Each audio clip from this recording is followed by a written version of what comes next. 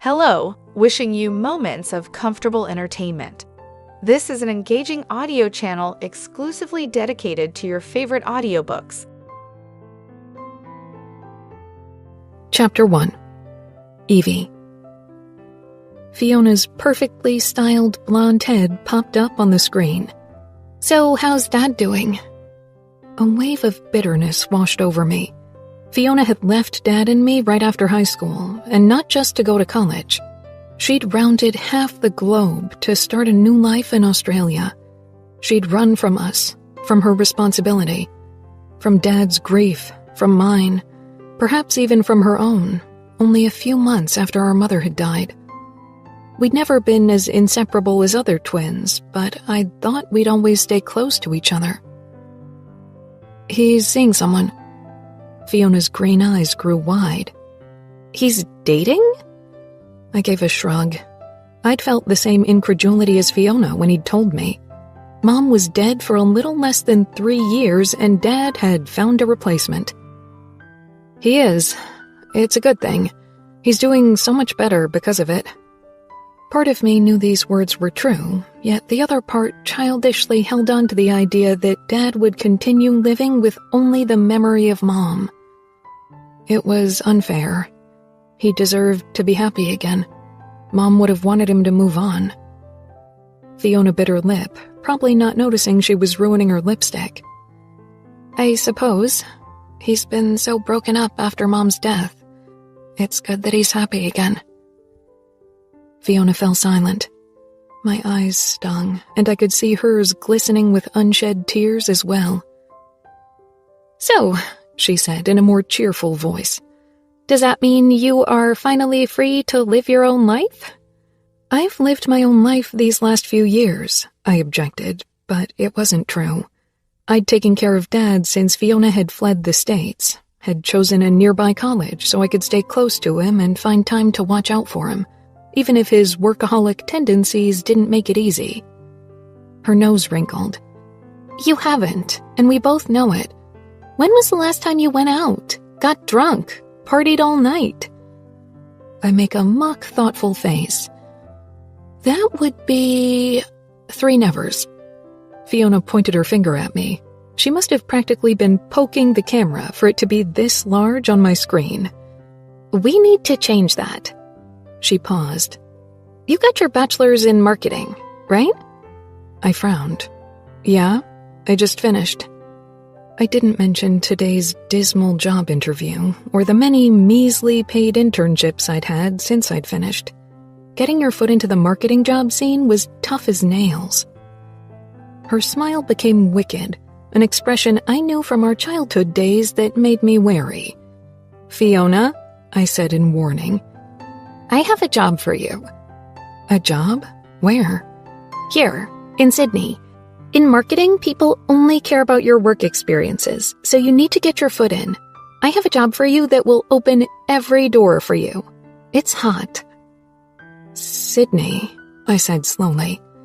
"You want me to come to Sydney?" "You always wanted to spend a year abroad. This is your chance. Dad is busy dating, and knowing him even busier with his job, so it's your turn to do something for yourself. You can live with Connor and me. Our house is big enough." My mouth hung open in a very undignified way. "You want me to live with you?" Fiona's face became softer, hesitant. It was a look I'd seldom seen in the past. She hated to appear weak in front of others, even me. "We haven't seen each other in more than 2 years, Evie. I miss you. This could be our chance to spend time together, and your chance to have some fun and gain work experience." I missed Fiona too, but I wasn't the one who left and never returned. I'd always known Fiona was meant for the big city, but I'd hoped she'd choose a city a bit closer to me, not on a different continent. "Who am I supposed to work for?" "Xavier Stevens." Her lips twitched in a way that made me suspicious. It was a face she'd made when Mom forced her to eat Brussels sprouts. "You'll have to give me a bit more than that. I don't know who the dude is." Fiona flashed me a grin. "That's exactly why you are perfect for the job, Evie. Xavier needs someone who doesn't want to kiss the ground he walks on. Trust me. Okay, I said. I still don't know who he is. Do I need to Google him? Fiona rolled her eyes. He's a rugby player, of course. Of course, I said. Fiona was dating a rugby player of the Sydney Tigers. She was a cheerleader for the same team and an Instagram star. He's a fly half, absolute superstar. Everyone knows him, every woman wants to be in his bed, every man wants to be him. He's gone through more assistants than underwear. A couple of years ago, I wouldn't have had a clue what fly half meant, but Fiona had been dating Connor for almost 2 years now and had tried to explain the rules of the game to me on occasion. I still didn't understand them, but I remembered a few terms. So he's like a quarterback. Yeah, Fiona said. I wasn't into sports. I didn't even grasp football. Why would I bother understanding rugby? What am I supposed to do for him? I have no clue about sports. You don't have to. Xavier needs an assistant. A babysitter, really. You know how to take care of people, and you won't let him boss you around or blow candy up his ass. Those are perfect qualifications. I wasn't sure how my bachelor's in marketing would come in handy for that, but I supposed a guy like that needed someone for public relations as well. Did you talk to him about me? Connor is his best friend, and we told him we might know someone who could take over from his last assistant. But we need you to come over as soon as possible, next week. Xavier can't go without an assistant for long. The guy sounded like a major pain in the ass, but after today's miserable job interview, I actually didn't loathe the idea of trying my hand at being someone's personal assistant. It was less hassle than working in a marketing firm or a company. I'd only have to make sure one person looked good in public. That could be a good start for my career. Come on, Evie, do it for me. You'll love it here. Australia is amazing. She gave me the duck face that had made her get her way in the past. Or are you worried about Dad? Surprisingly, I wasn't. He'd been trying to get me to move out and get my own life for months now. Perhaps out of guilt, or perhaps because he felt uncomfortable taking his date home as long as I lived under the same roof. It wasn't as if he didn't know how to stay busy. Fiona was right. He worked from 8 till 8 as a litigator and now spent most of his free time with his new girlfriend. He doesn't need me anymore. I'd only leave for a year. That wasn't long. And if I was being honest, I wanted a change of scenery. Wanted to leave behind the memories that haunted every inch of this house where Mom's ghost still seemed to breathe down each corner. Fiona smiled. So you're really coming? I am, I said slowly. Do you need me to send you money for the flight? No, I said quickly. I still had some savings in my account. Not much, but it should buy me a ticket to Sydney. When we ended our Skype call, I really let reality sink in. I was leaving for Australia to become an assistant to a rugby star I had never heard of and didn't know anything about. That would change now, I supposed. I left my room and went downstairs, following the noise of dishes clanking. Dad stood in the kitchen, holding a plate in his hand while he looked down at his phone. Work or his new girlfriend? His frown deepened. Work. Hey, Dad, I said, as I walked in and took the plate from him, then filled it with the lasagna I'd prepared yesterday and popped it into the microwave. Dad gave me a distracted smile, his gray hair all over the place from running his hand through it. Evie, he said. He didn't ask how my job interview had gone, but I hadn't expected him to. He'd always been too immersed in his job to pay much attention. That had been Mom's job. She had been a stay-at-home mom and taking care of Fiona and me while Dad built his career. Even in the beginning of her cancer, it had still been that way. But later, Dad had stopped working almost altogether to be at her side. Hard day? I asked him as I leaned beside the counter and put a bite of cold lasagna into my mouth while I waited for Dad's piece to get warm in the microwave. This new case is giving me a headache. Large-scale investor who peculated hundreds of millions. It'll take weeks to read all the folders piling on my desk. The microwave binged and I handed Dad the plate. He didn't sit down. Instead, he started eating, leaning against the counter and reading whatever important email popped up on his screen. If it wasn't for me, he'd probably eat and sleep in his office. When Mom had still been around, he'd tried to spend more time at home. Eventually, he noticed my gaze. "When'd you leave?" I blinked. "Leave?" Then it dawned on me. Fiona already talked to you, didn't she?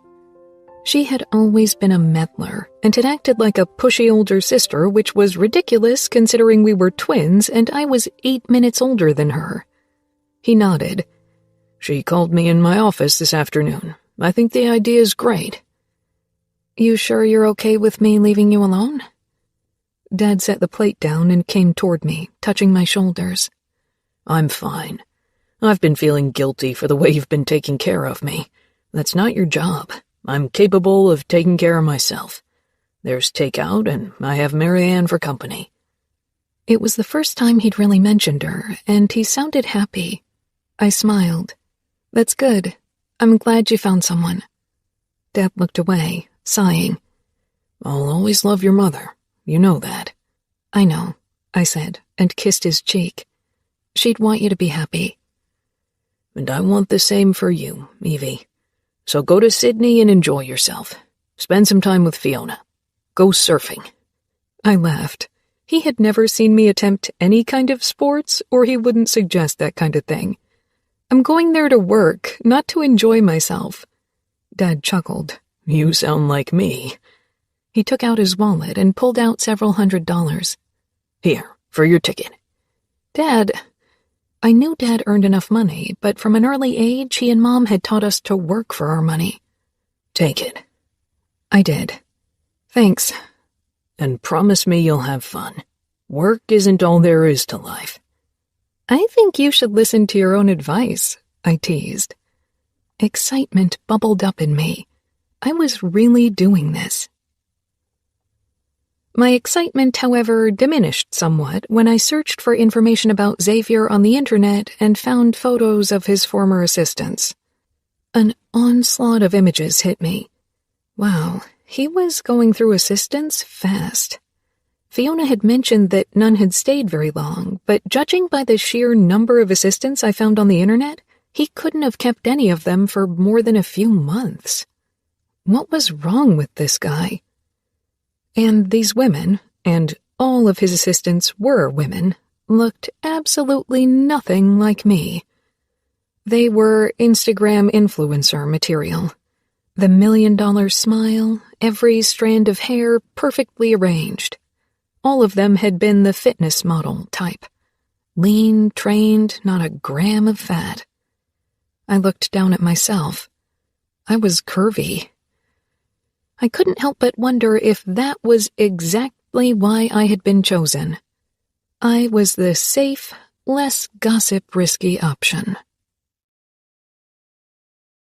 Xavier.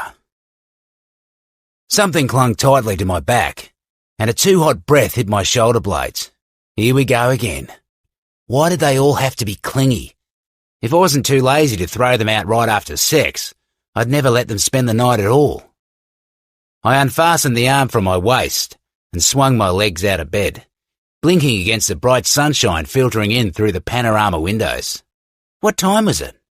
I got up, stretched, then turned to find last night's conquest sprawled out on her back with a flirty smile. In bright daylight, she looked less tasty than she had last night. Her makeup was smeared under her eyes, and her hair was a fake blonde I absolutely loathed. "Xavier," she purred, "why don't you stay in bed?" "Because I'd rather run a grater over my balls than have you touch them again." "I have training." I looked around for a way to find out the current time. Damn it. I stalked down the winding staircase into the lower part of my loft, looking for my mobile.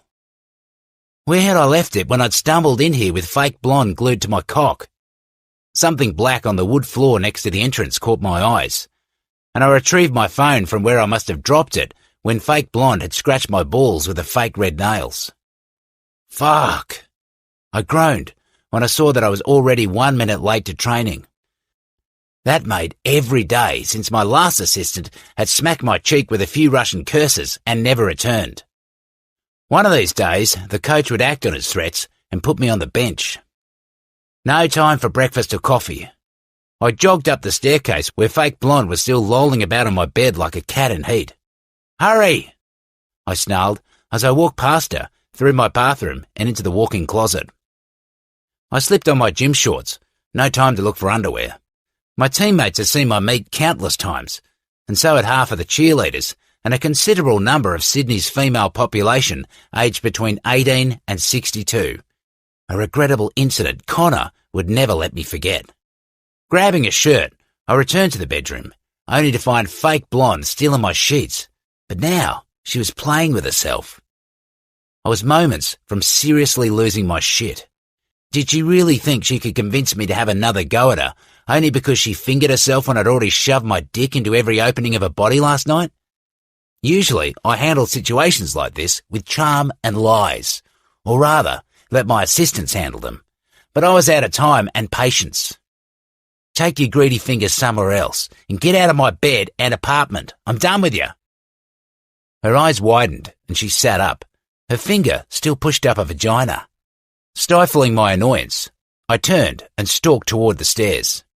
You've got exactly 1 minute to get dressed and leave, or I'll throw you out naked. 58 seconds later, she charged down the staircase and toward me where I waited next to the front door. Her blouse was half open where I'd ripped a few buttons off last night, and she was barefoot, pumps dangling from her hand. She stopped in front of me and slapped me hard, pelting me with a string of curses in a foreign language.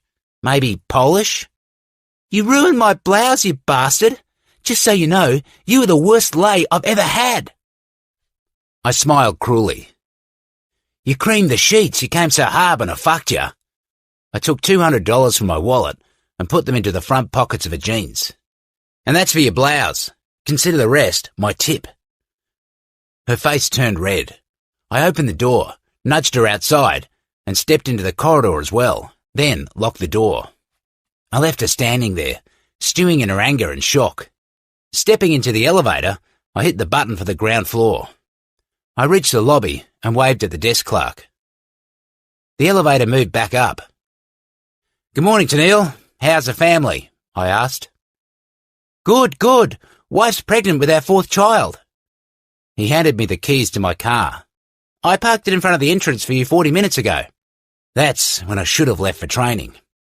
Congratulations, I called as I reached the glass doors. The elevator binged. I threw a glance over my shoulder, seeing a furious fake blonde storming through the lobby. Tennille shook his head with a small frown, but he was used to these kind of scenes by now. Chapter 2. Evie. I stepped off the plane, feeling like a train had run me over. Over 20 hours of traveling had completely knocked me out. My mouth tasted as if something had crawled inside it and died. I pulled my luggage behind myself, my eyes scanning the waiting crowd. I hadn't seen Fiona in more than 2 years, since she'd run off to Australia on a whim. We'd talked almost every day on the phone, but it just wasn't the same as having her with me. Would I even recognize her in real life? The second I spotted her, I almost laughed at my ridiculous worry. She stood out as she always had, tall and thin like a model, with the clothes and smile to match. I felt like a rhino in comparison to her. She rushed toward me, managing to look elegant while running in 4-inch heels, and hugged me. She was about an inch taller than my 5'7" and at least 40 pounds lighter.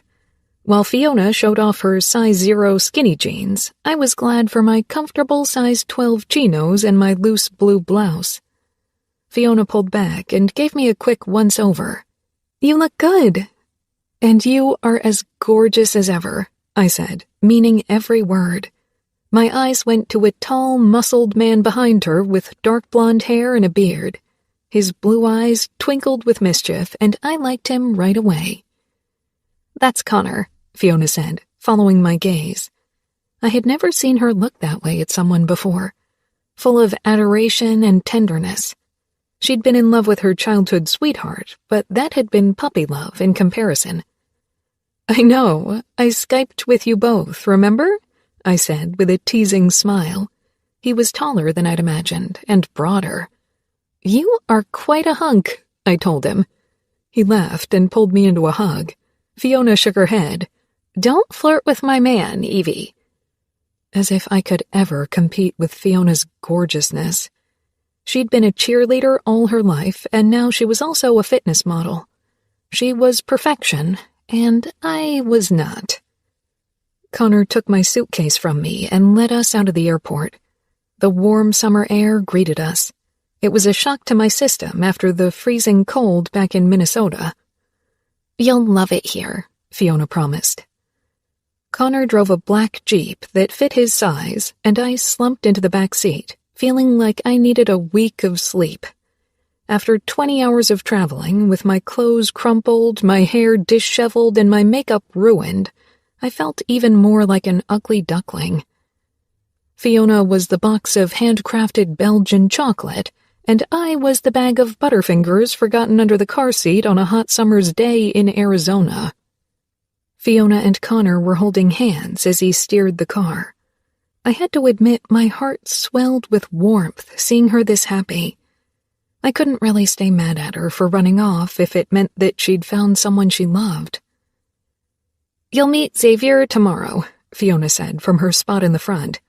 I'd hoped to get more of a grace period to get my bearings in Sydney, but apparently Xavier really needed a babysitter as fast as possible. "I read up on Xavier on the internet," I said. Connor grinned at me in the rearview mirror. "And you're still here. You've got balls, girl." I suppose most of it is exaggerated or fake, anyway. The press have a tendency to blow things out of proportion for shock value. Connor and Fiona exchanged a look. "Right?" I prompted. "Right," Fiona said, but Connor didn't say anything. I liked to go informed into difficult situations, and Xavier, the Beast, Stevens, seemed to be a difficult situation. Reading up on him had been like a cheap high school drama. He was known for his countless affairs with actresses, athletes, journalists, groupies, pretty much with everything that qualified as female and had a body to die for. That meant I was safe. Fiona and Connor lived in a beautiful estate in Darlinghurst with a view over the ocean. My room was twice the size of my room at home, and I had my own bathroom. Fiona really had built a nice life for herself. It was obvious that she had decorated their home.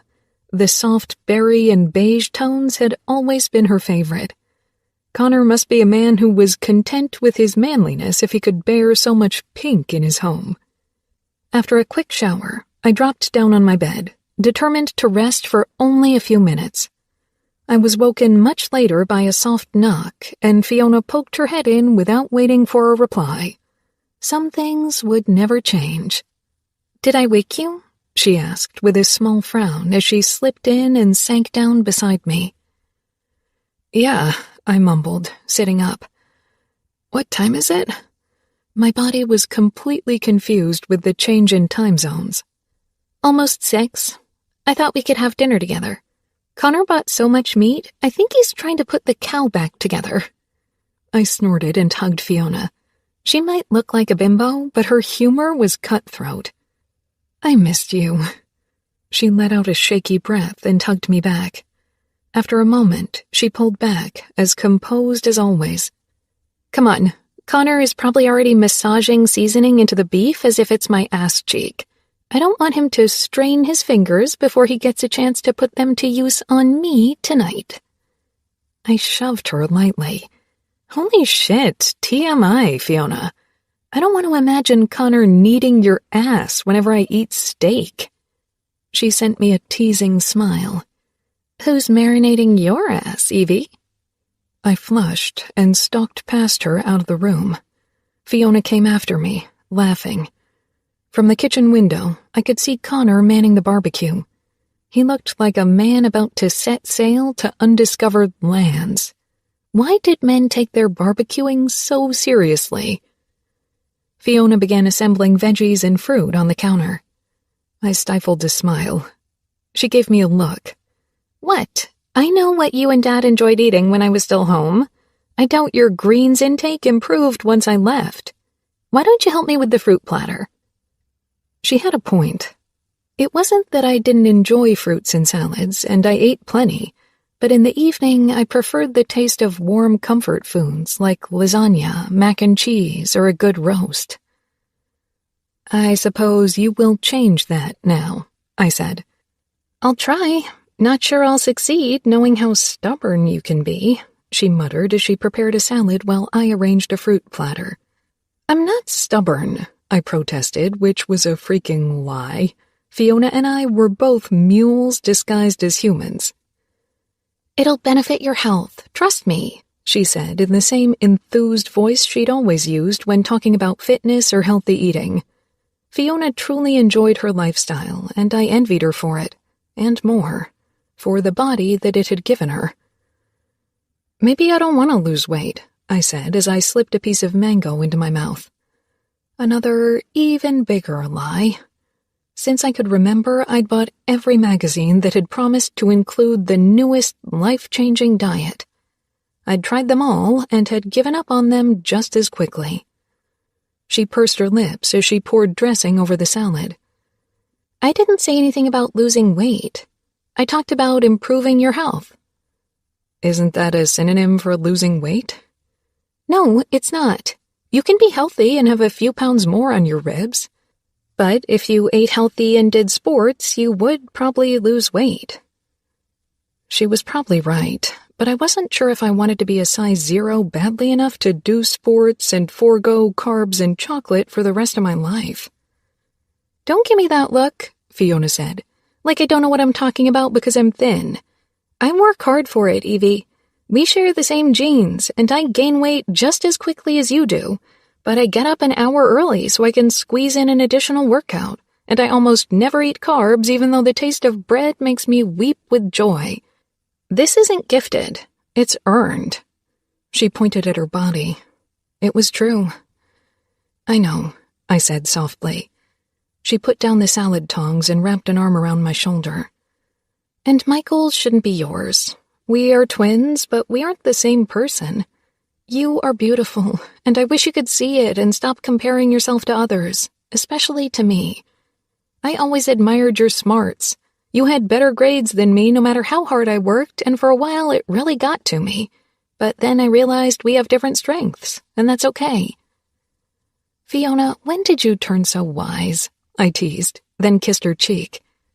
I'm so happy you're here, Evie. Fiona smiled. Me too, I said softly. I'm sorry for leaving you alone to deal with Dad, you know? I touched her shoulder. Let's not talk about it. That's the past. I want to focus on the future. Relief filled her gorgeous face. You will love it here, Evie. I'm nervous about tomorrow, I admitted. You will do fine. Xavier is charming and funny if he wants to be. The tabloids made him sound like a misogynistic player, so her words calmed some of my worries. Can I help you with anything else? I asked when I was done slicing the fruit. She handed me a basket with sliced-up bread. Can you take that to Connor so he can put it on the barbecue for a sec? Bread? I said with raised eyebrows. She rolled her eyes. I moved out into the garden, where Connor was turning steaks with a look as if this was a task that required the utmost concentration. Men and their meat. Dad had always made a big deal out of barbecuing as well. I went over to Connor. Fiona sent me to give you this. He took the basket with a smile. He was doing that a lot. He seemed easygoing and relaxed. Perfect for someone like Fiona, who was always on edge. Before he could put the first slice on the barbecue, I snatched one up and took a bite. I was starving. The airplane food had been inedible, so I'd only forced down the dry bread rolls with cheddar they'd served with the main meal. He chuckled. Xavier will be delighted to have someone at his side who also likes to eat. I swallowed and shrugged. Connor with his athlete's body and Fiona with her model measurements probably wouldn't even have bought bread if it wasn't for me. "What's he like?" I asked. Fiona wasn't very forthcoming with information about him, and the internet didn't portray a very positive image. He's a self-centered, arrogant Casanova. And my best friend. "Then you should reconsider your life choices," I said with a laugh. Touché. Connor's eyes crinkled in amusement. He isn't a bad guy. He's loyal. Not from what I hear. He's changing girls quicker than others do their underwear. He does. He pointed the barbecue tongs accusingly in my direction. I thought Fiona didn't tell you anything about him. She mentioned that, but nothing else. And it was all over the press, as I said. He rucks and fucks, that's about it, Connor said with an apologetic smile. My cheeks heated. Ruck? I'd seen the term when I'd read up on rugby, but I had forgotten what it meant. "It's when they all cuddle," Fiona said with a glare at Connor as she sauntered over to us. "Watch your language. My sister isn't like me. She has sensitive ears." I snorted. I was many things, but not a delicate flower. Connor winked at me when Fiona wasn't looking. Then he wrapped an arm around her waist and pulled her against his chest for a firm kiss. I took the basket with the griddled bread and walked back to the table, not wanting to watch them getting it on. Her words about ass-kneading would haunt me for a while anyway. I sank down on one of the garden chairs, staring up at Sydney's cloudless summer sky. He fucks and rucks. Oh man, what was I getting myself into? I closed my eyes, jet lag catching up with me. I needed to grab a few hours of sleep. Soft steps made me open my eyes again. Fiona took a seat beside me with an understanding expression. "Don't worry, Xavier won't make a move on you. You're not his type." I glanced down at my curves and regretted that third piece of bread I'd wolfed down. "Why?" Fiona delicately put a piece of mango into her mouth, her version of a starter. "Too much work. Xavier prefers his conquests easy and uncomplicated. You are neither." "How would you know?" "Maybe I changed." I softened the hint of bitterness my words held with a smile. Fiona paused, then looked away and sighed. "I know it wasn't fair to leave you to deal with Dad, but I just had to go." The past was harder to let rest than we both wanted. I took a sip of my water to gather my thoughts. "You never said why you ran." "I didn't run." Fiona's eyes found Connor, who was still manning the barbecue, but slanting the occasional curious glance in our direction. "I caught Aiden in bed with Paisley a few weeks after Mom's funeral." I choked on the water in my mouth. "Why didn't you tell me?" Aiden had been Fiona's first love, her high school sweetheart since they were 15, and Paisley had been Fiona's best friend. She shrugged. "I was humiliated. I didn't want people to find out. And you were grieving Mom." "So were you, Fiona." "I know," she admitted. "You went to prom with him." "Like I said, I wanted to keep up appearances, but after that, I just wanted to leave." "And you had to round the globe because of one cheating asshole?" I muttered indignantly. "It was a knee-jerk reaction. I never thought I'd stay for long, definitely not forever, but then Connor came along." "And now you'll stay?" "Yeah," she said softly, her eyes finding him again. I was happy for her, and the flicker of resentment that I'd still harbored for her disappearance vanished. Even if my new job didn't work out, my trip to Sydney was already worth every last penny. Chapter 3. Evie. My jet lag had only marginally improved overnight, but I was excited for this day, as it marked a new beginning, and what could be more exciting than that? I walked into the kitchen, where Fiona was already eating an acai breakfast bowl, or whatever the current it breakfast on Instagram was. It was bright purple with a bit of granola sprinkled on top. She snapped a photo, her brows drawn together in concentration. "Good morning, sunshine," I said with a smile. Fiona looked up and shook her head. "Still a morning person." "You don't look as grumpy in the morning as I remember." She smiled.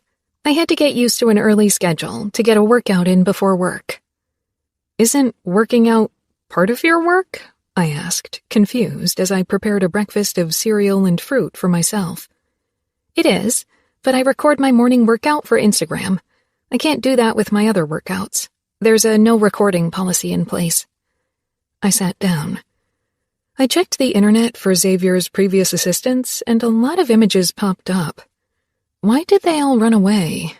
Is he a choleric asshole? "No, not a choleric one," Fiona said with pursed lips. I raised my eyebrows. "He's okay. He isn't an assholey boss, if that's what you're worried about. He just can't keep it in his pants." I froze. "He's a groper?" Fiona laughed. "Oh, no, Evie, I wouldn't do that to you. Xavier doesn't grope women who don't want to be groped. Trust me, he's not that kind of asshole. Women throw themselves at him faster than he can dodge them, not that he's trying. Every single one of his assistants landed in bed with him, and then either Xavier dumped them because they thought it meant something and turned too needy, or the women quit because they realized they were nothing but his fuck thing and didn't want to be his assistants anymore." "So you think I'm either a lesbian or frigid?" Fiona snorted. "What?" "Because I assume you were certain I won't land in bed with him, or you wouldn't have asked me to work for him."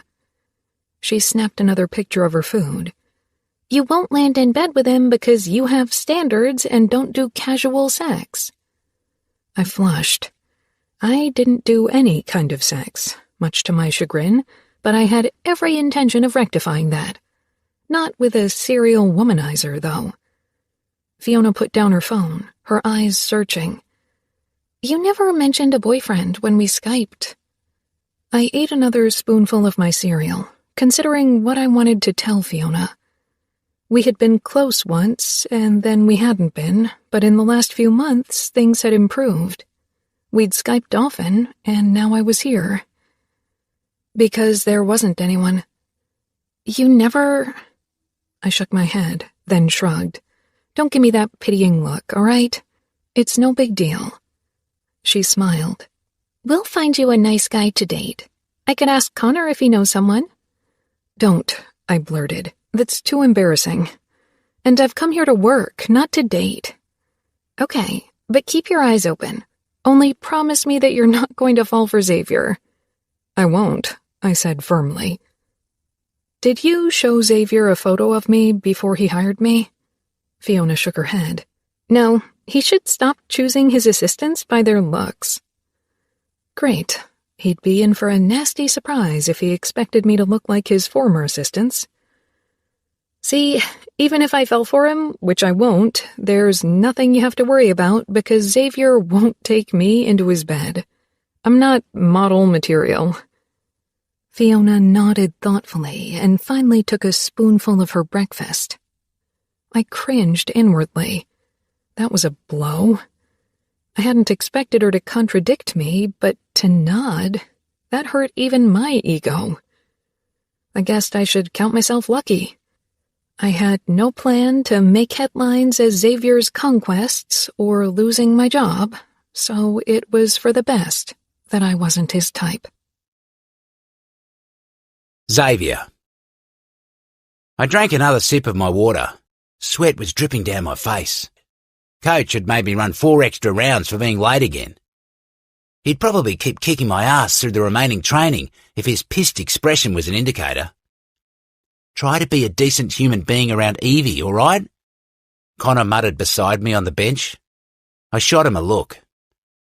I'm not paying her an arseload of money so I have to cater to her feelings. I'm paying her so she caters to mine. Connor shook his head.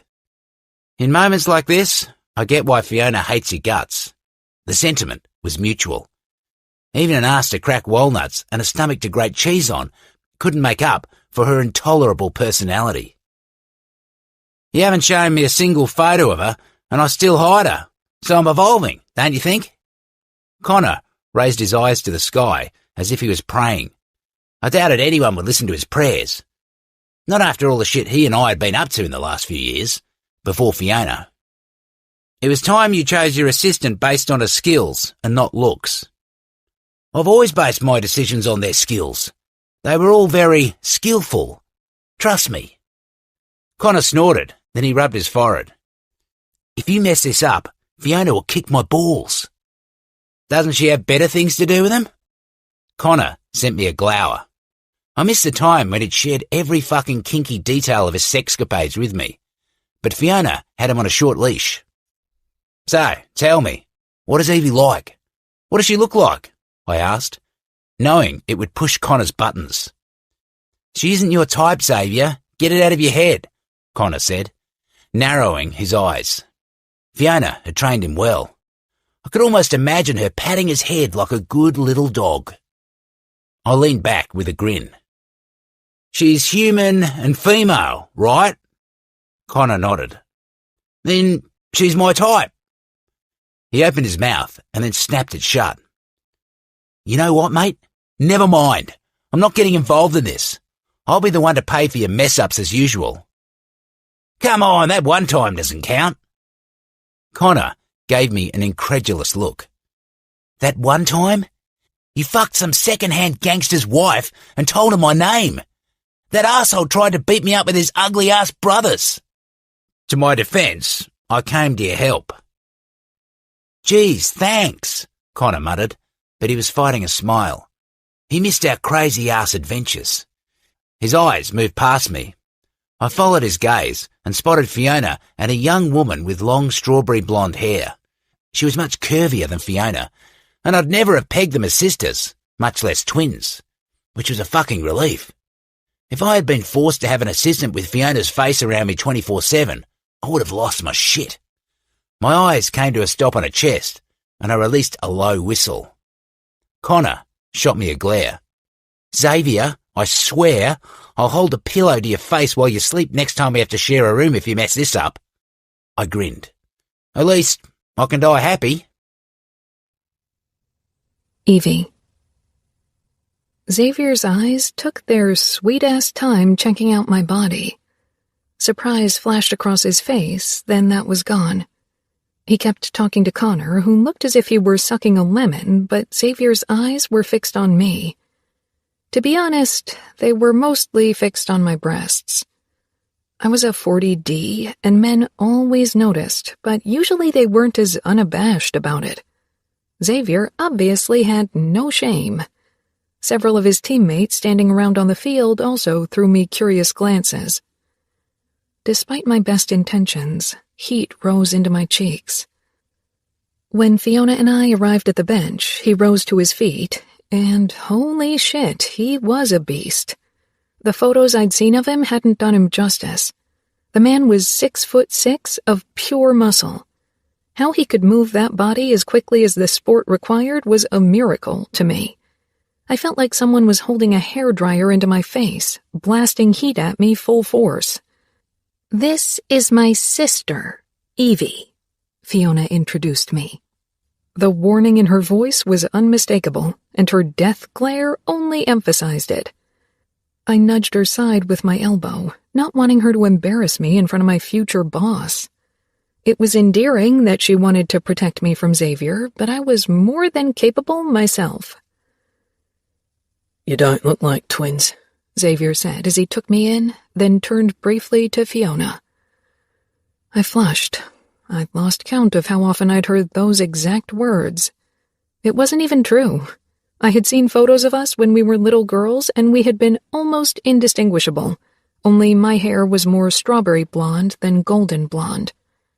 We shared the same facial features and dusting of freckles, were almost the same height, but later, when Fiona had turned toward sports and I had turned toward reading, people had focused on our biggest difference, our weight. Deciding not to start off my new job backed into a corner, I made a show out of checking out Xavier. Problem was, somewhere along the way, around his ridiculously broad shoulders, or the outline of abs, or that delicious V, it turned into more than a display for him. That man was ripped. Holy mother of too sexy for this world rugby players. Now I get why they call you the Beast. Can't be easy to find clothes that fit you. Do they have big and tall shops around here? Xavier blinked at me, then a slow, panty-dropping smile appeared on his face. I wouldn't know. I have my clothes tailored for me. Of course, I said, letting a hint of irony tinge my words. Not too much to offend, but enough that he'd notice. Nothing off the rack for you. Indeed, he said. He extended his strong, big hand. I'm Xavier, your new boss. I took his hand, squeezing a bit harder than necessary. I'm Evie, your new babysitter. Xavier laughed, a deep, low laugh that raised the little hairs on my back. He didn't release my hand, and I made no move to pull away. Oh, I like her already, Xavier said to Connor. Fiona scowled. Make sure not to like her too much, all right? Fiona, I hissed, my cheeks growing hot. I couldn't believe her. She gave me a so what look and shrugged. What? He needs reminding. Trust me. Xavier smirked and leaned a bit closer. Don't listen to her. I'm perfectly capable of behaving myself. If I want to. Good Lord. With that low timbre of his voice, Xavier should do the voiceover in romance novels. It gave me pleasant chills I'd never felt before. I'll make sure you behave. That's now my job, right? Xavier released my hand, but his warmth lingered. Not yet. You have to sign the contract and a few other documents my lawyers set up. I nodded. That seemed sensible, which surprised me a little considering what Fiona had said about him. When? This afternoon. I can send Connor the details. I raised my eyebrows. Why don't I give you my number so you can put it in your contacts? A middleman won't be necessary. Xavier's smile became more pronounced as he took out his phone. Yeah, you'll be quicker. I took his phone, then keyed in my new number. There you go. First job well done, Xavier said, a hint of arrogance twisting that too gorgeous face. I snorted. Are you testing me? Xavier smirked. Nah, the tests will come later. The way he said it made a mix of nerves and excitement bubble up in me. I will pass all of them. I don't doubt it. Get your asses over here, a man in his 50s with a cap that read Coach shouted. Have to go, Xavier said, his eyes making a brief detour to my chest again. See you later. He turned and jogged over to his coach, followed by Connor. My eyes were glued to Xavier's backside, which his trunks weren't hiding at all.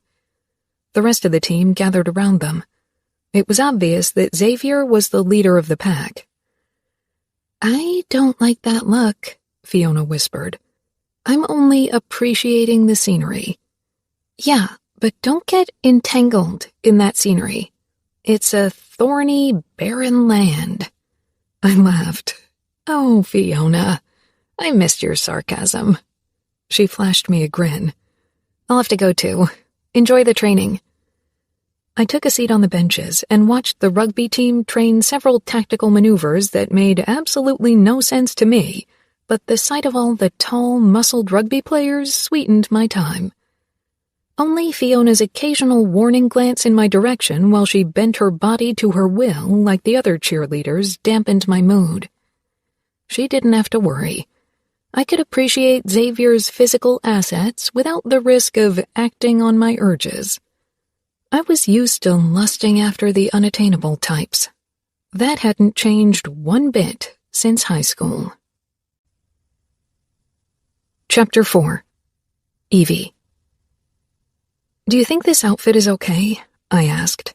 I had bought the dress shortly before I'd left the States. It was a cream-colored sheath dress with a narrow red belt accentuating my waist. I was a bit self-conscious about it because the dress clung to my curves more than my usual attire. "You look great, Evie. Perhaps a bit too great." I rolled my eyes. I want to look like a businesswoman, as if I can handle anything, even Xavier the Beast Stevens. "If anyone can handle him, then it's you. He won't know what hit him." "Thanks. I'll try to keep the big guy on his toes." That's what I hoped, at least. I still wasn't entirely sure about my set of tasks, but I hoped Xavier would brief me on the details of my work today. "I could come with you," Fiona said quickly. I gave her a look. If I show up with my twin sister as backup, Xavier will never take me seriously. He won't either way, because women are only playthings to him. I don't think he sees them as human beings. "You're exaggerating." Xavier had seemed manageable during our first encounter this morning. A bit cocky, but nothing I couldn't handle. Perhaps he'd be more intolerable if I fit his type, but as it was, he'd probably end up seeing me as one of the guys and not so much a female, like every other guy I'd crushed on. "I'm not. With guy friends, he's loyal and funny, from what Connor tells me. But with women... But you will realize it soon enough." She fixed a strand of my hair that had gotten loose. "Call me if anything happens." I'm going to sign my work contract, not take a dip in a piranha-infested river. Just make sure you stay away from Xavier's anaconda. That's all I ask," Fiona muttered. "Fiona," I hissed. "Now I won't be able to look at him without turning bright red." Connor was nice enough to drive me to the law firm where I was supposed to meet Xavier. He gave me an encouraging smile when I got out of the car, which only made me more nervous. I waved at him as I headed toward the glass door leading into the sleek office building. The receptionists pointed me toward an elevator at the end of the large lobby. The moment the elevator stopped on the right floor and I stepped out, a tall, dark-haired man strode toward me. He was dressed in an immaculate dark blue three-piece suit and was in his early 30s. His face registered surprise upon seeing me. "You must be Miss Fitzgerald?" I gave a nod and smiled. "I'm Xavier's lawyer, Mark Stevens." He held out his hand for me to shake. His smile was pleasant but reserved. I wondered if this shared last name was coincidence, but upon closer look, he shared a distant similarity with Xavier. Dark hair, same high cheekbones, but he wasn't nearly as tall or broad and had brown eyes. "Why don't we head into my office so we can go over the details of your contract?" "Won't Xavier join us?" "He will, but given the fact that his old assistant left and you haven't started working for him yet, I doubt he'll be on time." He motioned for me to follow him. His words surprised me. As Xavier's lawyer, I wouldn't have expected him to voice criticism like that. He was definitely family. Brother? Or maybe cousin? "Doesn't he have a watch?" "Several, and all of them cost more than a small car, but Xavier uses them for their decorating properties, not to read the time. That would be part of your job." Telling Xavier what time it was and to be on time. He really needed a babysitter. "Why don't you have a seat?" He motioned toward a massive oval table made from some kind of reddish wood. A stack of papers sat in front of one of the chairs. I sank down on the surprisingly comfortable chair and read the cover page of what seemed to be a long contract. "Coffee?" I nodded. Mr. Stevens took a seat beside me. "Why don't I read it aloud, and you will voice your concerns or questions if they arise?" "I assume you used the same contract for Xavier's previous assistants, so even if I had concerns regarding certain parts of the contract, you would be reluctant to change them." He smiled. "That's correct, but I think you'll find that everything's reasonable." Most of the contract was reasonable. The only passage that had me a bit worried was the part that stipulated I couldn't stop working for him until I found him a new assistant or 6 months had passed. I had a feeling that part had been added recently due to Xavier's difficulties keeping his assistants. Mr. Stevens had read almost the entire contract to me when the door opened and Xavier stepped in. "Am I late?" he asked with a grin, knowing full well that he was. "You are, as usual," Mr. Stevens said. "We were about to move on to the payment clause." Xavier sank down across from me. "That's probably the part you're most excited about." Mr. Stevens cleared his throat and read the next clause. My pulse sped up when I heard how much I'd earn being a mere assistant. My palms became sweaty and I got a little lightheaded. No matter how nerve-wracking Xavier was, for that much money, I would have become the assistant of a serial killer, maybe even helped him dispose of the bodies. "That doesn't include expenses. They come on top. Whenever you pay for something, let me know and I'll reimburse you." How do you manage to drive your assistants away with that kind of payment? It burst out of me. Mr. Stevens let out a choked cough that sounded remarkably like he was stifling laughter. Xavier leaned forward on his elbows, letting the muscles in his arms bulge against his tight shirt sleeves. "My irresistible charm drove them away. That brings us to the next point, the non-disclosure clause," Mr. Stevens said with wrinkled brows, sliding a single sheet of paper over to me. Xavier's answering smirk didn't bode well. Narrowing my eyes, I scanned the clause. The non-disclosure clause made me snort. In case of sexual intercourse between the employer and the employee, and any kind of actions that can be classified as such, the employee agrees to keep the details of said acts confidential, I read aloud, then looked up at Xavier. I think that clause won't be necessary. And it didn't even make sense. The press reported about Xavier's sexual endeavors with women almost every day. What did it matter if his assistants did too? Xavier smirked. "My lawyer would disagree with you on the matter." His lawyer looked up and frowned. "For good reason," he said. Upon taking a closer look at both of them, I realized they looked too related for just cousins. Definitely brothers. Then he turned to me.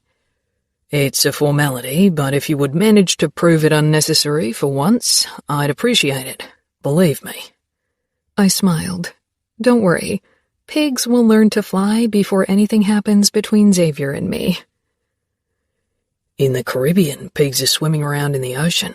Small step from that to flying, if you ask me," Xavier drawled, winking at me.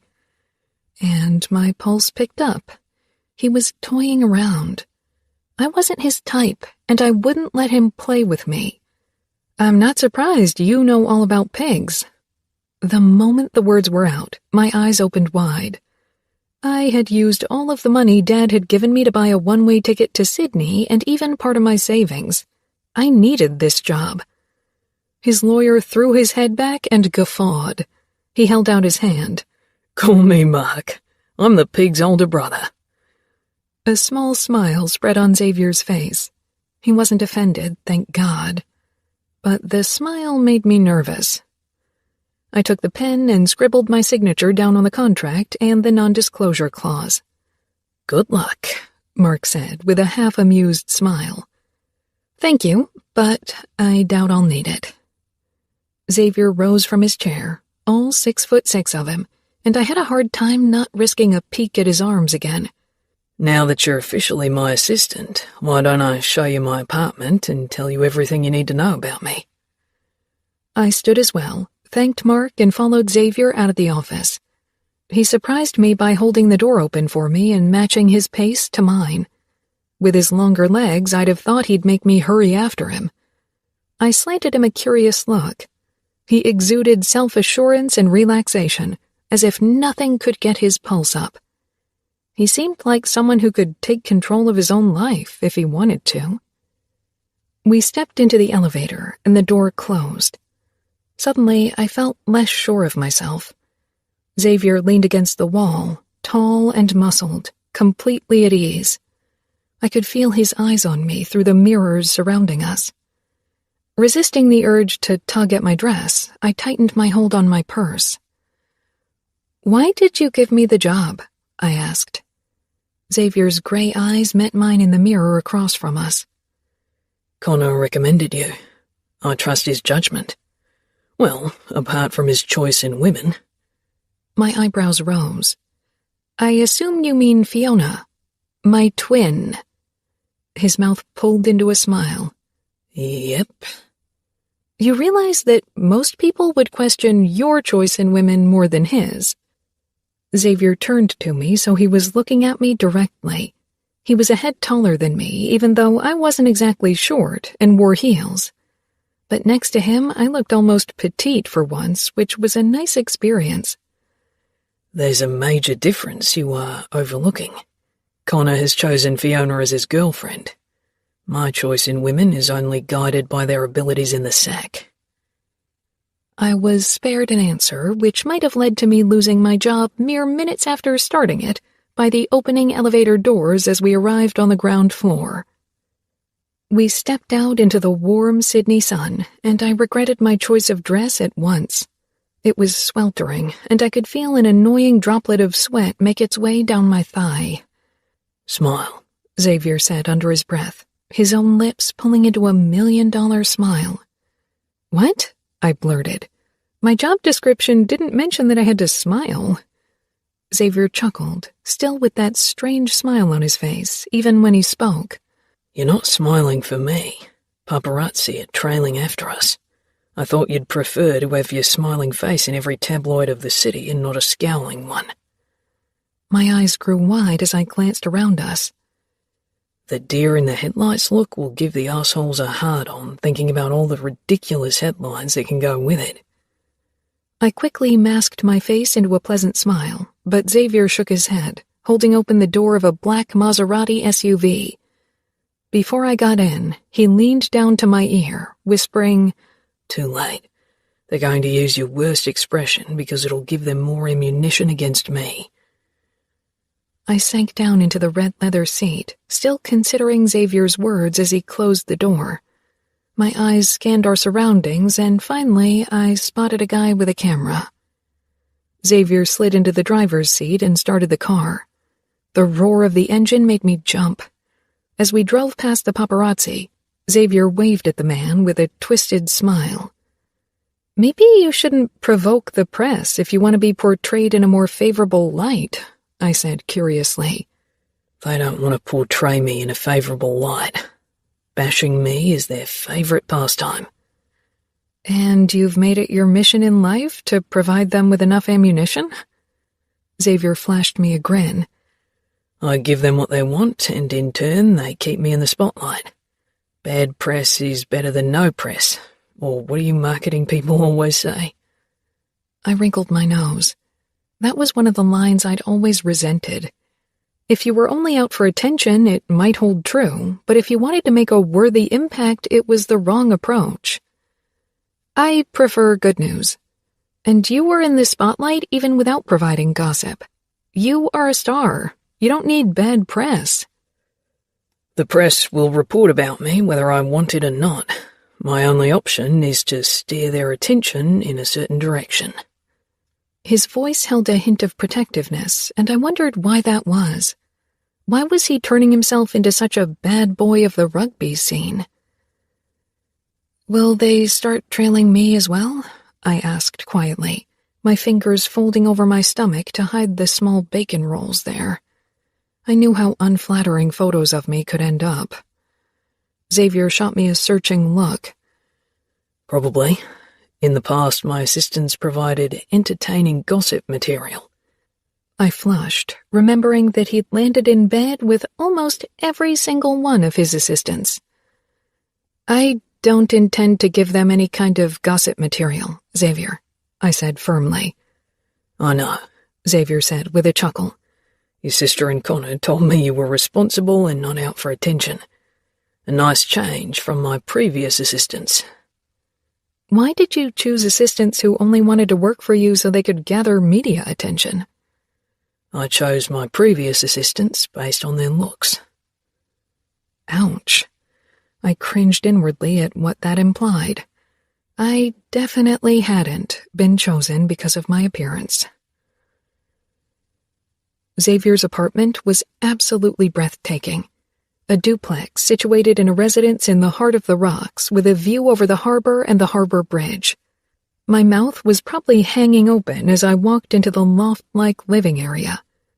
The herringbone parquet was the color of sun-bleached driftwood, and an open kitchen with fronts like Carrara marble spread out on the right side. Gray modern couches, white marble tables, and futuristic metal lamps made the room appear like it had been copied out of an interior design magazine. I moved closer to the window and stared at the panorama. It must be amazing to see the city lights, especially the harbor bridge, at night. But unless I worked late, I'd never get to see it. Xavier stepped up beside me. The view is why I bought it. It's breathtaking, I breathed, unable to tear my eyes away. Xavier's gaze finally made me take a step back and clear my throat. Perhaps you can explain to me what I need to know and what exactly you expect of me. I took out a pen and a notebook from my purse. Xavier cocked an eyebrow. No fancy iPad to track everything?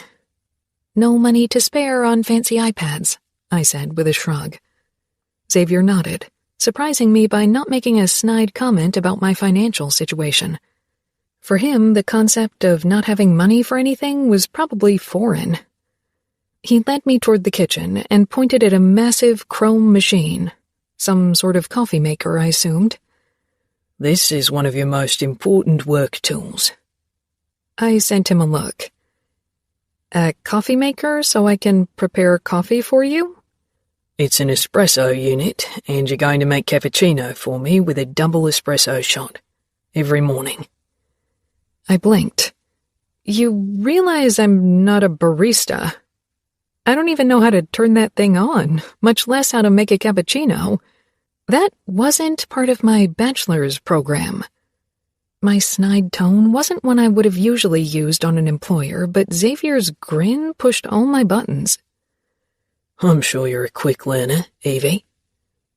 It was the first time he said my name, and I enjoyed it more than I should have.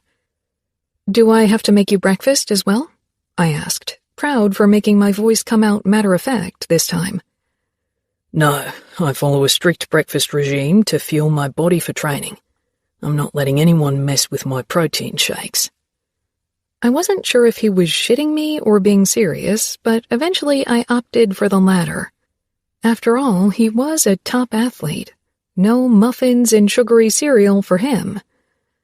Again, I cursed myself for wearing the fitted dress. Okay, cappuccino with a double shot of espresso in the morning. I paused. How am I supposed to know when you want your coffee? I'm not having sleepovers, so I won't know when you're waking up. Or do you have a set time when you need me to prepare a cappuccino for you? Xavier smirked. Let me show you the second floor. It'll all come together soon. He was toying with me. Narrowing my eyes at his broad back, I followed him up a winding staircase toward a gallery, which was also the huge open bedroom with another heart-stopping view of the Sydney harbor. The bed, which would have dwarfed any bedroom of a normal size, was positioned against a wall that had been installed in the center of the room. As I walked behind it, I found an open bathroom with a massive freestanding bathtub and a floor-level shower, as well as a walk-in closet behind another wall. Xavier waited for me in the bedroom as I walked back. This is my bedroom, as you can see, a place where you'll spend much more time in the future. My eyebrows shot up. This is only work. I'm not going to sleep with you. Easy there, he said with a grin. I didn't mean it like that. Of course not. I tugged at my dress, hoping it didn't emphasize my wide hips too much. Xavier motioned at the bed. But you are going to wake me up, so I'm not late to training and other appointments. I laughed, then shut up when Xavier raised his eyebrows. He was being serious. Really? He needed a human alarm clock? You want me to come over to your apartment every morning and wake you? Yes, except on the days you're taking the day off. Touching the pen to the notebook pages and taking a deep, calming breath, I asked, "When would you like me to wake you?" I have training at 10 every morning except for the weekend. On the weekend, it depends. As soon as the season starts in March, we'll be either travelling to away matches or have games here. It would be best if you synchronised your calendar with mine and just took a look yourself. I took out my phone and did just that, then also got hold of his work email and almost fainted seeing the sheer number of unanswered emails. "When was the last time you checked your inbox?"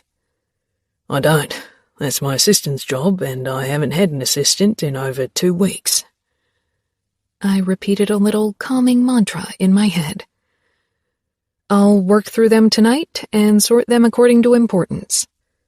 You also need to handle my mail and my social media accounts. I try to handle my own Instagram, but the rest is all yours. All right. Besides training at 10 in the morning tomorrow, Xavier also had an afternoon appointment marked as beach workout and an event marked N10 party at 9 p.m.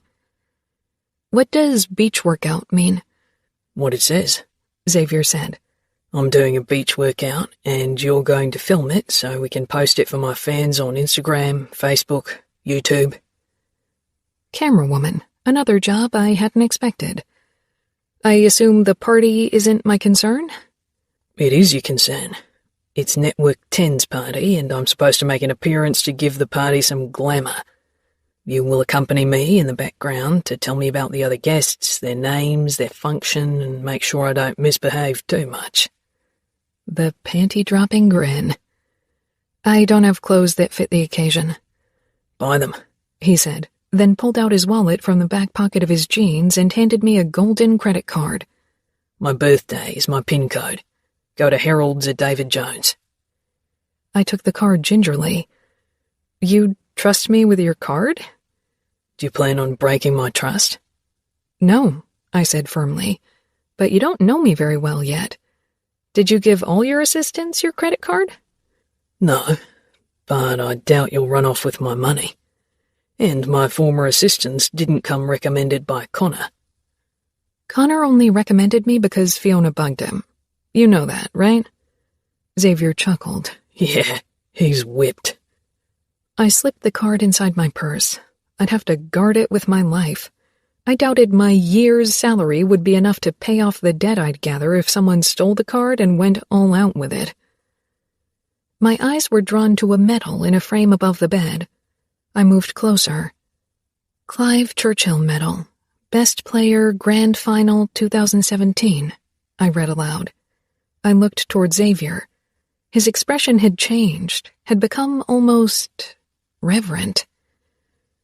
"You won the medal as best player?" He nodded. Once, but I have every intention of winning it again this year. My team is the best in the league. We need to win the final. It was obvious by the fervor in his voice and his keen expression that he really lived for his sport, which made his scandalous lifestyle even less explainable. I knew as a fly-half Xavier had a lot of responsibility directing the play of his team, and yet he couldn't be bothered to organize his own life. Before I left the apartment, Xavier handed me his spare keys. "So you can come in," he said it with a devilish grin. "I'm looking forward to working with you." Chapter 5. Evie. My alarm sounded at 6:30, which gave me enough time to get ready and have coffee before I had to head off and wake Xavier and prepare coffee for him. I couldn't believe Xavier needed an assistant to wake him. How hard could it be to set an alarm? I drank my coffee in quiet, watching the early morning sun glittering on the ocean from the kitchen window. Fiona and Connor were still asleep, or doing other things I didn't want to think about. Fiona had spent an hour last night interrogating me about my meeting with Xavier. If she kept up the surveillance, even my ridiculous salary wouldn't be worth it. When I arrived at Xavier's apartment 30 minutes later, I wondered if I should make sure to be as quiet as possible or announce my presence audibly. I really couldn't believe that a grown-up man required waking up. Maybe this was only part of him testing me, but from what his brother and Connor had hinted at, Xavier was indeed too lazy to organize even that small part of his life. Opting for the quiet option, I pushed the key into the lock and turned it carefully before I slipped in. A low noise, like a groan, startled me. Maybe Xavier was having a nightmare. My annoyance wavered as I considered that he had something that bothered him enough to haunt his nights. Maybe he hid a soft side behind all those muscles and arrogant smiles. I set my purse down on a bar stool at the kitchen island and made my way toward the winding staircase. Another low noise made me walk a bit faster, and I hurried up the staircase, hoping he didn't expect me to serve him coffee in bed. The moment I reached a point at the staircase that allowed me to get a good view at the bed, I froze completely and let out a gasp. Only my hand on the rail stopped a very undignified fall. Xavier wasn't alone, and he wasn't sleeping. It took my brain a moment to comprehend the scene before me. A woman was lying on her back before Xavier, her ankles on his shoulders, and he was gripping her hips and thrusting into her. That had been the source of the strange groans, which were now accompanied by the slapping of his pelvis against her ass. I really wished she were a screamer.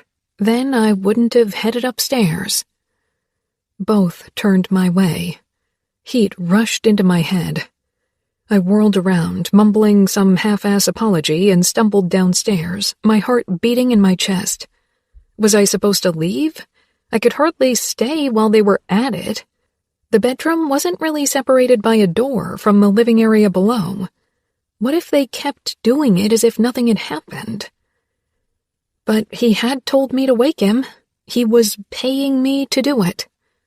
Maybe this really was a test. I wouldn't put it past him. Or maybe he just didn't care if someone watched him getting it on. I couldn't believe I'd worried he had a nightmare. Couldn't believe I'd entertained a second of pity for his soft side. Soft side. He definitely hadn't looked soft a moment ago. Furious and embarrassed, I moved toward the espresso machine and flipped the switch. It came alive with a loud hiss and started drawing water.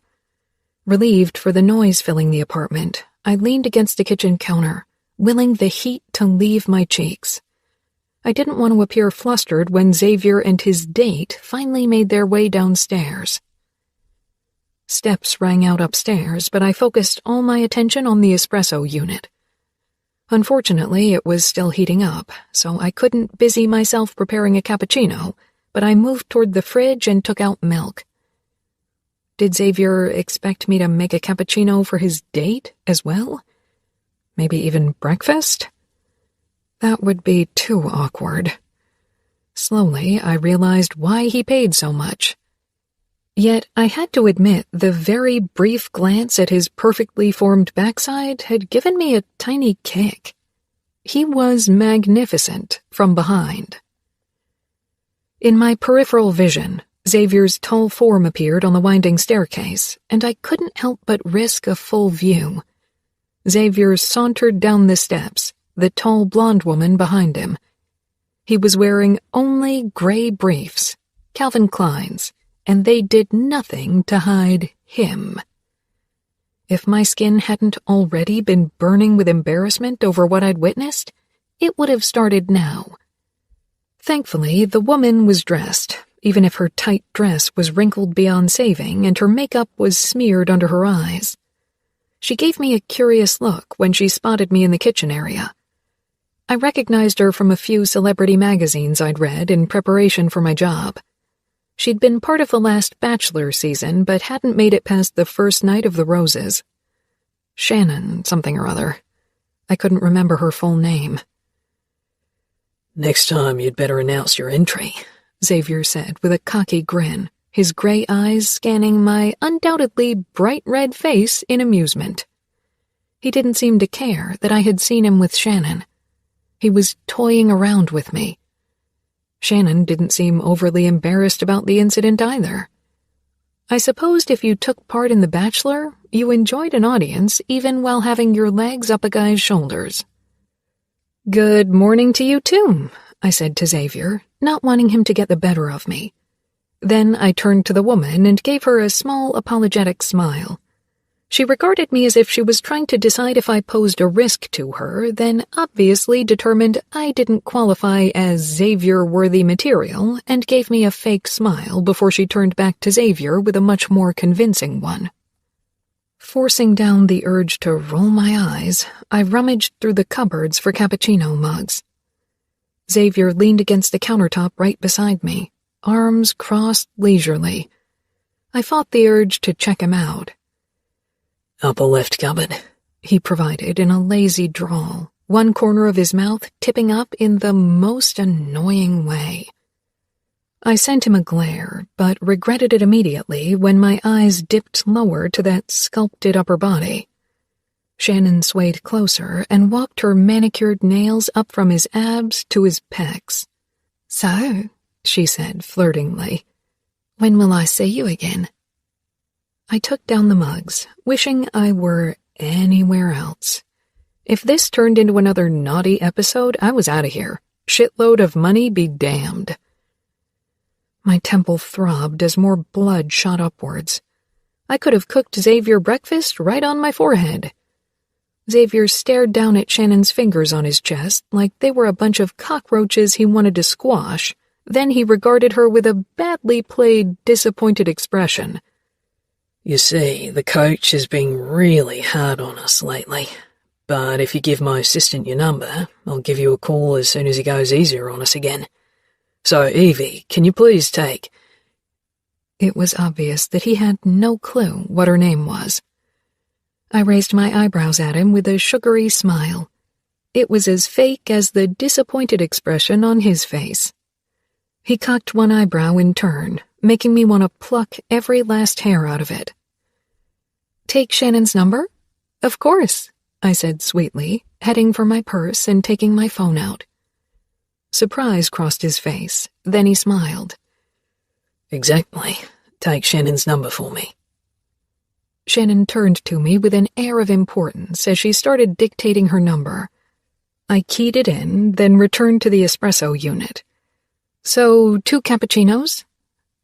"Unfortunately, I have important matters to discuss with you, so Shannon can't stick around."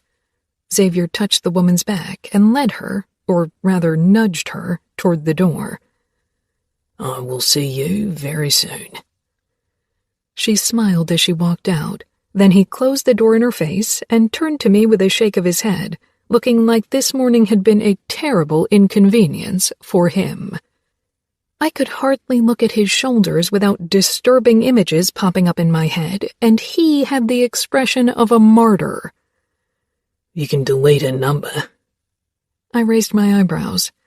I had a feeling they would make a permanent home high on my forehead if I kept working for Xavier.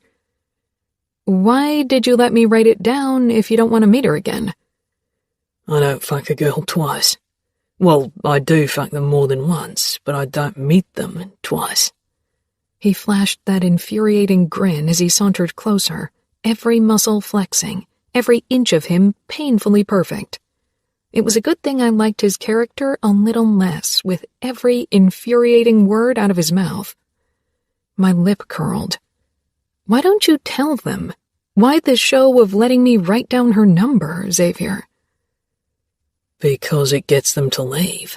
They always think they could be the one to make me want to stay." He chuckled. "Idiots." He leaned against the counter again. "So, what about my cappuccino?" I really wished he would put clothes on. The briefs were awfully distracting. I supposed I should have expected that with Xavier's ginormous frame, the rest of him would be sized to proportion, but good Lord. I turned toward the espresso unit and put a mug under the nozzles. Xavier was watching me with obvious amusement. "I can't remember the last time I've seen such a ferocious blush. Your face is the color of the lobster in my favorite seafood restaurant. I doubt it can get any redder."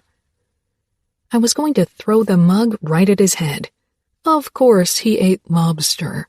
Rolex, Maserati, lobster, penthouse with a view of the harbor bridge. Xavier not only flouted his conquests for the public, he also flouted his wealth. And I have never seen such a shameless act of exhibitionism in all my life. You knew I would come over to wake you, and still you did this. Then you haven't seen much yet, he said dryly, followed by the lip twitch. I blinked at him, reminding myself of the current state of my bank account and the wondrous number I'd seen in my contract. You haven't ground the espresso beans yet. I shot him a glare as I opened the container beside the espresso unit, which held the beans. Problem was, I wasn't sure how to operate the grinder. Xavier startled me when he stepped up beside me, towering over me, and took the container from me. Pay close attention. Stifling a remark, I forced my attention toward Xavier's hand, which worked the espresso unit easily. His woodsy, manly scent wafted into my nose, and occasionally his arm brushed mine. I couldn't bring myself to step away, though, even when my eyes kept straying toward the display of muscles right at eye level. A few minutes later, Xavier presented 2 perfectly brewed cappuccinos with a beautiful milk foam crown to me. Of course, I hadn't paid the slightest bit of attention to the creation of the coffee specialty. Enjoy, he said. I hope you remember everything. Thanks. I took it, surprised at how flawless the milk foam looked, and took a sip from the hot beverage. It tasted perfect, like a concoction straight from a barista. I had no hope that I would create something that tasty soon. Perhaps you should make us both cappuccinos every morning, I suggested with a grin over my mug. Xavier's mouth twitched. If you pay me as well for it as I pay you. Touché. I took another sip, suddenly caught by the surrealism of the situation. I was standing in the kitchen with a half-naked Xavier the Beast Stevens, having cappuccino. I drew my eyes to my watch. You should get dressed. We need to head out for your training in about 15 minutes. Xavier set down his mug and raised his arms over his head for a stretch, which made my heart skip a beat. He smiled lazily when he lowered them back to his sides, then shoved away from the counter. I was wrong, by the way, he threw over his shoulder at me. Your face could get redder. If I thought having Xavier walk around me in nothing but briefs was distracting, watching him do a beach workout was a new level of insanity. Xavier and I chose a less crowded part of Manly Beach for the recording. I found the name oddly appropriate and wondered if Xavier had chosen it on purpose to shake me up further. It seemed to amuse him greatly to make me blush, which happened a lot. My fair complexion was as much at fault as my lack of experience being around half-naked men. I had chosen comfy shorts and a tank top for the occasion. The moment my toes dipped into the warm sand, I was in paradise, and forgot that this was actually work. The ocean rolled lazily toward the beach, white and frothy, begging for a swim. But I didn't have my bathing suit with me, and even if I did, there was no way I was going to parade my less-than-perfect body around someone like Xavier. Make sure you get me from every angle and don't let the sun blind you, Xavier said as he positioned himself in front of me. His gym shorts hugged the narrow V of his hips and accentuated his strong thighs and shapely butt. Soon Xavier was doing sprints and sit-ups and push-ups, which made his skin glisten with a fine sheet of sweat that accentuated every ripped inch of his body. It was madness, complete and utter madness, and I enjoyed every maddening second of it. Even though I wasn't moving all that much, I quickly felt hot and sweaty, hoping it was because of the blistering afternoon sun and knowing full well it wasn't. The ocean looked more and more enticing by the second. Perhaps I could go for a quick dip once we were done filming. You look flustered, Xavier commented after another round of sprints and sit-ups. I need an ice cream. Should I bring one for you? I nodded toward an ice cream truck near the promenade. Xavier shook his head, brushing sand off his glistening chest. I turned and quickly got myself a cherry popsicle before I strolled back to Xavier. He had sat down on a towel and looked out toward the ocean. I stopped beside him. He shifted to the side, making room for me. Surprised, I sank down beside him. "Thanks," I said, then slipped the popsicle into my mouth and decided this came close to perfection. Sunshine, beach, and cherry ice. Gradually, I became aware of Xavier's staring. I turned to him, my cheeks growing hot again. I would have given anything for slow blood circulation at this point. I showed him my popsicle. "You sure you don't want to taste?" Xavier narrowed his eyes the slightest bit, as if he was searching for something. I met his gaze and slowly pulled the popsicle back out of my mouth, wondering what the hell his problem was. "I don't have a sweet tooth," he said eventually, and the late reply threw me off for a moment. His gray eyes flickered over my cheeks and lips. How can anyone not have a sweet tooth? I mused, taking another taste of my icy treat. "Why do you blush so much?" Xavier asked curiously. Of course, that made me blush more. Sighing, I slid my popsicle back out of my mouth, opting for the truth. I didn't like beating around the bush. It seldom made things easier. "Because you run around half naked a lot and it's making me nervous. But don't worry, I'm sure in a few days I won't even notice it anymore. You'll just blend in with your surroundings." Xavier tossed me a look, then the lip twitch. He straightened, and from my viewpoint down on the towel, he looked even taller. My eyes did the usual head-to-toe dip, and when I finally looked back at Xavier's face and saw his arrogant smile, I knew the man would never blend into the background. "We need to film the last sequence," Xavier said. I prepared for a very undignified scramble to my feet when he held out his hand to me. I took it, surprised, and he pulled me to my feet as if I weighed nothing. My stomach did a little flip it definitely wasn't supposed to be doing around my boss. Xavier. I dropped Evie off at Connor's house before heading to my penthouse. I didn't have much time to get ready anymore. The filming took longer than expected, mostly because I enjoyed how flustered Evie got. I'd never seen someone blush as much or ferociously as she did. When she started licking that popsicle, I thought she'd try to come onto me, but she had been completely oblivious to the effect her sneaky tongue had had on me. She was surprisingly pleasant to be around, despite being Fiona's twin, and a brand of humour, from what I'd seen so far, would undoubtedly prove entertaining in the future. When it was almost time to leave for Network 10's party, I chanced to look down at my Rolex. If we left now, we'd be on time, but Evie wasn't here yet. As if on cue, the keys turned in the lock and the door pushed open. "I'm here!" She called out a warning, and I stifled a grin. The sight of a shocked face this morning had been entertaining. More entertaining than fucking Shannon, if I was being honest. She stepped inside, then clapped a hand over her heart as she spotted me close by. She was out of breath and obviously flustered. "Good God, don't scare me like that." "You're late," I drawled, my eyes drawn to her hand, which was still resting on her impressive breasts. Guilt flashed across her face. "I'm sorry. It took longer than I expected to get something suitable to wear, get ready, and return here. I don't have a car, so I have to rely on public transport. It won't happen again." I didn't really care. I'd hired her solely because Connor had asked me, and had expected the worst, knowing she was Fiona's twin. My eyes scanned the rest of her.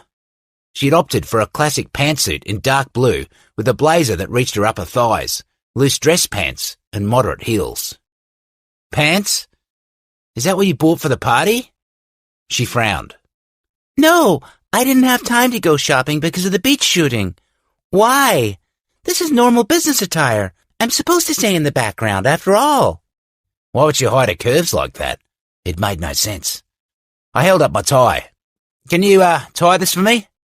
She put a purse on the counter, nodding before she stepped up to me. She took the tie from me and stood on her tiptoes to sling it around my neck, her fingers quick and nimble as she bound the tie, her green eyes trained on the work at hand.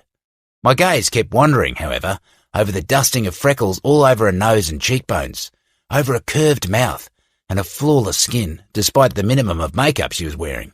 I'd been with enough women who wore makeup like a second skin. She patted the tie and my chest once, looking up. "There you go." We were quite close, so a sweet scent wafted into my nose.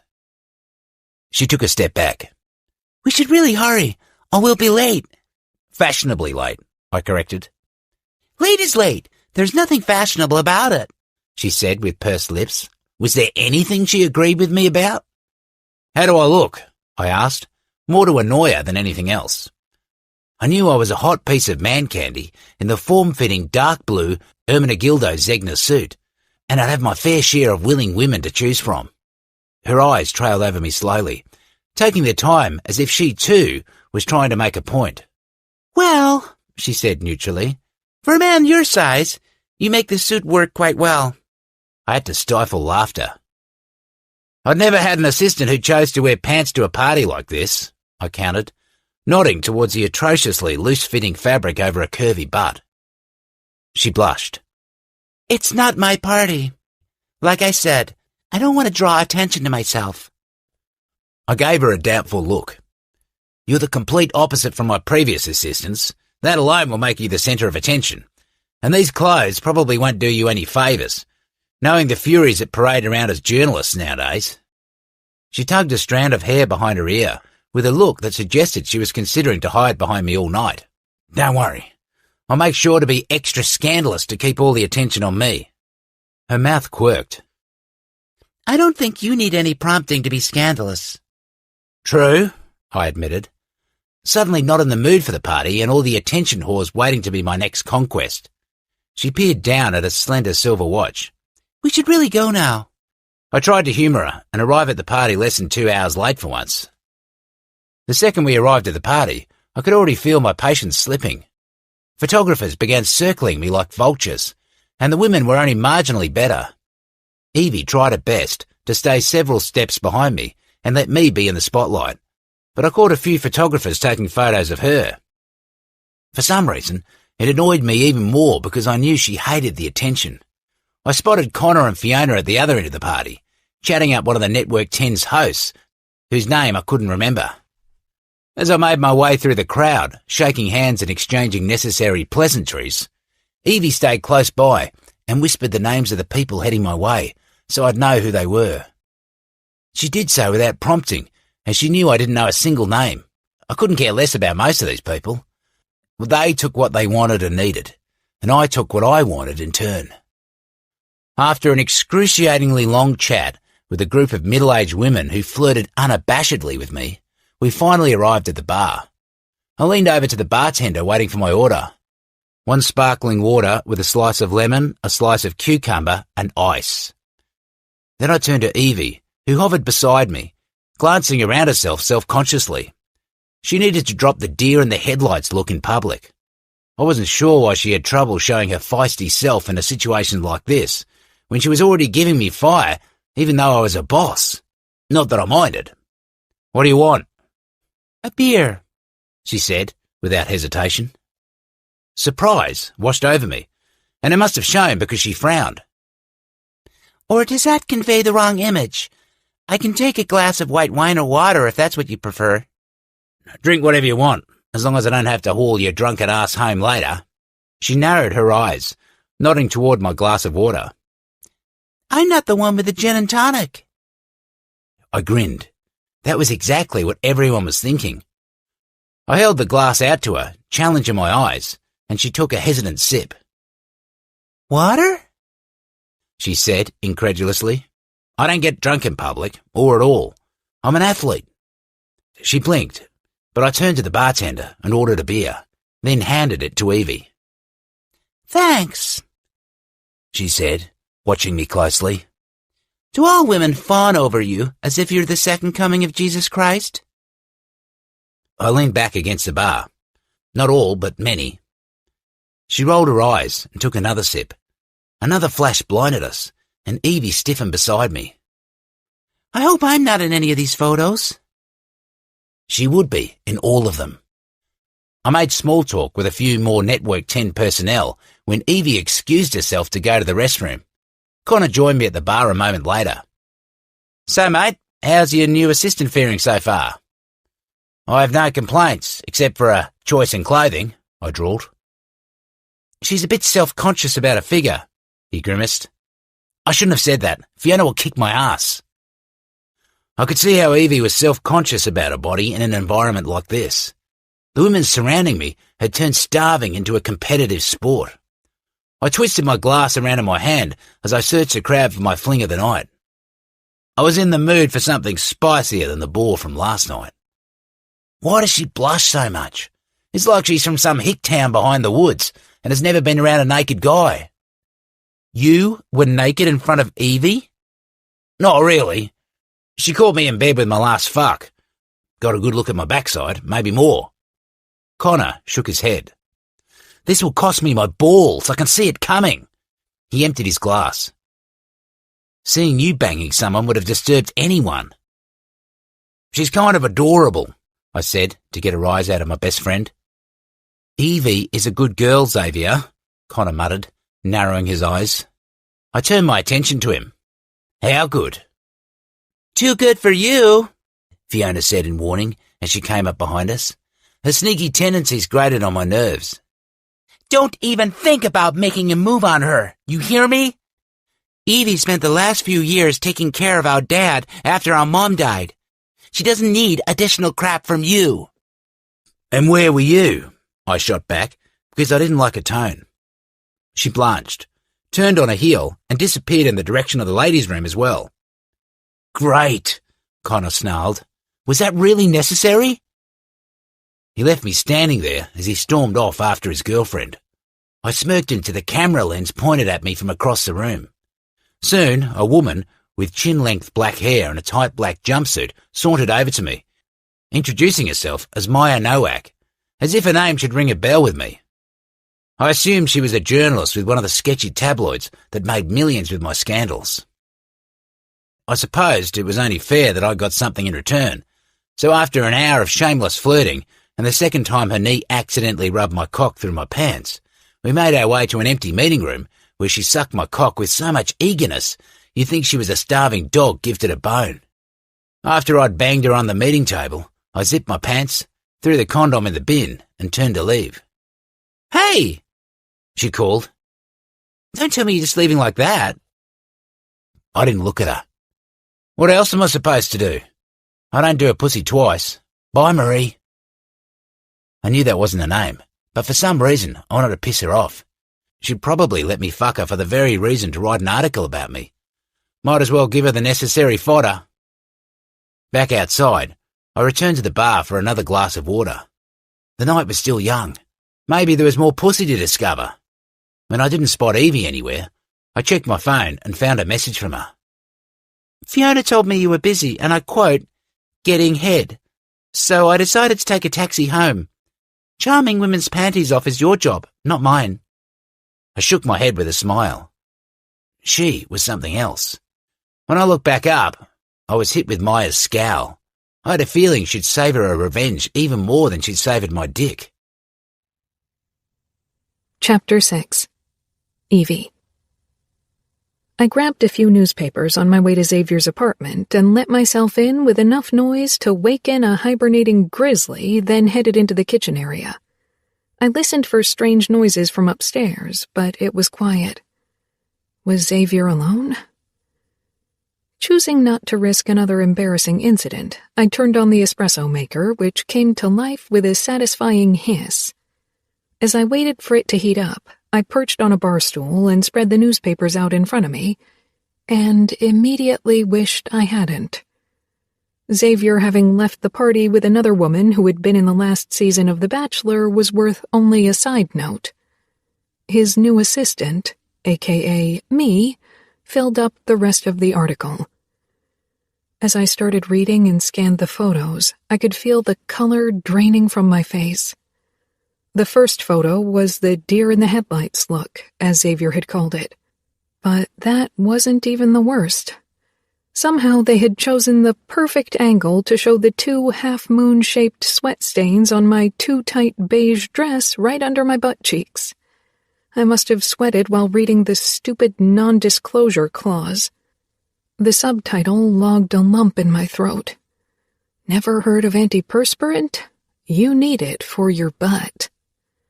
The next photo was a close-up of me on the beach in my shorts with a nasty comment about my missing thigh gap. The last few photos finally showed me at the party.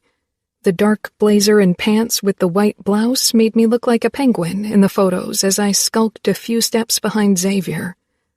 Even worse than the photos, which seemed hardly possible, was the accompanying article. It speculated that Xavier had chosen me because his advisors had forced him to pick an off-putting assistant for once. They called me fat, mousy, and boyish. I had been submitted to my fair share of mockery in high school and convinced myself that comments about my appearance couldn't hurt me anymore, but this article got to me. Despite my best efforts, tears burnt in my eyes. I couldn't believe the press chose to attack me, but I should have expected it. Xavier was a constant guest in the tabloids, and I was a new piece of gossip. Even if I didn't want their attention, they wouldn't allow me to stay in the shadows. It was what Xavier had warned me about. I could only decide on what kind of scandal they focused. What kind of bullshit did they come up with today? Xavier drawled from behind me. I jerked on my stool, not having heard him approach. Before I could cover the embarrassing article, Xavier stepped up beside me, once again in those infuriating Calvin Kleins, and started reading. I slid off the stool and busied myself with the espresso unit, hoping my face didn't give away how much this got to me. It was ridiculous. Usually they attack me, Xavier said quietly. The strange note to his voice made me turn to him. His eyes scanned my face, lingering on my own eyes, which still felt a bit prickly. I guess I should ask for a bonus. After all, I'll be your shield from the nastiness of the press now. My voice came out surprisingly flippant, for which I was glad. You aren't supposed to be, Xavier muttered. I gave a small shrug as I prepared the milk foam, then poured it on the espresso. It wasn't as fluffy as Xavier's foam had been, but for my first attempt, it wasn't too bad. I handed him the cup. He leaned back against the kitchen island and regarded me as he sipped his coffee. You should ignore them. If you show them what they say bothers you, they will attack even worse. They want to get a rise out of you, or me. It doesn't bother me, I said. Both Xavier and I knew it was a lie. My voice betrayed me, and my eyes did too. Xavier's mouth pulled into a daring grin. We could prove them wrong, you know. He raised his eyebrows in a suggestive way. Have a nice public make-out session. Give them a little show. I laughed. Yeah, right. Not going to happen. Xavier chuckled. I doubted he had any kind of interest in me. He'd tried to lift my spirits, which was surprisingly nice, and yet felt like a letdown. It wasn't that I wanted to sleep with Xavier, but it would have been nice if he showed at least the slightest interest in me. I had seen how he undressed pretty much every woman at the party with his eyes. That he didn't look at me that way was a worse blow than the stupid articles, even though it shouldn't be. So, what's on today? Xavier asked eventually. Training and a meeting with a local sports label that wants you as their poster boy, literally. Apparently they want to create an exclusive Xavier line of sports fashion. They need to take your measurements and have you choose the designs and fabric for the clothes. Xavier nodded. Sounds like fun, he muttered. It's better publicity than you usually get, I said, remembering the horrid articles. True. The meeting is right after training, so you won't have much time to shower. If you give me a helping hand, I'm sure the shower won't take as long, he drawled. as if I needed the image of Xavier lathering his Adonis body in my brain. Xavier took longer to shower than he was supposed to, and I considered heading into the changing room and dragging him out personally when one of his teammates, a broad guy with blue eyes and blonde hair, stepped out and extended his hand with a warm smile. "Hey, I'm Blake, and you are Evie, right?" I smiled as I shook his hand. He wasn't as tall as Xavier, but like all rugby players I'd met so far, he was above average. "That's me. Did Xavier tell you about me?" I hoped he didn't tell any embarrassing stories. "No, but everyone knows who you are. Xavier's victims can't really fly under the radar." "Victim," I said with a frown. "It's not like that." He shook his head with an embarrassed look. "I mean, because you have to work for that slave driver. It can't be easy." I shrugged. Could be worse. I didn't want to talk badly about my boss in front of his teammates. Xavier finally sauntered out, dressed in dark blue jeans and a white polo shirt, looking surprisingly dapper. His eyes zeroed in on Blake, who gave him a curt nod before he excused himself. "What did he want?" He introduced himself. "Some people have manners, Xavier." "Sure, manners are the reason why guys approach girls." He slung his sports bag over his shoulder and raised his eyebrows. "Ready when you are," he said in the same voice Hannibal Lecter had used in The Silence of the Lambs. "I love that movie," I said as I followed Xavier toward his Maserati SUV. He cocked a dark eyebrow. "You recognize the quote?" "I've watched Silence of the Lambs at least 10 times. Of course I do." Xavier held out his keys to me. I stared at them. "You can drive. I want to catch a quick shut-eye." I took the keys hesitantly. The drive won't take that long, and I've never driven on the wrong side before. Xavier shook his head. "It's not the wrong side. It's the left side, and around here it's the right side." I rolled my eyes. "You are a smartass." I snapped my mouth shut. "Evie, he's your boss, for heaven's sake." Xavier's eyes twinkled in amusement. "Takes one to know one, right?" "Right," I said, relieved. I got behind the steering wheel, swallowing nervously. "It's a shift." Xavier slanted me a look as he leaned back in the passenger seat.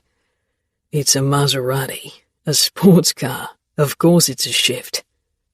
"It's an SUV." "Drive, Evie." I turned the ignition and the beast came alive under me with a soft purr. I got used to driving on the left pretty quickly. Shifting, however, was a struggle. We arrived eventually, after I'd stalled the engine or misshifted about 1,000,000 times.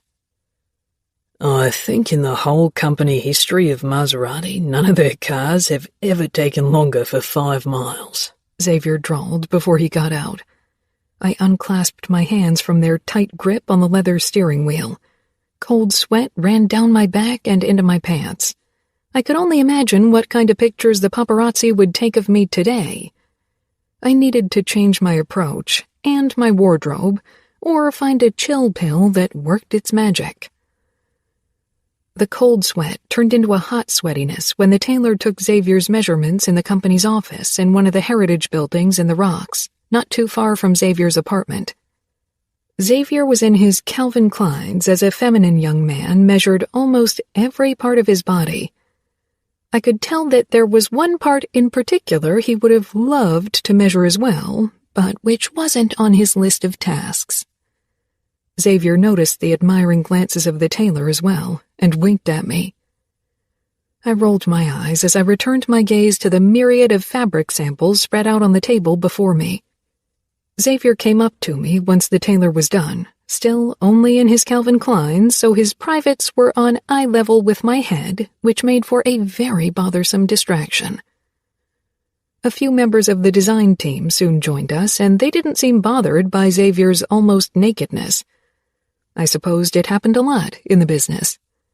Xavier propped his arms up on the table, scanning the samples. "What do you think?" Surprised, I looked up, but quickly put my professional face back on, considering the patterns. I pointed at a few unicolored ones, then at a few more daring patterns, and at last at one with red lips all over it. Xavier smirked. He pointed at a few more, but took every single one I'd suggested. I had a feeling he and I would get along well. Chapter 7. Evie. After 4 weeks of working as Xavier's assistant, he and I had fallen into a comfortable routine. I woke him up by making excessive noise when entering his apartment, so he got the chance to stop banging whoever shared his bed that morning, got him to training in time, which made his coach love me like crazy, took care of his emails and social media, but otherwise stayed in the background. There had been a few more parties Xavier had attended alone, and that had ended in him embarrassing himself by not knowing who he was talking to or offending more people than was acceptable even for him. I needed to put on my big girl panties and accompany him to these events to protect him from himself, even if that meant more unfavorable articles. Due to my lack of public appearances, they had been rare, but a few times they had gotten me anyway, and of course they'd always commented on my weight and choice in clothes. Worse was that they had started to bug Fiona. They kept asking her about me or made snide comments that compared her to me. Knowing her, it was only a matter of time before she lost it and caused a Xavier-worthy scandal. Taking a deep breath, I stepped onto the terrace where Fiona was doing a Pilates sequence for her Instagram followers. The second she was done, she turned to me. It was my day off, so I didn't have to wake Xavier for once. "No work today?" she asked, surprised. "You've worked every single day since you came here." "So do you," I said.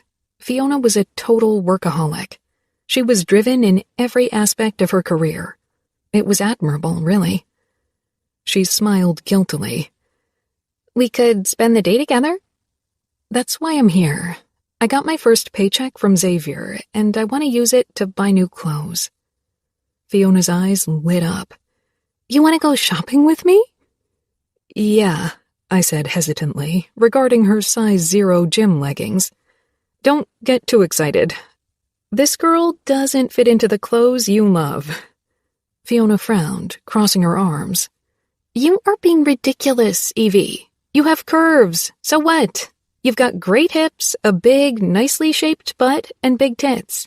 You've got the golden package if you don't hide it under boyfriend jeans and ugly t-shirts or those horrendous old lady blazers. Not every guy wants a size 0. I stared down at my boyfriend jeans and the loose-fitting blouse. "All right. Let me give your wardrobe a once-over, and the press will shut up once and for all." I was wary of Fiona's idea of a once-over, but she had amazing taste in clothes, so I decided to trust her.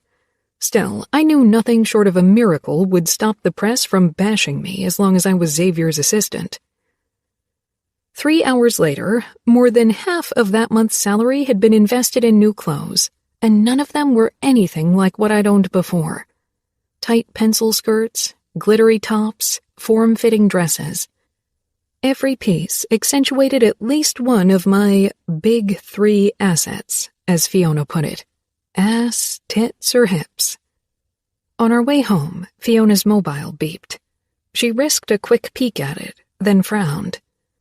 "Connor says Xavier's coming over for barbecue tonight. We're supposed to bring everything for a salad and dessert." Fiona pursed her lips. "Is that okay? Him coming over?" "It's your house, and Xavier is Connor's friend, so of course. Why wouldn't it be?" "Won't it be weird to have your boss over?" I frowned. So far, the time Xavier and I had spent together had been strictly work-related, but it wasn't like we usually worked in an office. I woke him, drove him to meetings, filmed his workouts, and catered to his every whim. "I don't mind. Xavier is funny." Fiona slowed the car as she shot me a look. "Funny? Evie. Don't give me that look. I'm not into him, and he's definitely not into me, but he's not hard on the eyes, and he's easy to be around. He doesn't make my life hell like I expected." "Really? That's not what I heard from his past assistants." "I don't let him trample over me. I talk back. He seems to enjoy my snarky comments. Maybe he just needs someone who kicks his ass now and then. Maybe. Suspicion tinged Fiona's voice. I decided to put on one of my new outfits, the least extravagant ensemble of the lot, a tight white tank top and jeans that hugged my curves more than my usual chinos or boyfriend jeans. I arranged my hair in soft waves around my shoulder and applied some makeup, then left my room barefooted.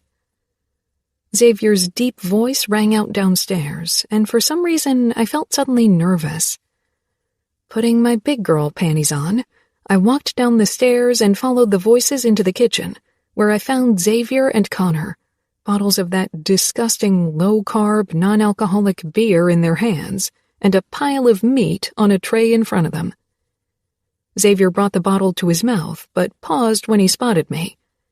His eyes scanned me from head to toe, lingering on all the places Fiona wanted to accentuate, though I was fairly sure her intention wasn't to draw Xavier's interest toward them. "Connor, the barbecue started blowing up smoke," Fiona shouted from outside. Connor's gaze darted between Xavier and me, as if he was unsure if he should leave us alone, but at a glare from me he grabbed the tray and hurried outside. "Hey," I said awkwardly. Funnily enough, Xavier was wearing a similar outfit to me, dark jeans and white shirt. "Didn't know we agreed on matching outfits." His mouth tipped up, then his eyes did the quick scan again. "You look better in it than me." Let's agree to disagree. A second too late, I realized what I had blurted out so carelessly. My God. I hovered in the doorway, unsure of what to do with myself, and worse, how to act around Xavier, especially now that he was giving me such an intense look.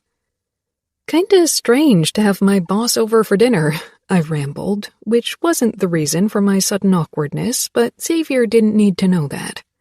"I can ask you to make me a coffee if that would make you feel better," Xavier said, taking a long sip from his beer. I laughed.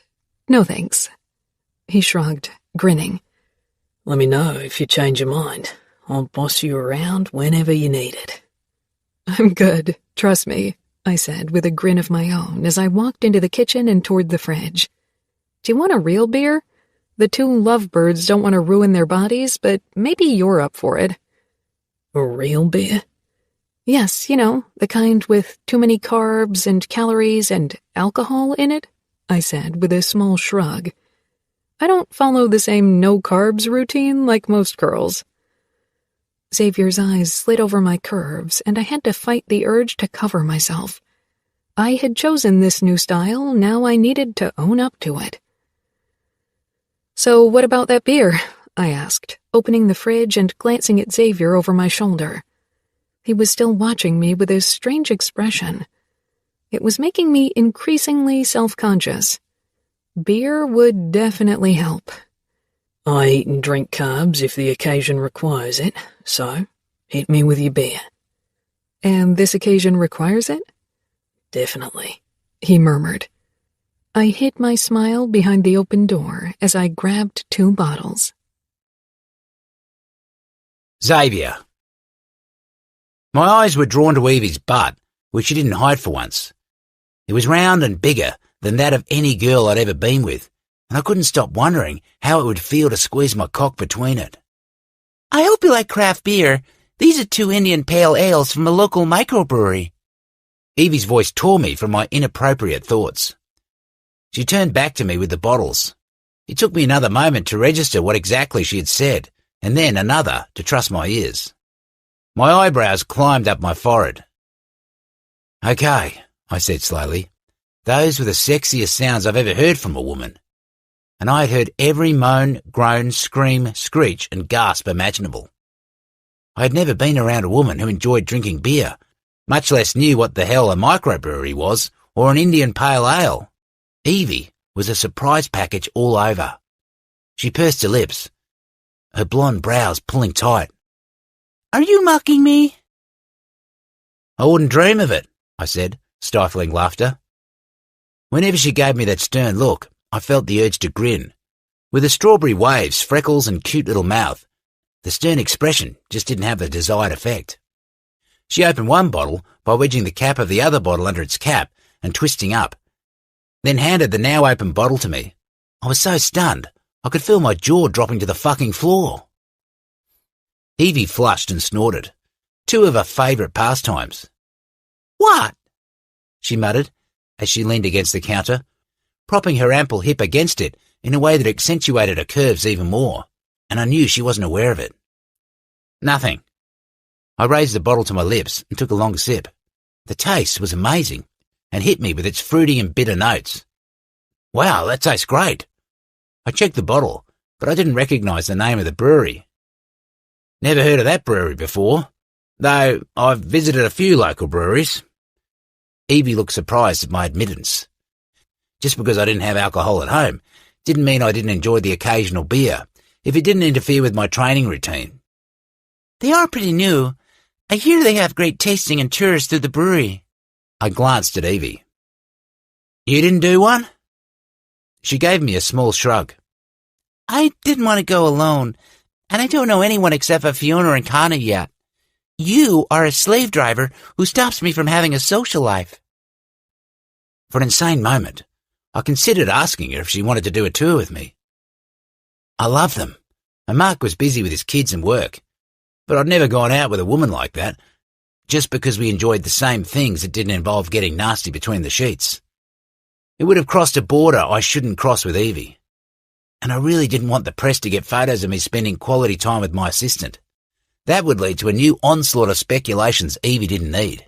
For some reason, I wanted to protect her from the shit the press threw my way, and it wasn't only because Fiona could be threatening as hell where a twin was concerned. Evie had been broken up after the last few nasty articles. She really didn't need additional abuse thrown away, and not just because Fiona would kick my balls until I were different shades of blue and violet. My attention shifted back to Evie, who used a spoon to open her own bottle, then took a swig and let out a small moan. But that sound wasn't what made my mind drift off to another level of inappropriateness again. A droplet of water had fallen from the cold bottle and landed on Evie's neckline, and was now slowly making its way down the crevice between Evie's ample tits. My God, she'd never worn a low neckline before, and I had a hard time, in more than one sense, not looking at it. I took another deep pull from the bottle, hoping the cold liquid would clear my head. It didn't. Evie frowned, her perfect nose wrinkling. "You okay?" I forced my eyes upwards. Too late, of course. Evie followed my gaze and rolled her eyes. Then she took a step toward me and punched my shoulder. I took a step back, utterly startled by her reaction. She'd never done anything like that before. "Eyes on my face, Xavier." I made a show out of rubbing the spot. "You realise hitting your boss isn't your best idea?" "You are in my home, and I'm not on duty. So at the current time, you aren't my boss, only a very rude visitor." I flashed a guilty grin, then clinked my bottle against hers. "Don't worry. I like it when you manhandle me." "If I manhandle you, you'll know it," she said, with an answering grin. When Evie smiled, it always took hold of her entire face. It wasn't the cautious kind of smile, the smile women use so they would still be pretty. Evie showed her emotions without holding back, without worrying how it would make her look, and it was a breath of fresh air. I didn't need to guess how she felt. She showed it plainly or told me outright. No female subtlety that drove me up the walls. Evie was like one of the guys, but with curves that gave my dick ideas that would make Fiona choke me to death if she knew them. Speaking of the evil twin, Fiona entered the kitchen, her eyes darting between Evie and me with a suspicious expression. "What's going on here? I thought we would have dinner together outside, not do a standing party in the kitchen." "We're getting drinks," Evie said, holding up a bottle. Fiona narrowed her eyes at me as if she thought I was doing nefarious things to her sister. If anyone needs protecting, it was me. Evie could pack quite a punch for a woman. "Is that beer?" she asked. "You realize you've got training in the morning?" "It's one beer, and I'm a big guy. I can handle it, Mum." Fiona turned to Evie.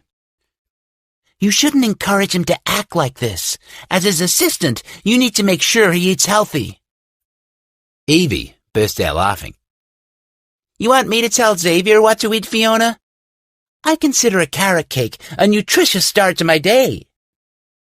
Maybe you should change your eating habits then as well, Fiona said with a sigh. Evie's cheeks turned red, but Fiona didn't notice. She was busy grabbing water and a salad from the fridge. Evie wrapped one arm over her stomach and scowled down at the beer in her hand. The second Fiona left, I leaned down to Evie and whispered, Eat all the carrot cake you like, as long as you stay as cool as you are and don't turn into a stuck-up bitch like your sister. Evie laughed and took another sip.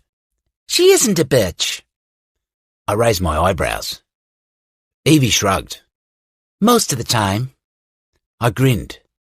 Now come on, before Fiona orders Connor to get us. He can be a nasty bugger if provoked. Evie followed me, a smile on her face that set me oddly at ease. 2 hours into the barbecue, Evie and I were in a full-blown discussion about Marvel movies. Amazing Spider-Man was a complete fluke. They should keep their hands off the old movies. Every time they try a new take on Spider-Man, they ruin the story a bit more, Evie argued. Her cheeks flushed, her chair turned toward me. Tobey Maguire was a shitty Spider-Man, I said, slinging my arm over the backrest of my chair to turn fully to Evie. I didn't buy his interpretation of the bad guy for 1 second. That guy's too much of a goody two-shoes. And Andrew Garfield isn't? Evie muttered. Did you know they were nerds? Connor interjected. Fiona shook her head. I knew Evie enjoyed a good book or a movie more than actual human interaction, but this? No. Connor shook his head at me. What's wrong with you, mate? Now come on, you watch the Spider-Man movies. I did, but that doesn't mean I can spend hours discussing the merits of the Marvel Universe. Don't listen to them, Evie murmured. They don't even like pale ale. I chuckled. One of these days, we'll have to do a movie night where we binge-watch all Spider-Man movies, then we'll have that discussion again. Deal, Evie said. Fiona cleared her throat.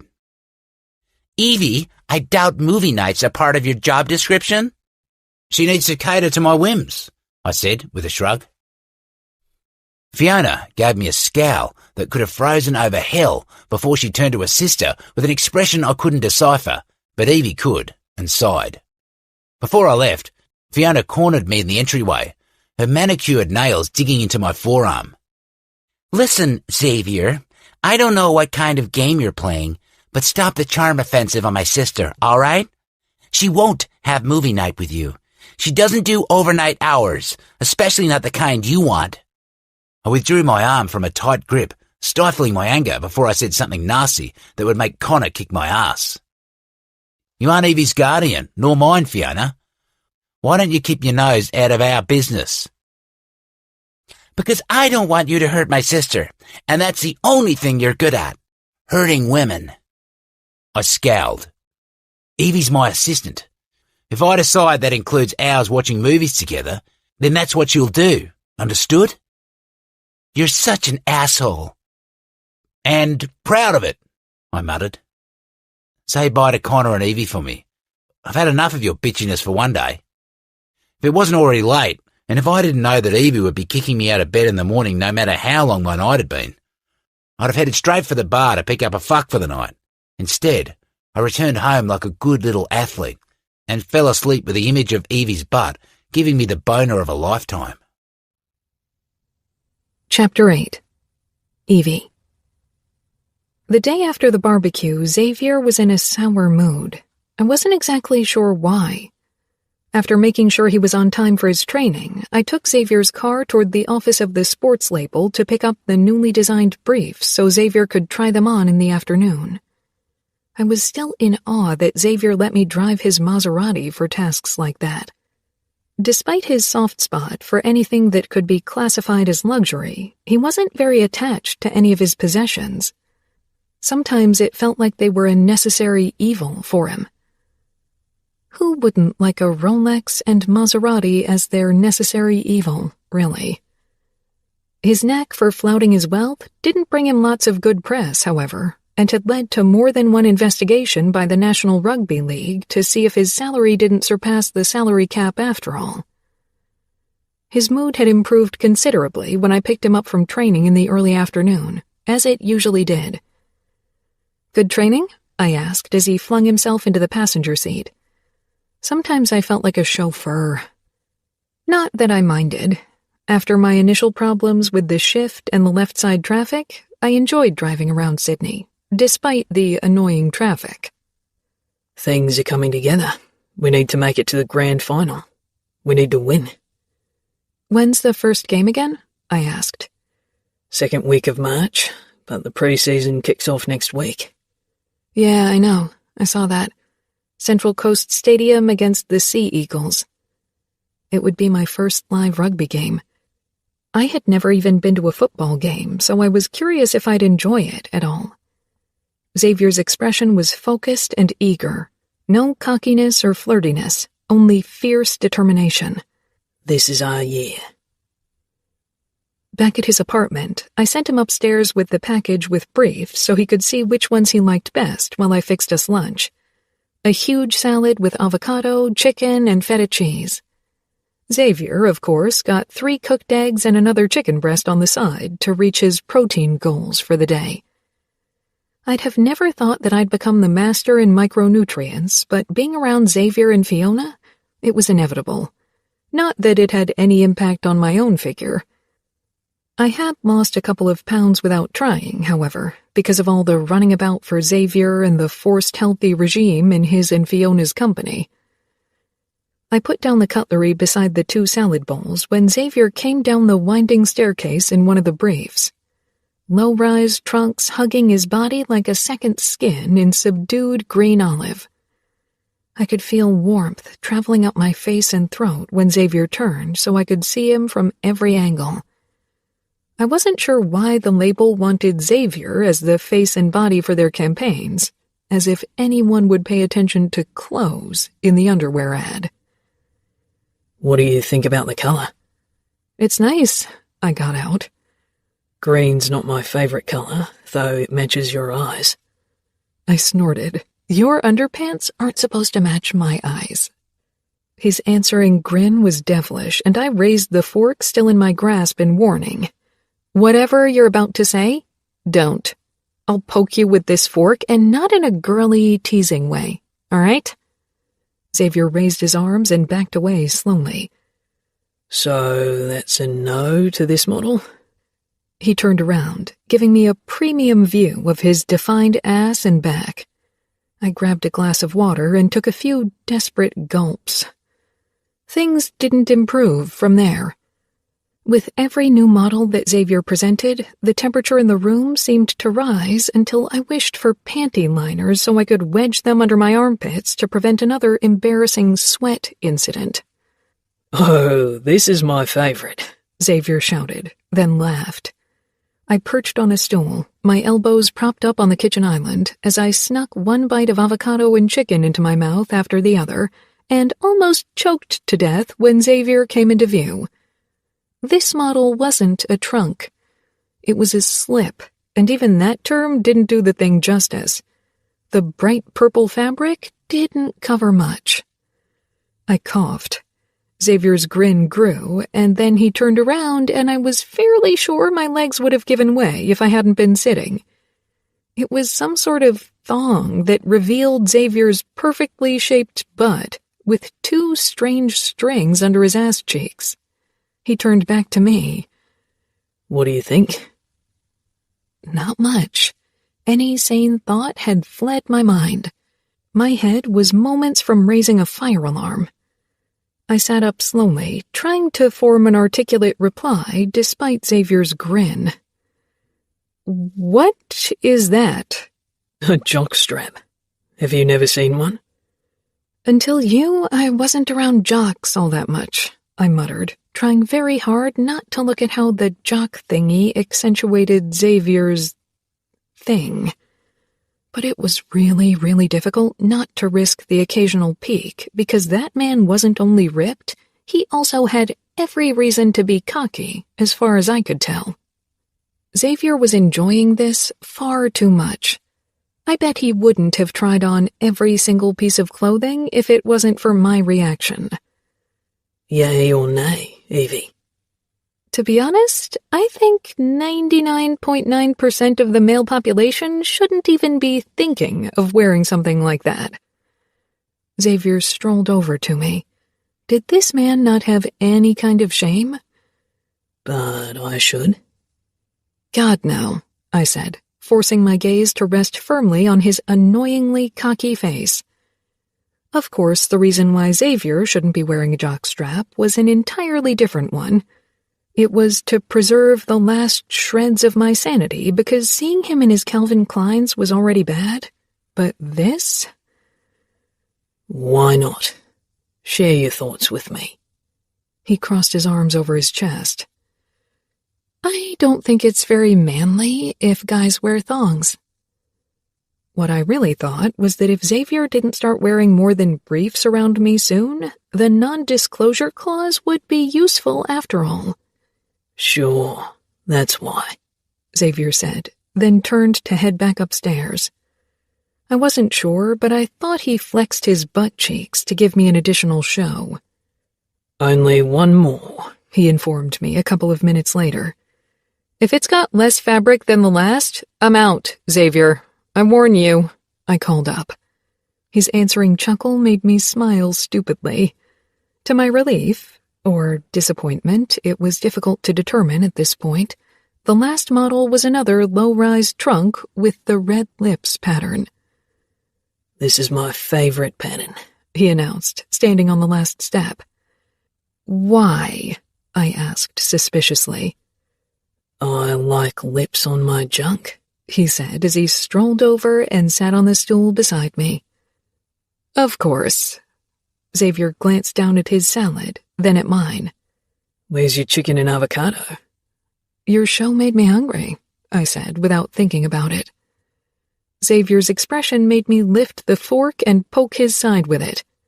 I narrowed my eyes. Last warning. I wasn't going to say anything, he said, rubbing his side. Your expression did. We spent the remainder of the afternoon going through several interview questions for online magazines and Rugby World, as well as a few fan emails that required a more thorough reply. It was almost 7 when I glanced at my watch. It's later than I thought. Xavier looked up from the last fan letter. Thankfully, he'd by now changed into jeans and a gray shirt. Why don't you make good on that Spider-Man movie marathon you promised me? I frowned. I had really liked the idea, but after seeing Xavier half-naked the majority of the day, I wasn't sure anymore if it was safe to be around him after work as well. Don't be ridiculous, Evie. Even if Xavier's body gave me all kinds of fantasies, my body definitely didn't have that effect on him. In the month that I'd worked for him, I'd seen him with 20 women, all of them tall, thin, fit, and breathtakingly gorgeous. I could bind myself to Xavier in my birthday suit, and it wouldn't get his pulse up. Why not? I said. Surprise flashed across Xavier's face, and then he smiled. Not the cocky, the challenging, the arrogant smile. A real smile. One I'd never seen on his face before, and my pulse rate doubled. Since I don't have training tomorrow, why don't we treat ourselves to some ribs and french fries from my favorite fast food joint? Xavier asked, getting up from the bar stool to grab his phone and a takeout menu. Sounds perfect, I said. After Xavier had put in his order, he opened the fridge and took out 2 bottles of beer that didn't look like the low-carb dishwater he called beer. Got a few craft beers in preparation. I hopped off the stool and joined him in front of the fridge, surprised. You didn't know I'd agree to a movie night? He shrugged. You're working late all the time. Might as well have a beer you enjoy when you're here. I blinked up at him, but he drew his eyes away with a small frown. I scanned the inside of the fridge, finding beer bottles of different sizes and forms. All of them craft beers. What's your rec for the ribs? I asked. Xavier held up the 2 bottles.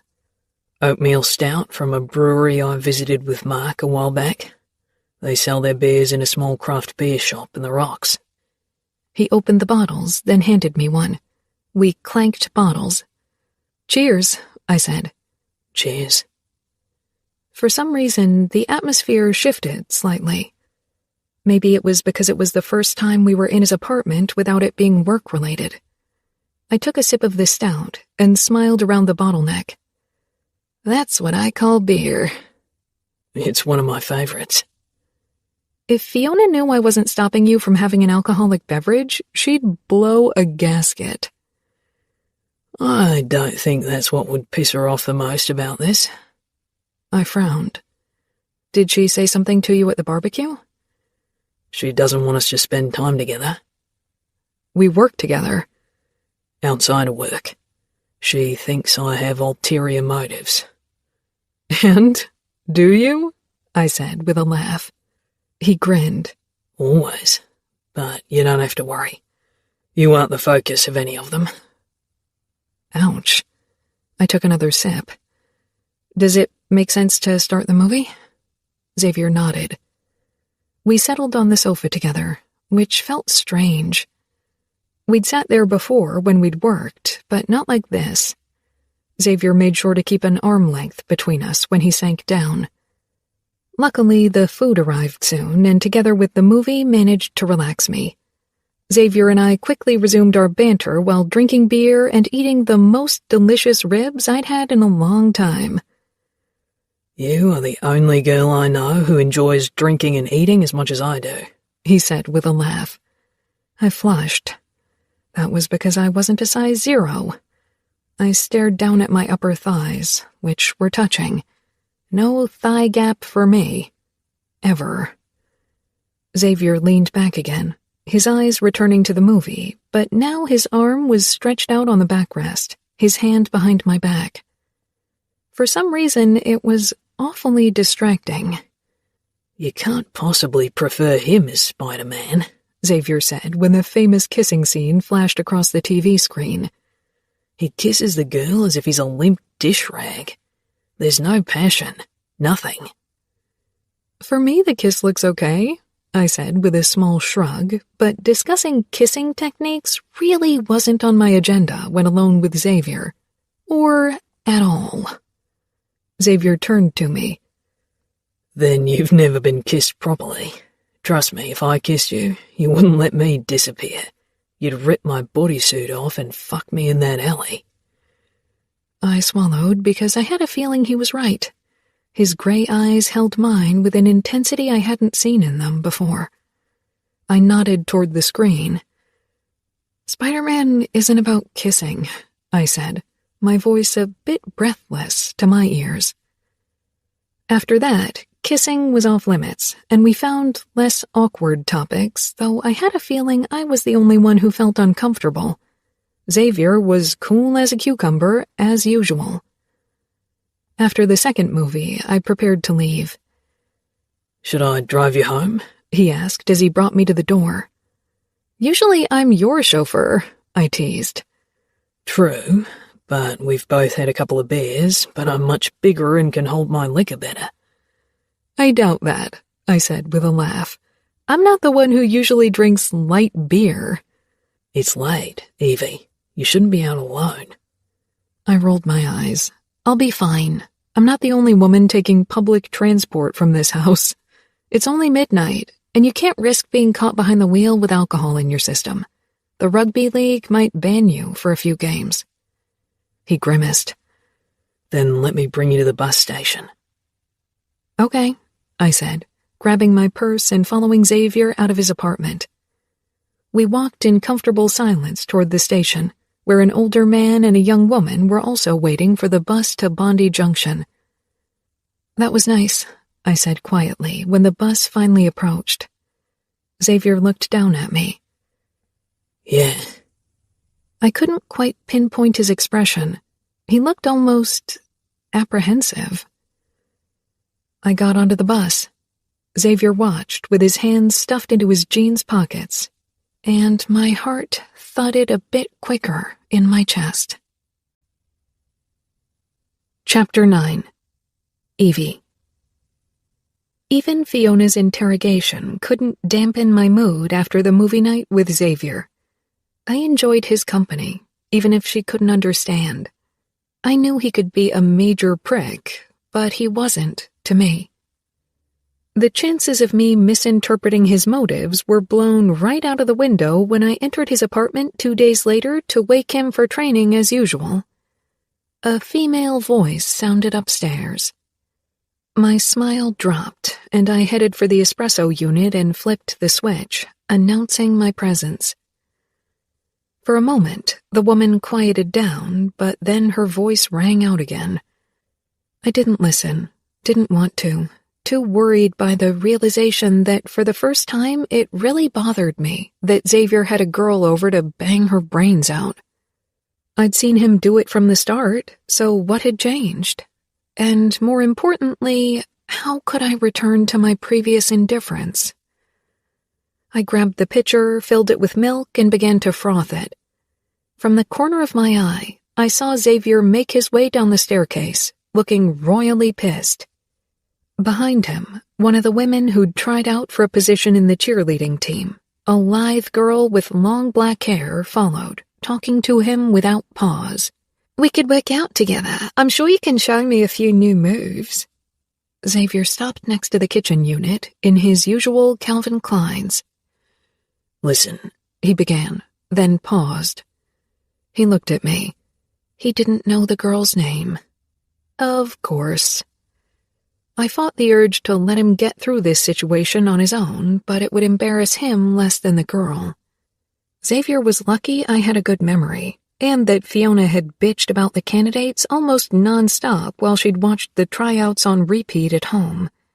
Still, I wavered between two names, Samantha or Cameron. "Cameron," I mouthed at him. "Listen, Cameron, our coach is kicking our asses right now, but if you give my assistant your number, I'll give you a call as soon as I have time." Never. The girl told me her number, and I put it into my mobile.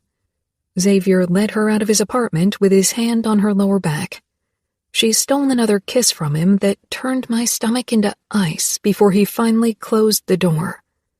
And just as quickly, he would have forgotten all about her. I deleted her number from my phone again. "What's on today?" he asked me. I paused, resisting the urge to ask for the name of the girl just to make a point. He had already forgotten anyway. "You have a fan meeting in the afternoon, and please don't land in bed with any of them. The press will tear you apart if you do." "They do anyway, but I don't take fans into bed on general principle." I frowned. "Xavier, you sleep with everything that qualifies as female." "No," he said firmly, almost angrily. "Not fans. They fall for me because they think I'm someone I'm not. I only fuck women who don't care what I am, only what kind of attention I bring them. There's a difference." I tilted my head. "Don't bang any journalists either for a while, if possible. I'm really trying to improve your image here. The season is about to start. You have your first test match in 2 days.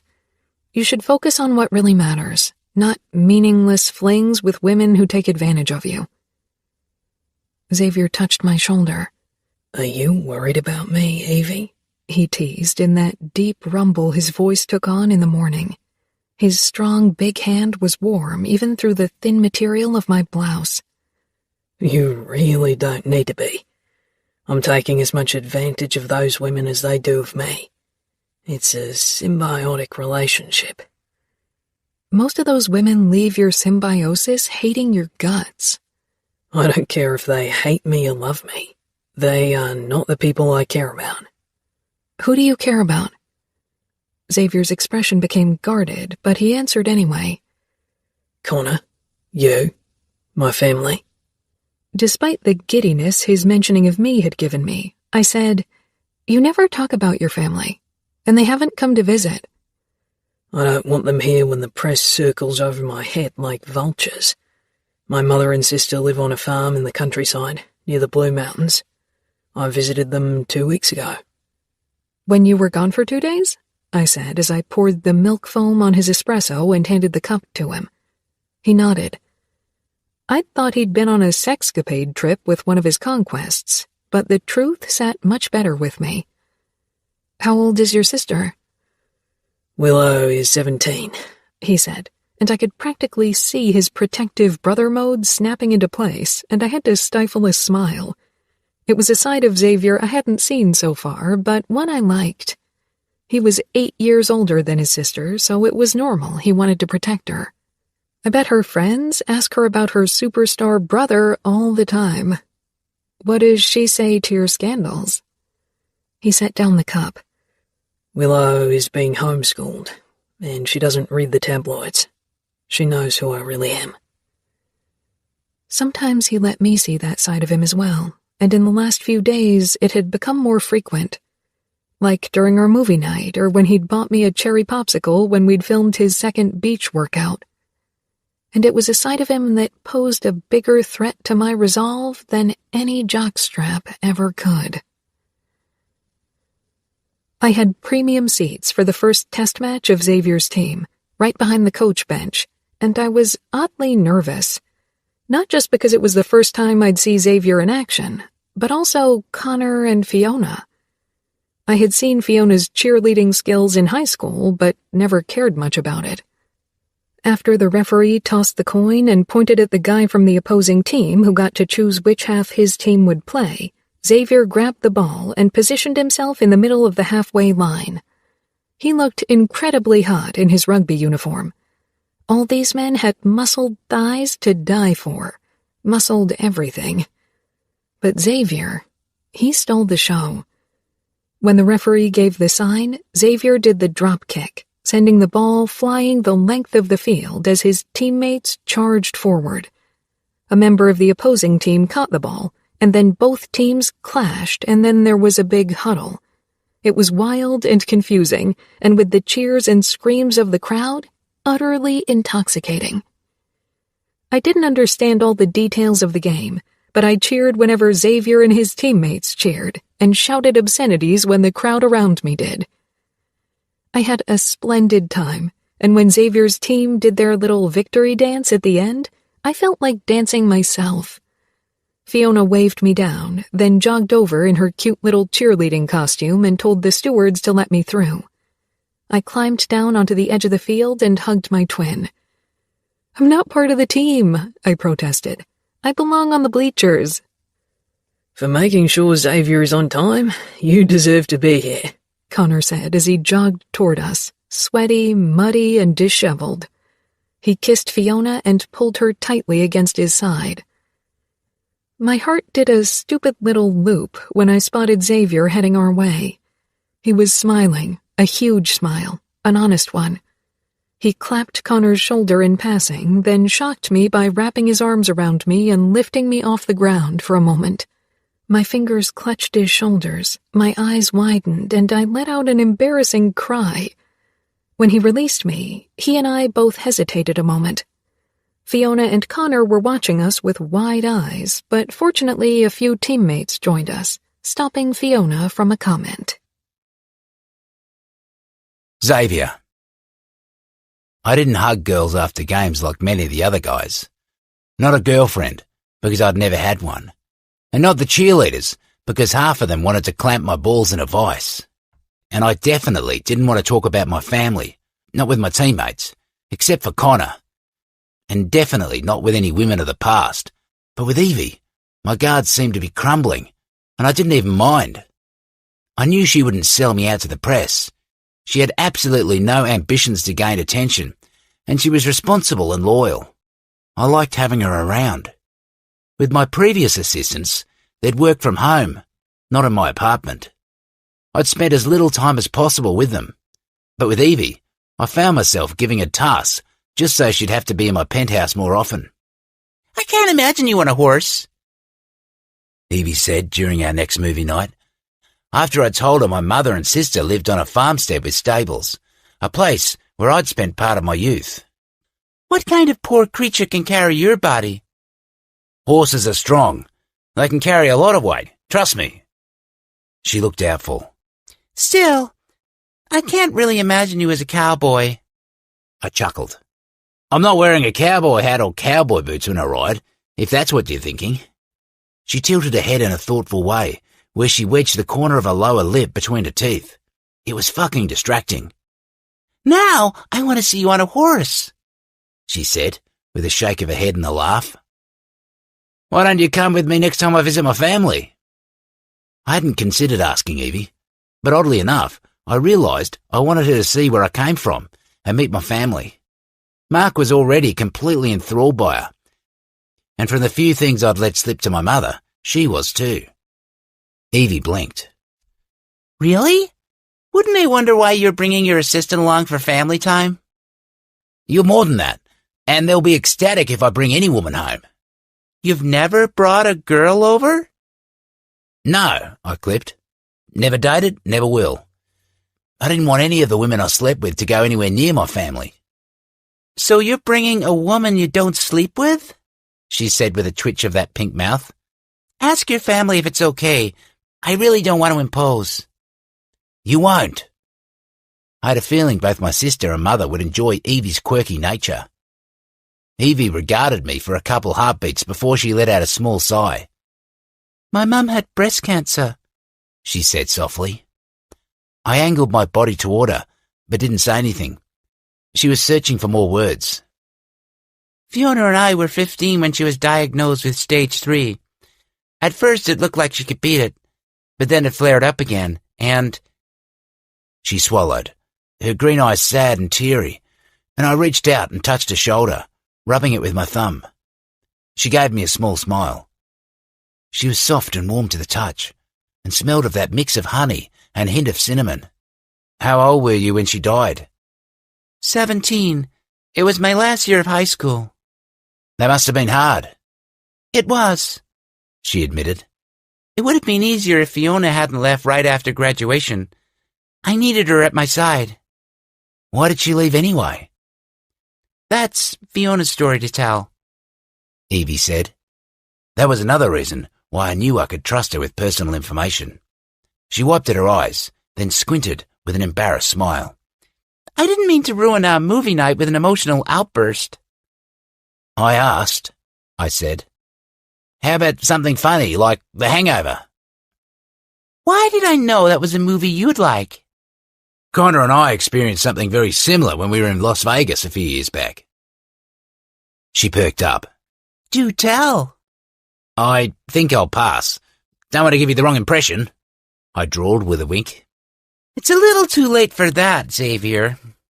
I realised I was still touching her shoulder and removed my hand, then turned back to the TV and searched for the movie. Evie curled her feet under herself and leaned her head against the headrest with an expression I had trouble reading, so I didn't bother. We were halfway through the movie when Evie's head slumped forward and her breathing deepened. I let her sleep. When she didn't wake before the end of the movie, I decided to let her sleep here. It was already past midnight, and we'd have to get up early. If Evie still needed to return home, she would hardly get any sleep at all. I carefully rose, then grabbed a folded blanket from the second sofa, unfolded it, and covered Evie with it. The position she was in looked slightly uncomfortable, so I lowered her gently to her side. For a moment, I regarded her peaceful face. Then a lit-up mobile screen caught my attention. The sound was off. Fiona. I picked it up and went upstairs before taking the call so I didn't wake Evie. Where are you? She's with me. Pause. Xavier? Fiona asked, sounding caught off guard. The one and only. Pause. It's late. When will she be home? Evie will spend the night. I warned you to keep your hands off her, she muttered. I could hear Connor's deep voice in the background, probably trying to calm his crazy girlfriend. She fell asleep on the sofa.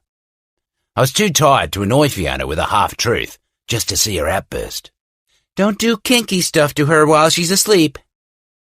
Fury burnt through me. I'd never touched a woman who wasn't 100% willing and conscious. Connor spoke again. After several moments of silence, Fiona said, Sorry, that was Adelaine.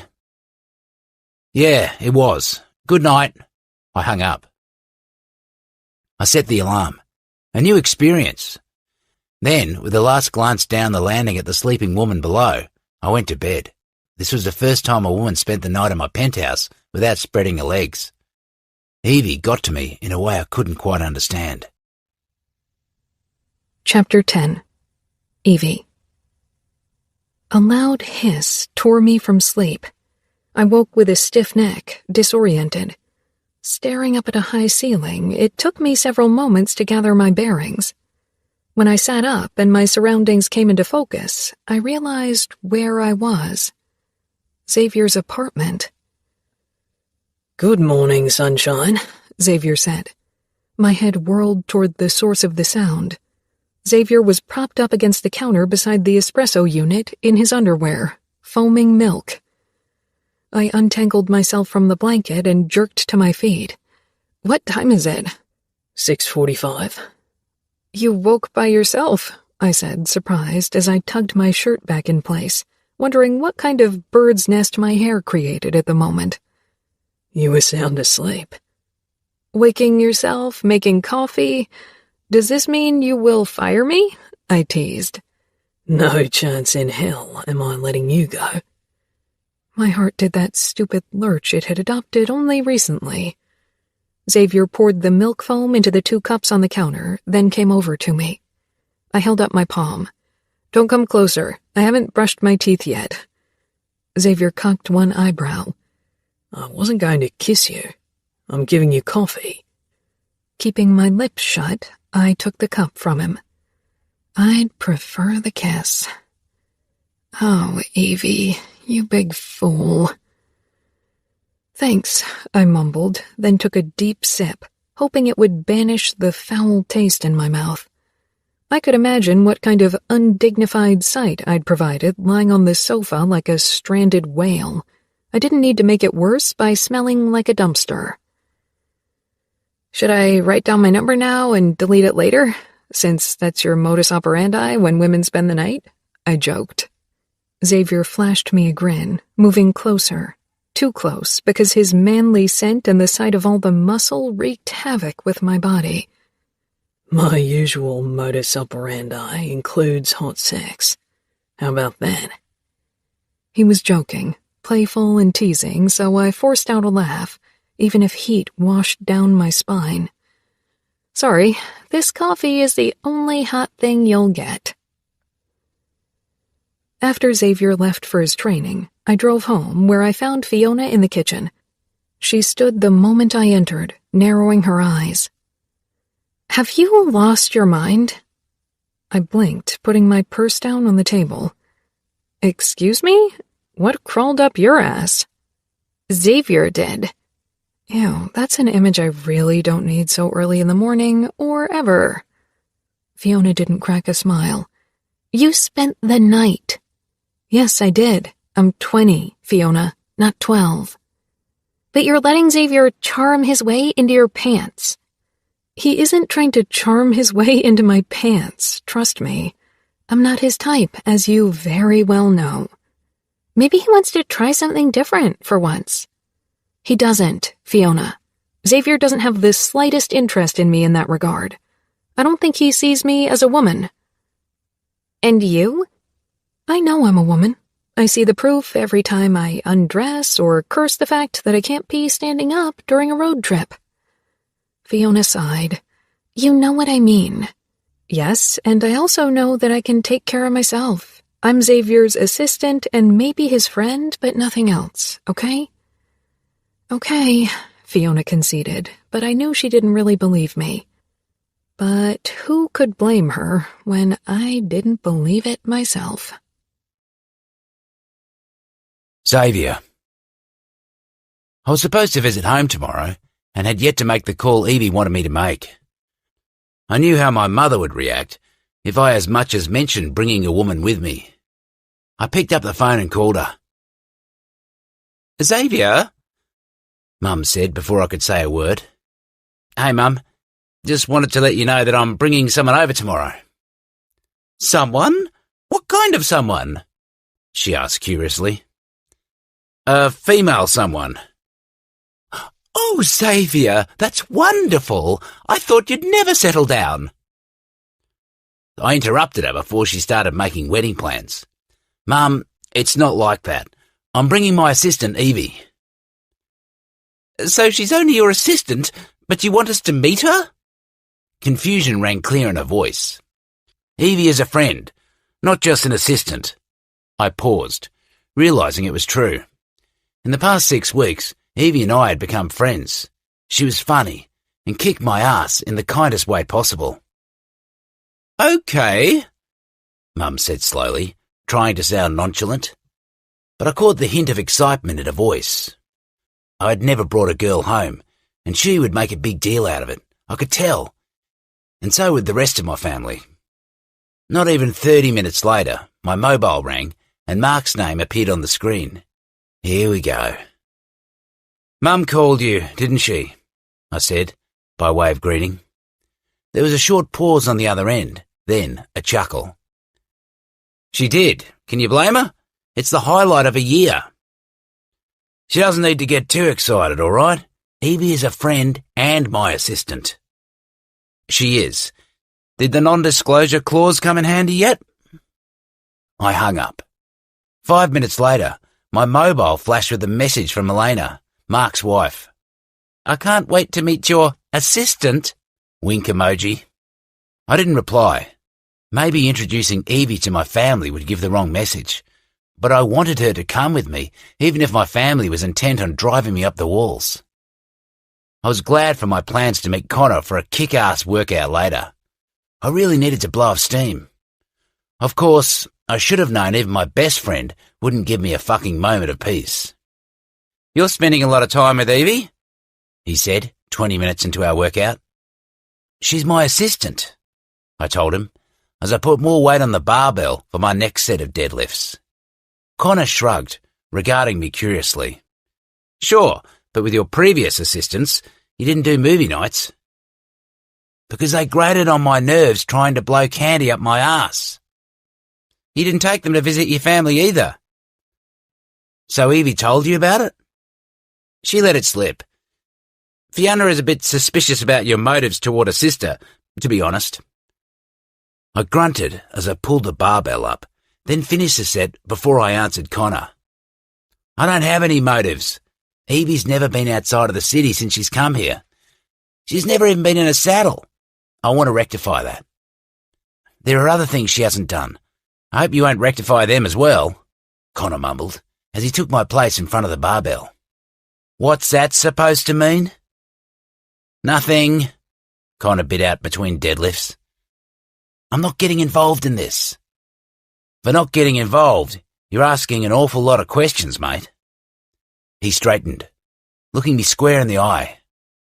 I don't want you to fuck Evie over, or fuck her at all, period. My eyebrows climbed my forehead. I have no intention of fucking Evie over. Connor's eyes narrowed. And fucking her? I didn't say anything, because I didn't like to lie to my best friend. Though the term fucking didn't sit well with me when I thought of Evie. Connor touched my shoulder. Just do me one favour. Don't, okay? Not with her. Keep your dick in your pants for once. Don't worry. I enjoy being around Evie, that's all. I said, and it was the honest truth. She was the first woman, except for my mother and sister, whose company I enjoyed. Evie.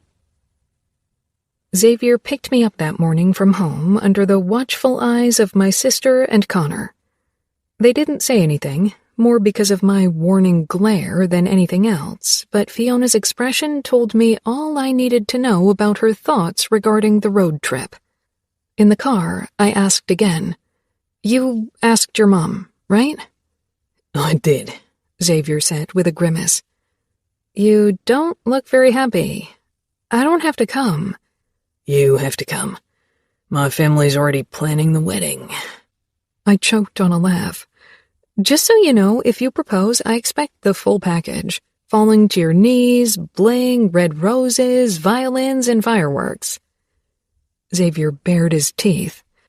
I have the full package. What else could you want? Heat blasted through my body like a pyroclastic flow. You are full of yourself, that's all. Xavier shrugged. I guess you'll never find out. I scowled out of the side window. I guessed he was right. Despite Xavier's words, or maybe because of them, I was inexplicably nervous about meeting his family. It felt like being introduced to your boyfriend's parents for the first time. Not that I had any experience in that regard. Not that Xavier was my boyfriend. I was his assistant. I slanted him a look, still surprised that he'd asked me to come to his family home with him. Are you really sure your family will be okay with me staying the night as well? Of course, Xavier said without hesitation. Maybe with you being there, they won't be on my back all the time about my man-whore ways. I snorted. So I'm your safety shield? Xavier gave me a grin.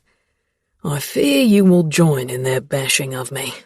I know what you think of my man-whore ways. You act like a caveman and a pig to women, Xavier. His fingers around the steering wheel tightened ever so slightly. They know what they're getting when they come home with me. I never lie beforehand. They come freely despite what they can read about me in the tabloids. I was surprised by the serious note in Xavier's voice. I know. They are grown-ups, Xavier. He relaxed. I don't act all caveman around every woman. I never do around you. My lips twisted. That was true, and for some inexplicable reason, it bothered me.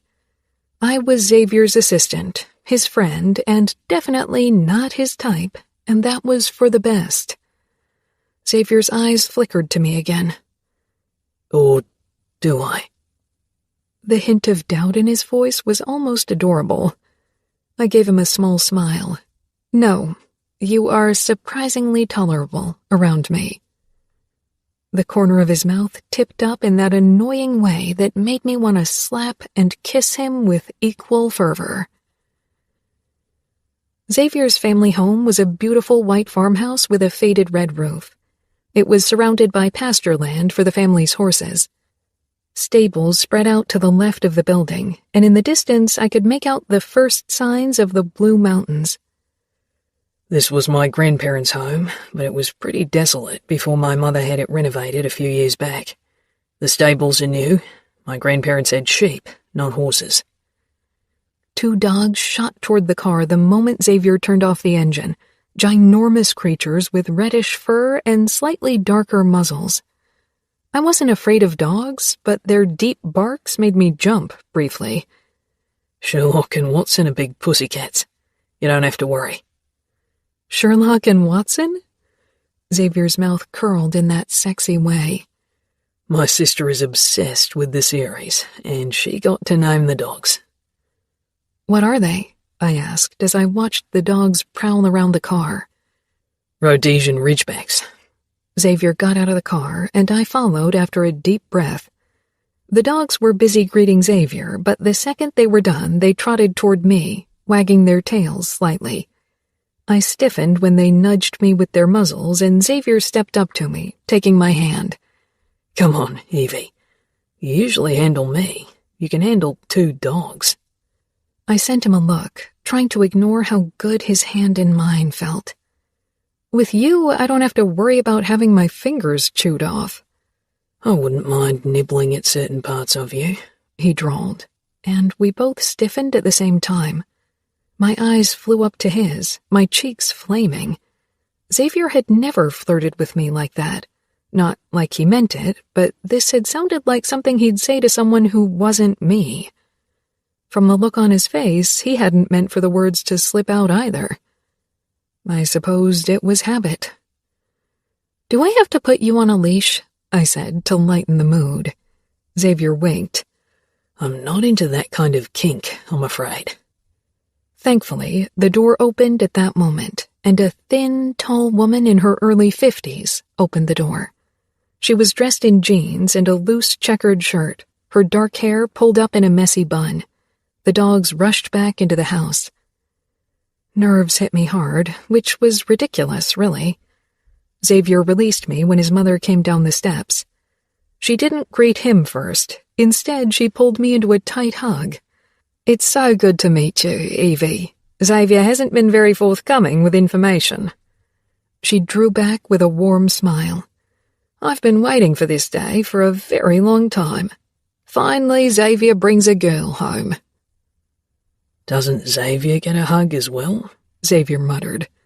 His mother stepped back from me and up to her son, touching his cheek. He bent down to kiss her cheek, and she gave him a slight clap on the chest, a silent reprimand. "I read that last article in the Daily Mail." Xavier frowned. "I told you not to read that bullshit." She pursed her lips. "It's easier to get information about you than from you." She nodded toward the house. "The rest are already inside, eager to meet your girl."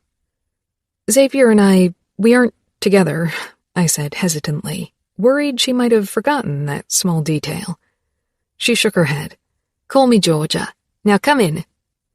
I slanted Xavier a confused look. "They know I'm your assistant, right?" "They do," Xavier muttered as he took our bags out of the trunk. "But that doesn't mean they'll treat you that way." I followed Georgia up the stairs, noticing a ramp leading up to the porch. The moment I stepped inside, I knew why it was there. A teenage girl with dark hair and gray eyes like Xavier's waited in the entrance hall in a wheelchair. Her face broke into a blinding smile when she spotted Xavier. After dropping our bags, he went straight toward her, leaned down and hugged her before he kissed the top of her head twice and straightened. Sherlock and Watson tiptoed around Xavier and Willow excitedly, wagging their tails.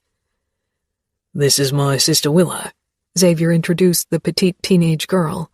His voice rang with protectiveness, and his eyes held a flicker of apprehension, as if he thought I'd freak out because his sister was disabled. Willow smiled shyly. I had a feeling she didn't get visitors very often out here. I smiled in return, walked up to her, and extended my hand. "I'm Evie. It's so nice to meet you." Her gray eyes flitted between Xavier, who stood beside her with a hand on her slender shoulder, and me. Then she shook my hand. Her grip was light, but her smile brightened. "Nice to meet you, too."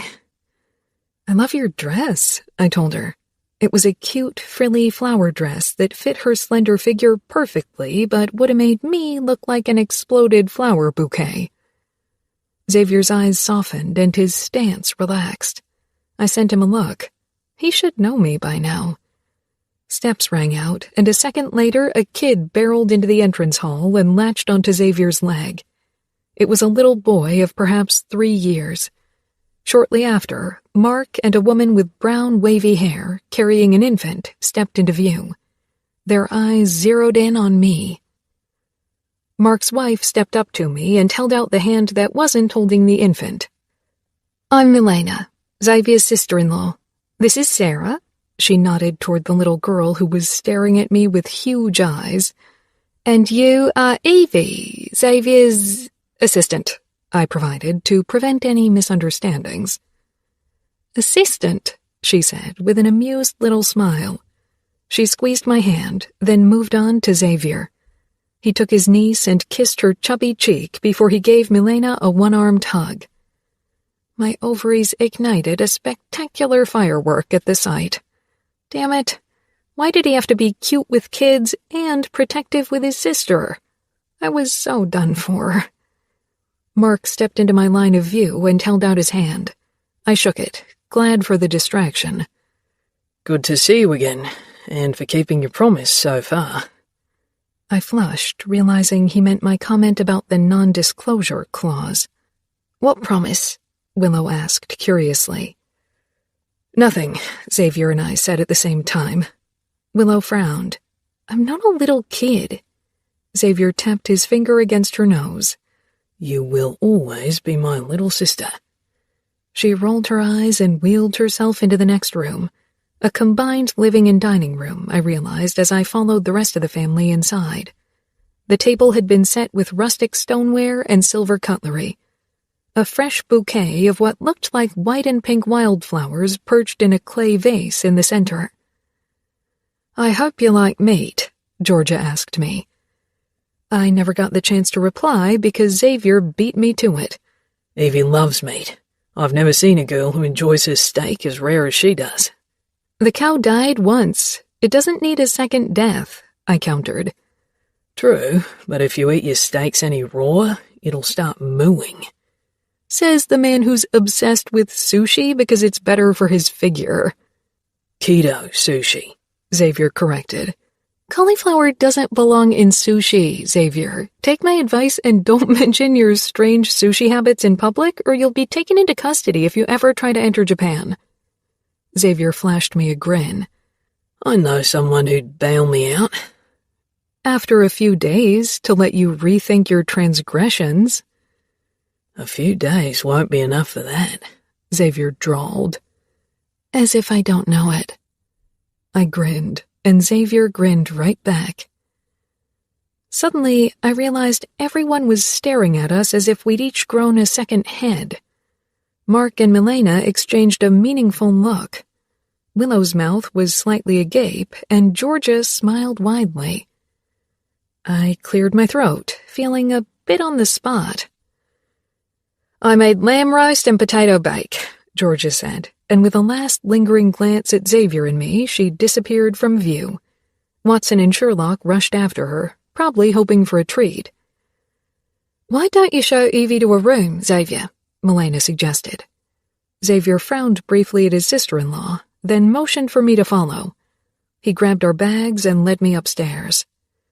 "They're amazing," I said. "Wait till they start being annoying." His voice held affection, despite his words. I stifled a smile. Xavier opened the first door to the right, a small, cozy guest bedroom with a checkered rug and a narrow wood bed. Xavier put my bag on the round table next to an armchair before he turned to me. "Nothing fancy?" I shrugged. "I love it here. I bet it was wonderful to grow up in this house." Something dark passed Xavier's face, but as quickly as it had come, it disappeared. He didn't give me a chance to ponder his reaction. "I'll take my bag to my room, then we should return to my family. They're probably up to no good." Suppressing my curiosity, I nodded. Together, we walked back into the dining room. The moment I caught Milena's eyes, she winked at me. I wasn't sure why she did it, but I had no intention of asking. I didn't want to make a fool out of myself in front of Xavier's family. The lamb roast was amazing, and I complimented Georgia several times for it until she asked if she could adopt me. Her words briefly lodged a lump in my throat, reminding me of my mother, and I excused myself under the pretense of having to go to the toilet. It only took a couple of minutes to gather my bearings, and when I stepped back out of the guest bathroom, I was surprised to find Xavier waiting in front of it. "My mother didn't know about your mom," he said quietly, his eyes scanning my face. I smiled embarrassedly. "It's no big deal. I got emotional for a moment, but I'm fine now." "You sure?"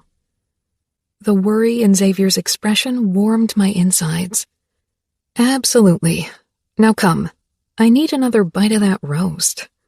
"You aren't one of the girls who have qualms about eating fluffy baby animals, are you?" He grinned. I snorted. "They aren't fluffy and cute anymore when I eat them. If I had to butcher my meat, I'd become a vegetarian." We headed back toward the dining room table and again received a few curious glances. After dinner, we talked for a long time, mostly about my time in the U.S., but eventually we moved on to funny stories from Xavier's childhood. I quickly noticed that everyone skirted around a certain topic: Xavier's father. I had a feeling it wasn't because the man had died and everyone grieved his absence. As I knew from experience, the silence surrounding the gaping hole a beloved person left behind felt different, not as resounding, more lingering. I hadn't seen a single photo of a man in the entryway or living room, even though there were plenty of family pictures. It was close to midnight when Milena and Mark went upstairs where their kids were already sleeping. Willow had fallen asleep in her wheelchair, her dark hair covering her face. She reminded me of Snow White in a tragic way. Then I felt guilty for the thought. Just because she was in a wheelchair, that didn't make her a tragic figure. She had a loving family. Georgia got up and moved toward her daughter, but Xavier rose from his chair. "Don't wake her. I can carry her upstairs," he whispered. Georgia nodded, then mouthed good night before she headed upstairs as well. Xavier scooped up his sister carefully, as if she was the most precious thing he knew. Her head dropped against his chest, and she looked fragile and small against his tall frame. He raised his eyes, catching me staring at him. And in that moment, I realized what I had been denying for a long time. Somewhere along the way, I had fallen for Xavier. Not for the brash man-whore or the arrogant asshole, but for the glimpses of the kind, funny Xavier that he so rarely showed to the outside world. "Oh, Evie, you idiot. Do you need my help?" I asked in a whisper. He nodded and walked toward me. "Can you open Willow's door for me?" "Of course." We headed upstairs in silence, Xavier carrying his sister as if she weighed nothing, and me carrying my feelings like a stone weight shackled to my ankle, dragging me deeper into the depths of the ocean. I stayed in the doorway as Xavier lowered his sister into the bed and covered her with a blanket before pressing a kiss to her forehead. Sherlock and Watson curled up on the rug beside the bed. I stepped back and Xavier walked out, closing the door. For a moment, neither of us said anything. Xavier's warm scent surrounded me, and I could feel my body answering to it. My eyes lingered on Xavier's mouth. "Good night, Xavier," I murmured, my voice catching in my throat. "Good night, Evie," Xavier said, somewhat gruffly.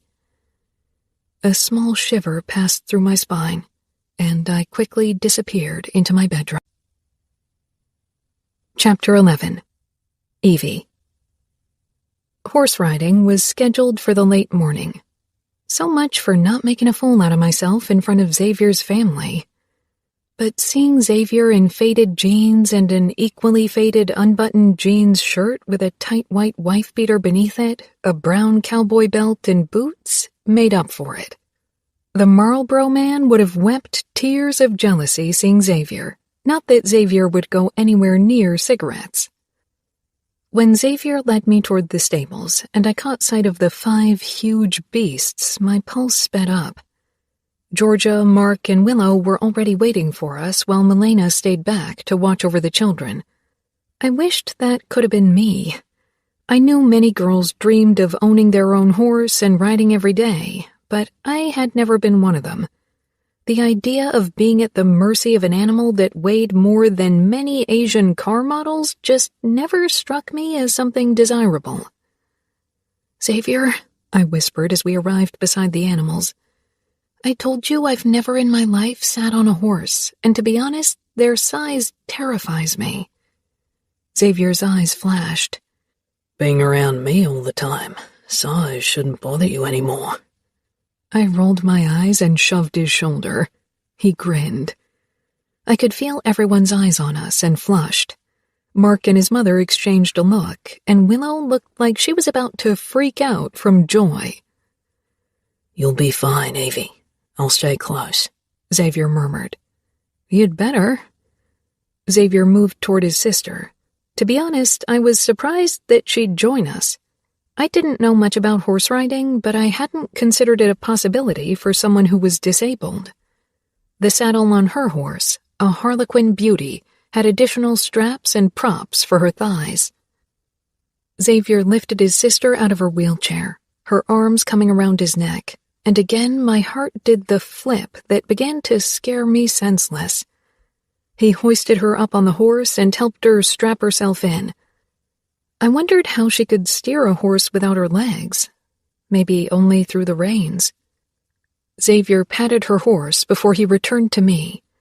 The only thing missing for him to become the star of a Western romance was a cowboy hat.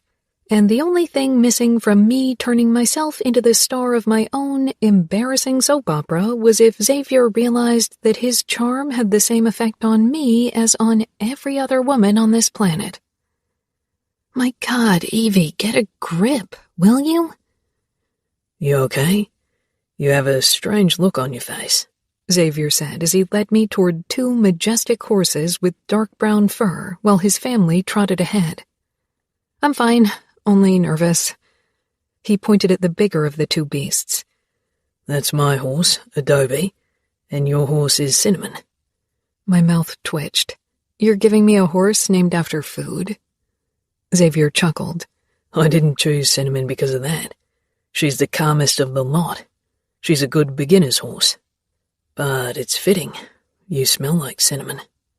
Probably because I love cinnamon buns, I said. Probably, Xavier murmured.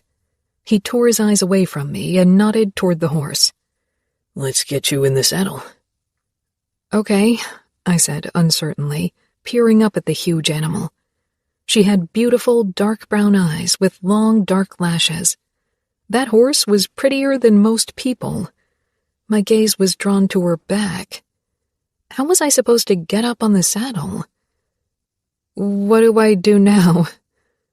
Xavier took my hand and lightly pressed it to the side of the horse's neck, then moved our hands over the soft coat. Show her your touch is good, he said quietly, his eyes on the horse. I shivered at the feel of Xavier's gentle touch and his closeness. His eyes met mine, and for a moment my breath caught. Then I cleared my throat. She's beautiful. Xavier nodded. Slowly, he looked back to our hands pressed up against the horse's neck. He dropped his hand. Why don't you try to mount her? I huffed out a laugh. Couldn't help it. Xavier grinned dangerously. You have a dirty mind, Evie. I blushed, but pushed past Xavier and glanced up at the saddle. Grab the horn, Xavier instructed. I automatically looked toward the horse's head as if it had sprouted a horn like a rhino. Xavier chuckled, the deep rumbling awfully distracting. He touched a small knob at the front of the saddle. He, being a giant, would have no trouble mounting the horse, but I was neither fit nor a lightweight. I was glad that Xavier's family had gone ahead and wasn't still watching. I gripped the horn. Put your foot into the stirrup, Xavier said. That proved already a small challenge. I couldn't remember the last time I'd had to move my leg that high up. Don't you dare laugh, I muttered when I saw Xavier's expression. I wouldn't dare. I sent him a glare, but had to stifle a smile. Now pull yourself up. As if it was as easy as that. I tried to use my hand on the horn to pull me up, but with the angle my leg was in, I had no way of getting up. Heat rose into my cheeks.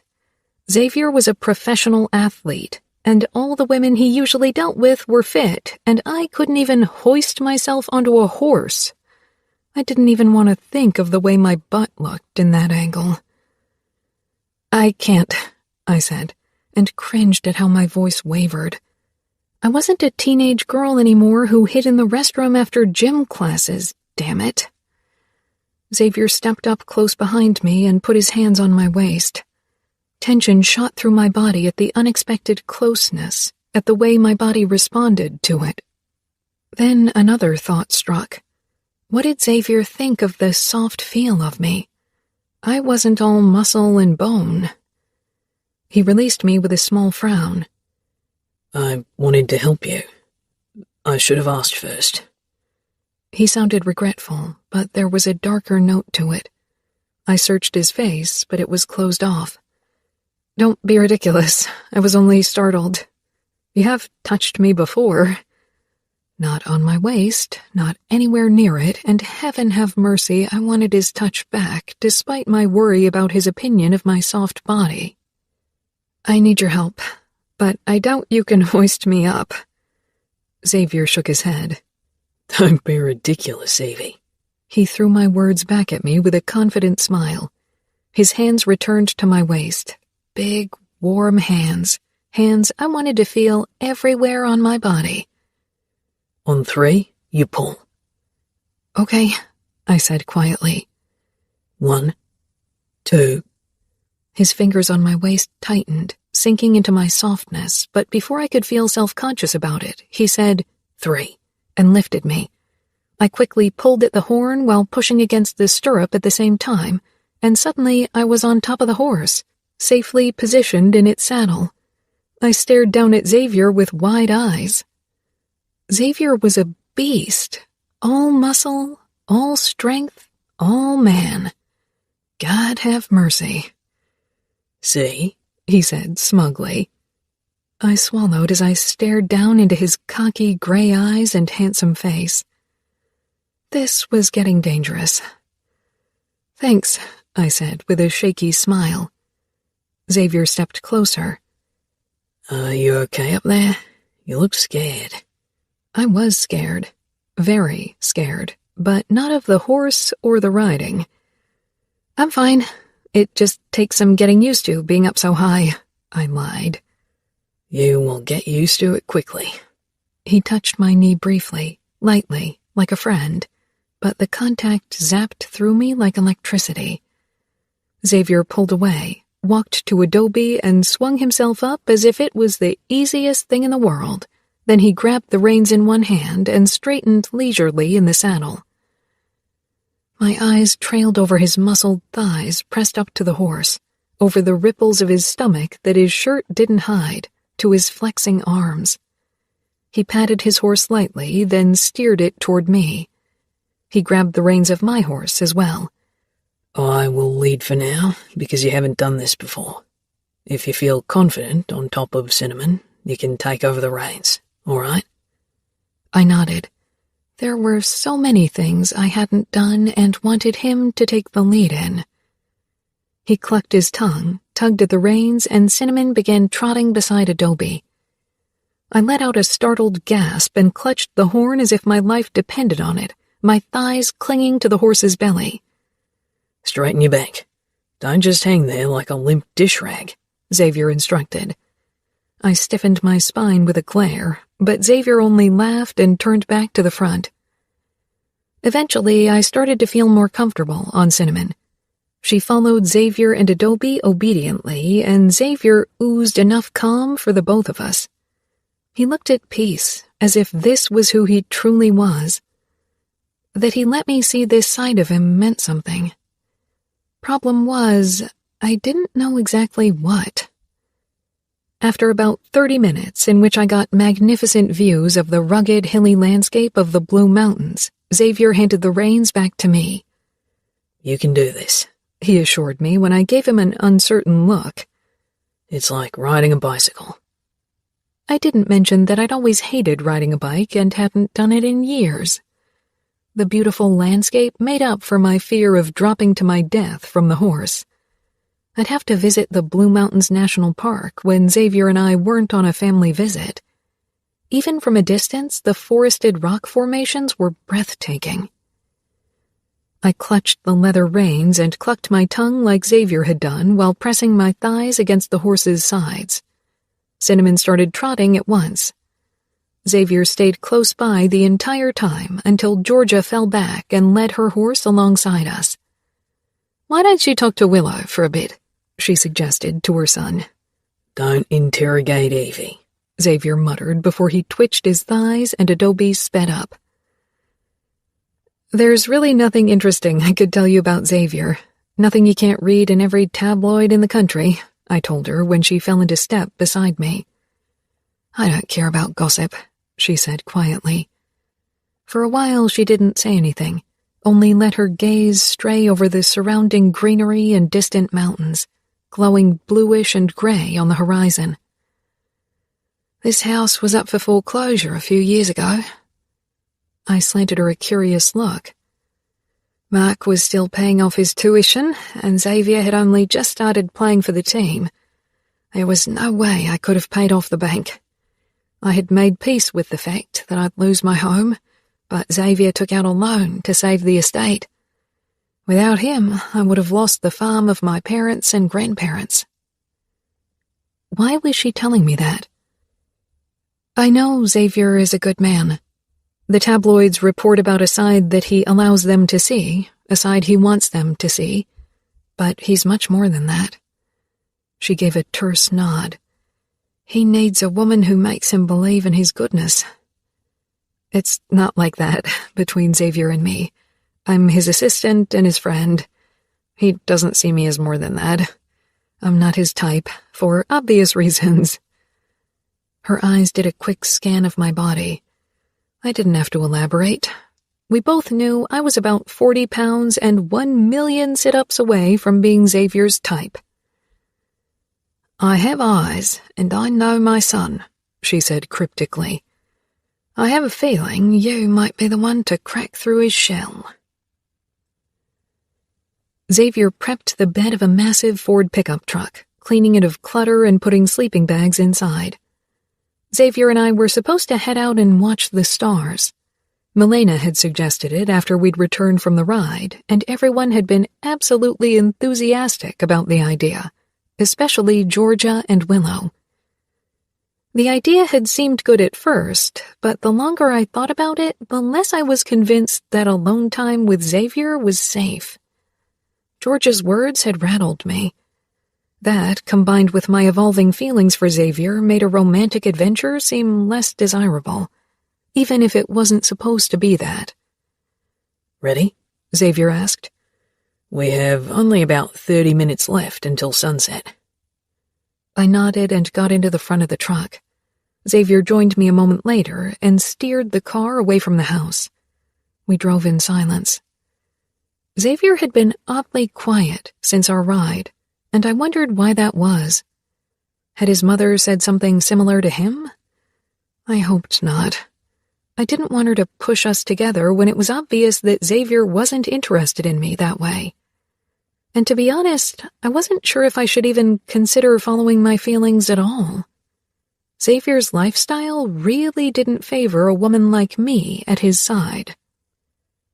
Xavier eventually stopped the truck in the middle of nowhere, and we got out and climbed on the truck bed. The air was getting surprisingly cold as the sun set, and soon goosebumps covered my skin. My chinos and the thin sweater didn't really keep out the cold. I dragged the sleeping bag up to my chest as I stared up at the night sky in awe. Despite the chill, I could appreciate the sparkling beauty that nature had to offer. Are you cold? Xavier murmured, startling me.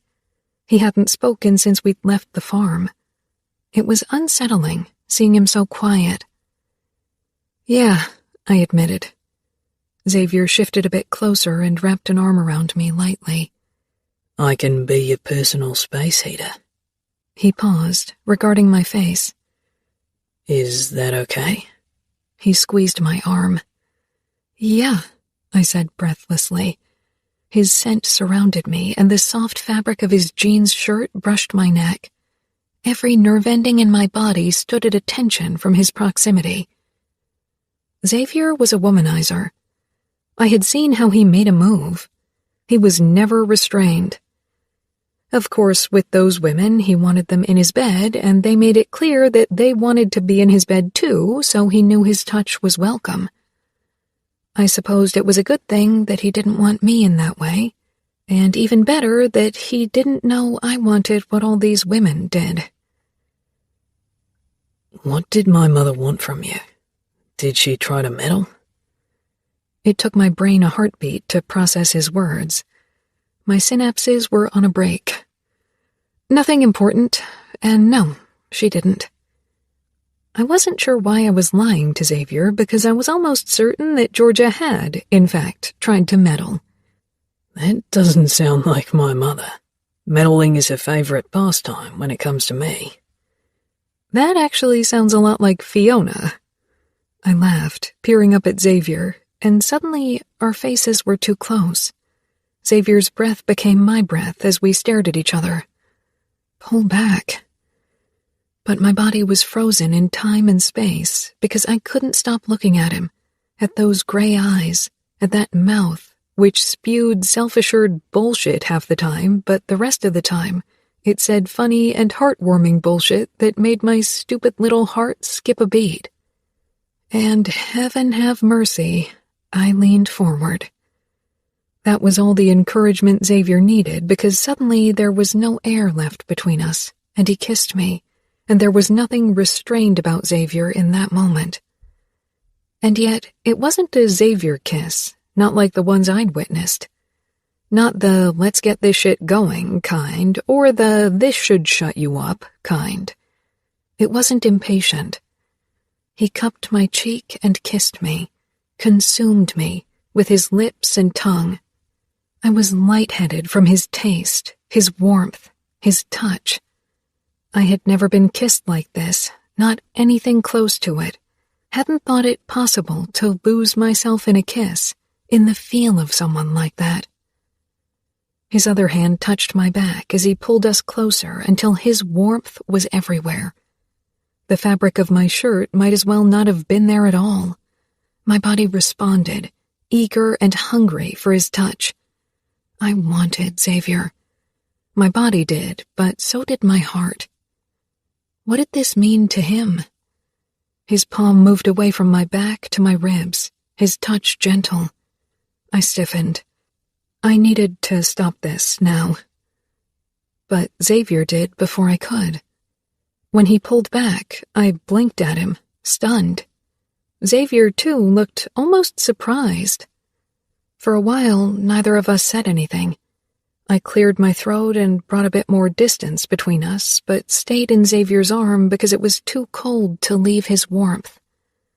My eyes were drawn back up to the stunning night sky, trying to get distracted by the sight, trying to ignore the fireworks in my body and the way Xavier was still watching me.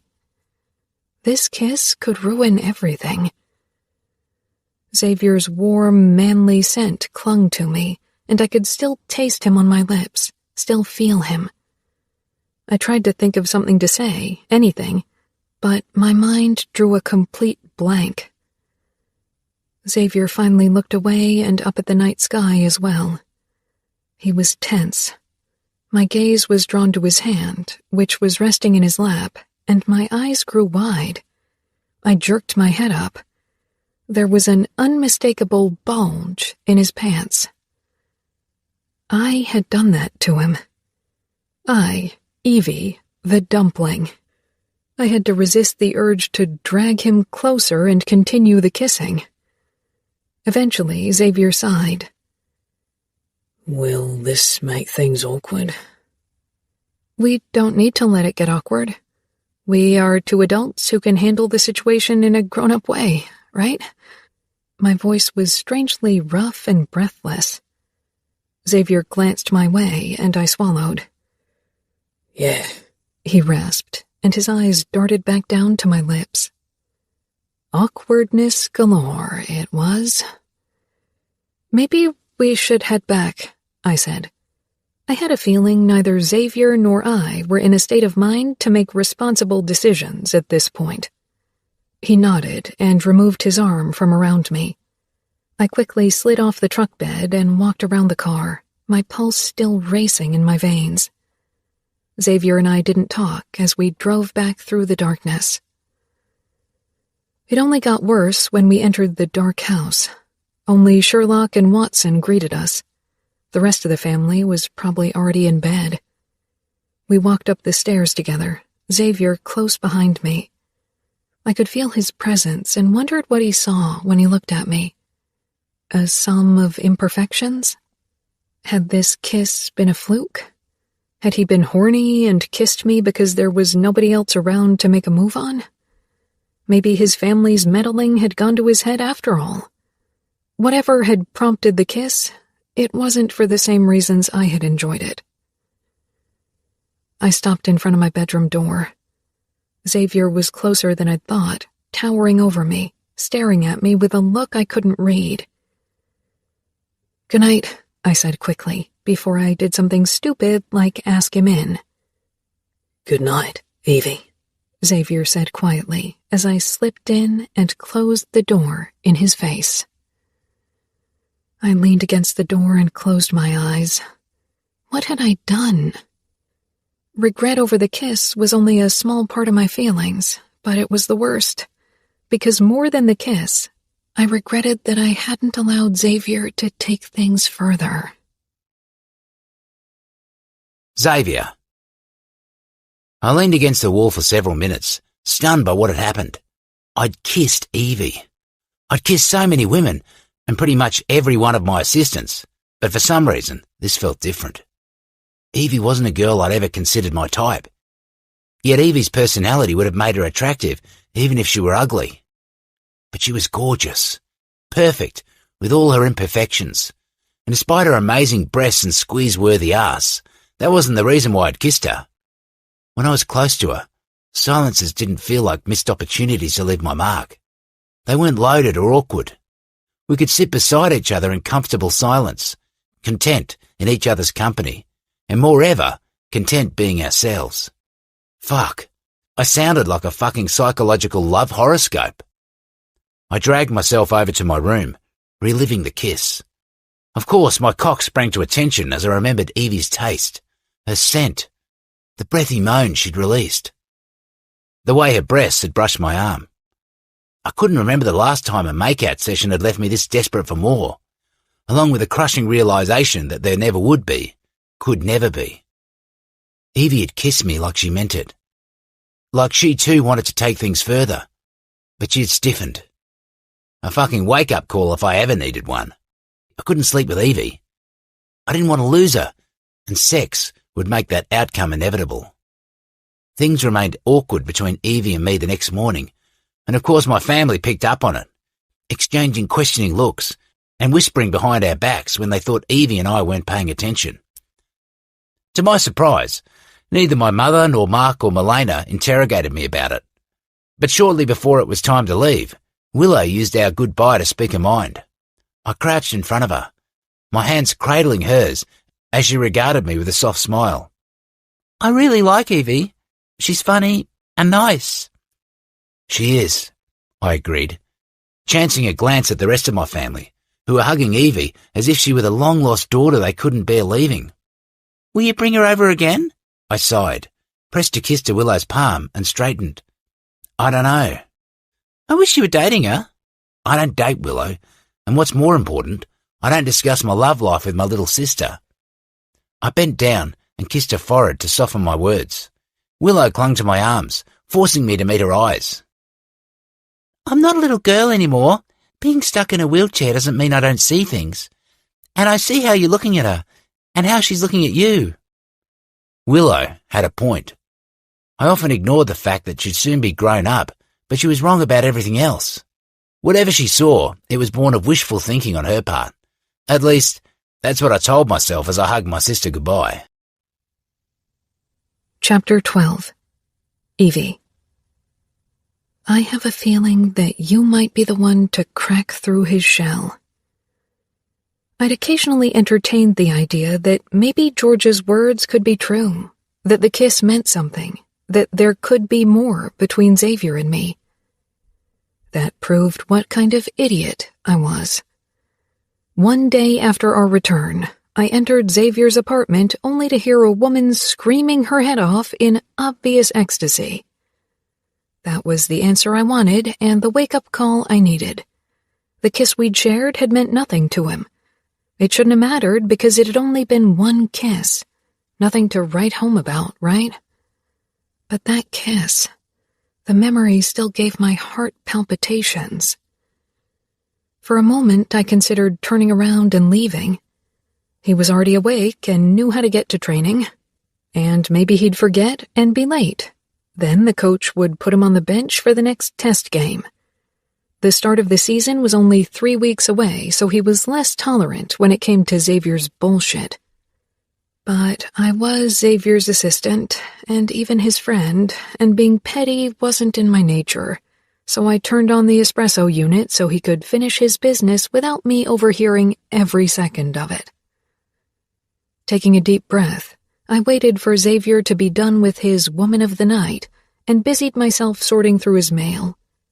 The only appointment, except for training, was something Xavier had added to the calendar only yesterday evening after he'd dropped me off at home.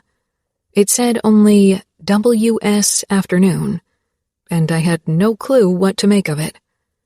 But the more pressing problem was that I needed to get Xavier to training in exactly 40 minutes, and he was still busy banging his date. Mouth twisting, I took out the milk and cups and made myself a cappuccino. I sipped at it when more screaming rang out above, only this time it sounded angry, and a woman stormed onto the landing, half-dressed and looking royally pissed. Usually women left Xavier's bedroom with a dreamy little smile or a look of sick infatuation. The anger came later, when he didn't call them back. "You're an asshole." He was. Xavier stepped out of the bedroom in his white Calvin Kleins, looking like a wet dream come true. "Listen," she interrupted him. "What's my name?" He grimaced. He rubbed his head, eyes finding me. I had no clue who she was. She wasn't someone I knew from the tabloids, so he couldn't hope for my help in this case. I smiled at him over the rim of my cup as I took a leisurely sip of my coffee. One corner of his mouth tipped up. He didn't even care that he didn't remember the woman's name. "You don't remember, right?" she hissed. "I can deal with that, but calling me by a different woman's name? Really? You are a dickhead." The woman stormed down the remaining steps. Xavier followed without hurry. I lifted the lever of the espresso unit, and the dark liquid poured into Xavier's cup. I added 1 cube of sugar how he liked it. It was pretty much the only sugar he allowed in his meal plan. The woman's eyes landed on me, recognition flashing in her eyes. It was difficult to stay in the background as Xavier's assistant. Her gaze darted from Xavier to me. "Let me guess, you are Evie?" I frowned. "Yes, I'm Xavier's assistant." She shook her head, then she left without another word. "What was that?" I asked, handing Xavier the cup. He took it. "The usual," he said, then added quickly, "What's on today?" I paused. Xavier never asked about his appointments on his own accord.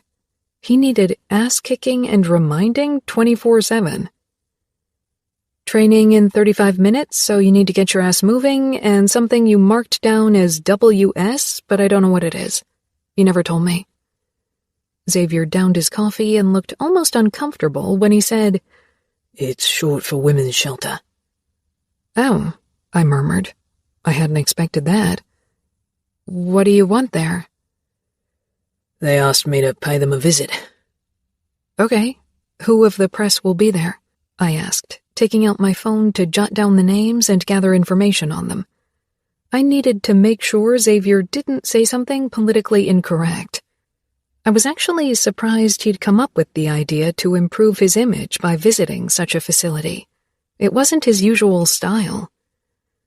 "No press," Xavier muttered. He set down the cup without another word and headed back upstairs to get ready, I supposed.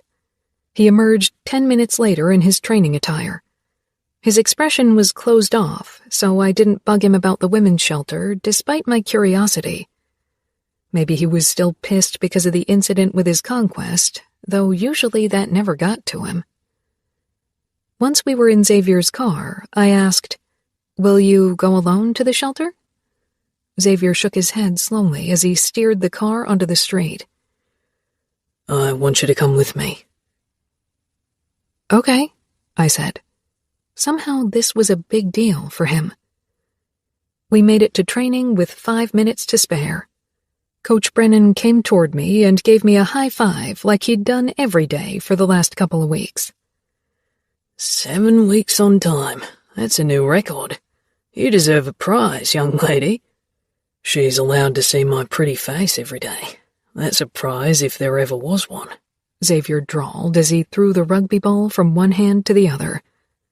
I rolled my eyes at him, then smiled at the coach. "I deserve accolades from the Queen, if you ask me." Brennan laughed. "I love her." Xavier regarded me with slightly narrowed eyes, still playing with the ball. Then Connor bumped into him, and the two of them began shoving each other in jest. Xavier was oddly quiet on our way to the women's shelter in the afternoon. These strange silences had become more frequent, and not just since the kiss. "Why isn't the press invited to this?" I asked. "If you'd let me know in advance, I could have arranged something. You could really use that kind of positive publicity, Xavier." "It's nobody's business what I do in my spare time." I huffed. "Xavier, you flout pretty much every aspect of your life for everyone to see. People know about your women, your party escapades, your morning, training, and evening routines." He parked the car in a narrow side street in Yonora, a suburb of Sydney where I'd never been, apparently one of the poorest neighborhoods in the region. Many of the houses were run down, and Xavier's car drew unnecessary attention toward us. "That's business." I tilted my head. His family had never been in the press.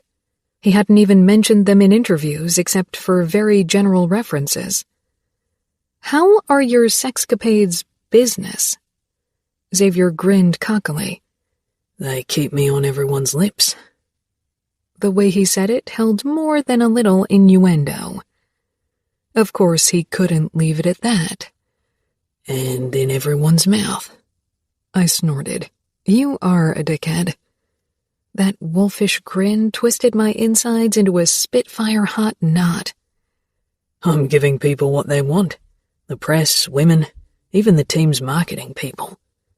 "And what is it you want?" I asked curiously. Xavier didn't say anything, only stared out of the windshield, leaving me to stare at his striking profile. My fingers itched to reach out and rake my nails over the dark stubble. The air became stuffy and hot inside the car. I shook the collar of my blouse to cool down. Xavier's eyes darted down to my chest. I released the fabric, swallowed, and met his intent gaze. "We should get out. It's getting too hot."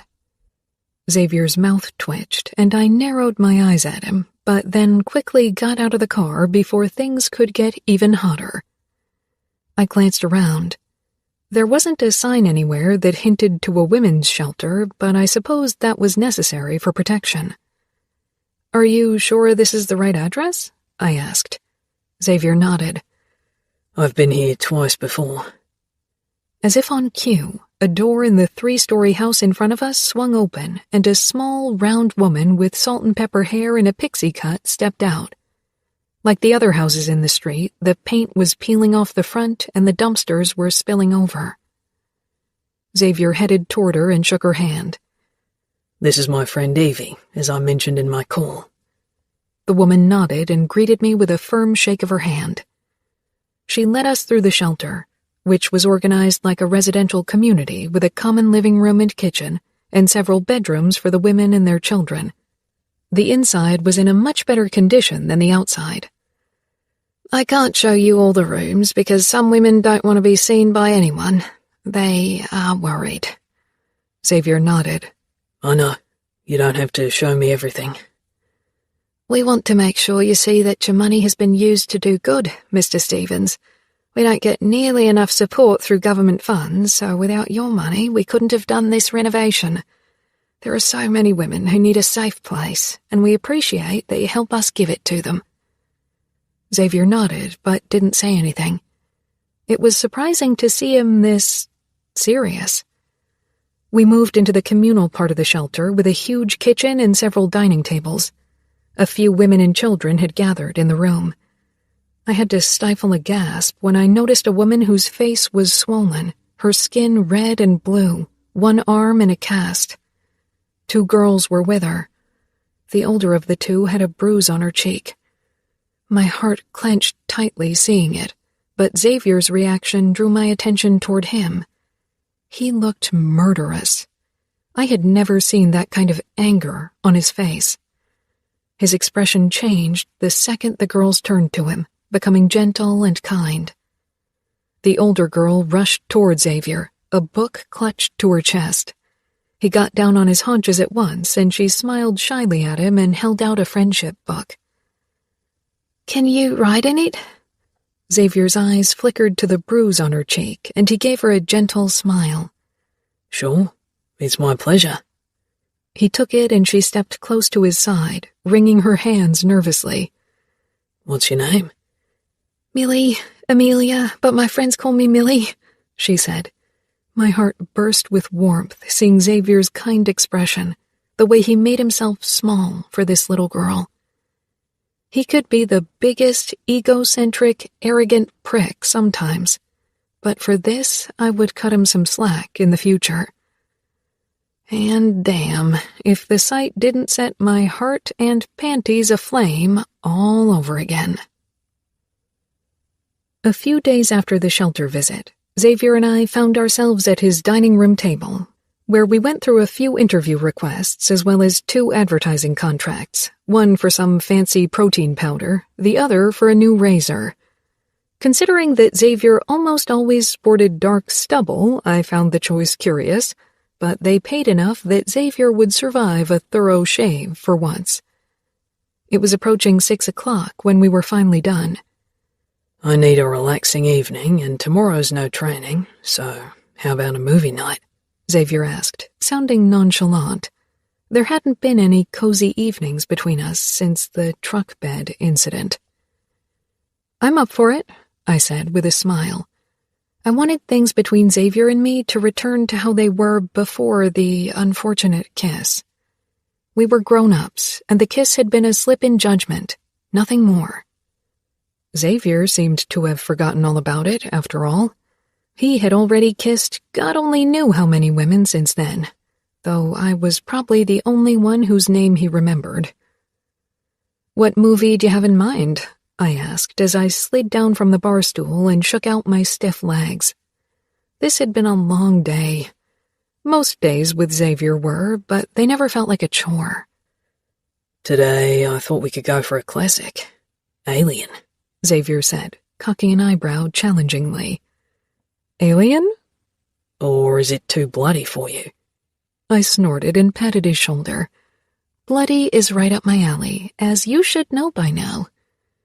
Still difficult to believe there's a woman out there who doesn't enjoy dramas and chick flicks.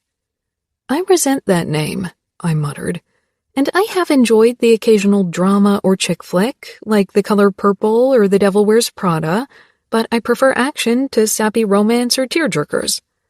I pulled my sweater over my head because it was simply too warm.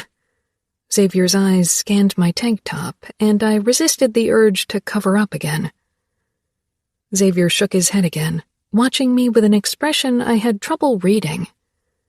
Deciding not to bother before I ended up misinterpreting it, I grabbed a bottle of water and moved toward the sofa, where I made myself comfortable. "What's for dinner, honey?" I piped as I threw my nylons-clad feet up on Xavier's table. Xavier shook his head, but the same strange expression remained on his face. How about burgers? "Sure, I'm taking whatever you're having," I called, then turned the TV on. Xavier, of course, didn't order just any kind of burger. He ordered a keto-friendly burger without bread with a side of avocado fries and salad from some organic cafe around the corner. He came over with the low-carb, non-alcoholic beer I'd grown used to while I was in his apartment.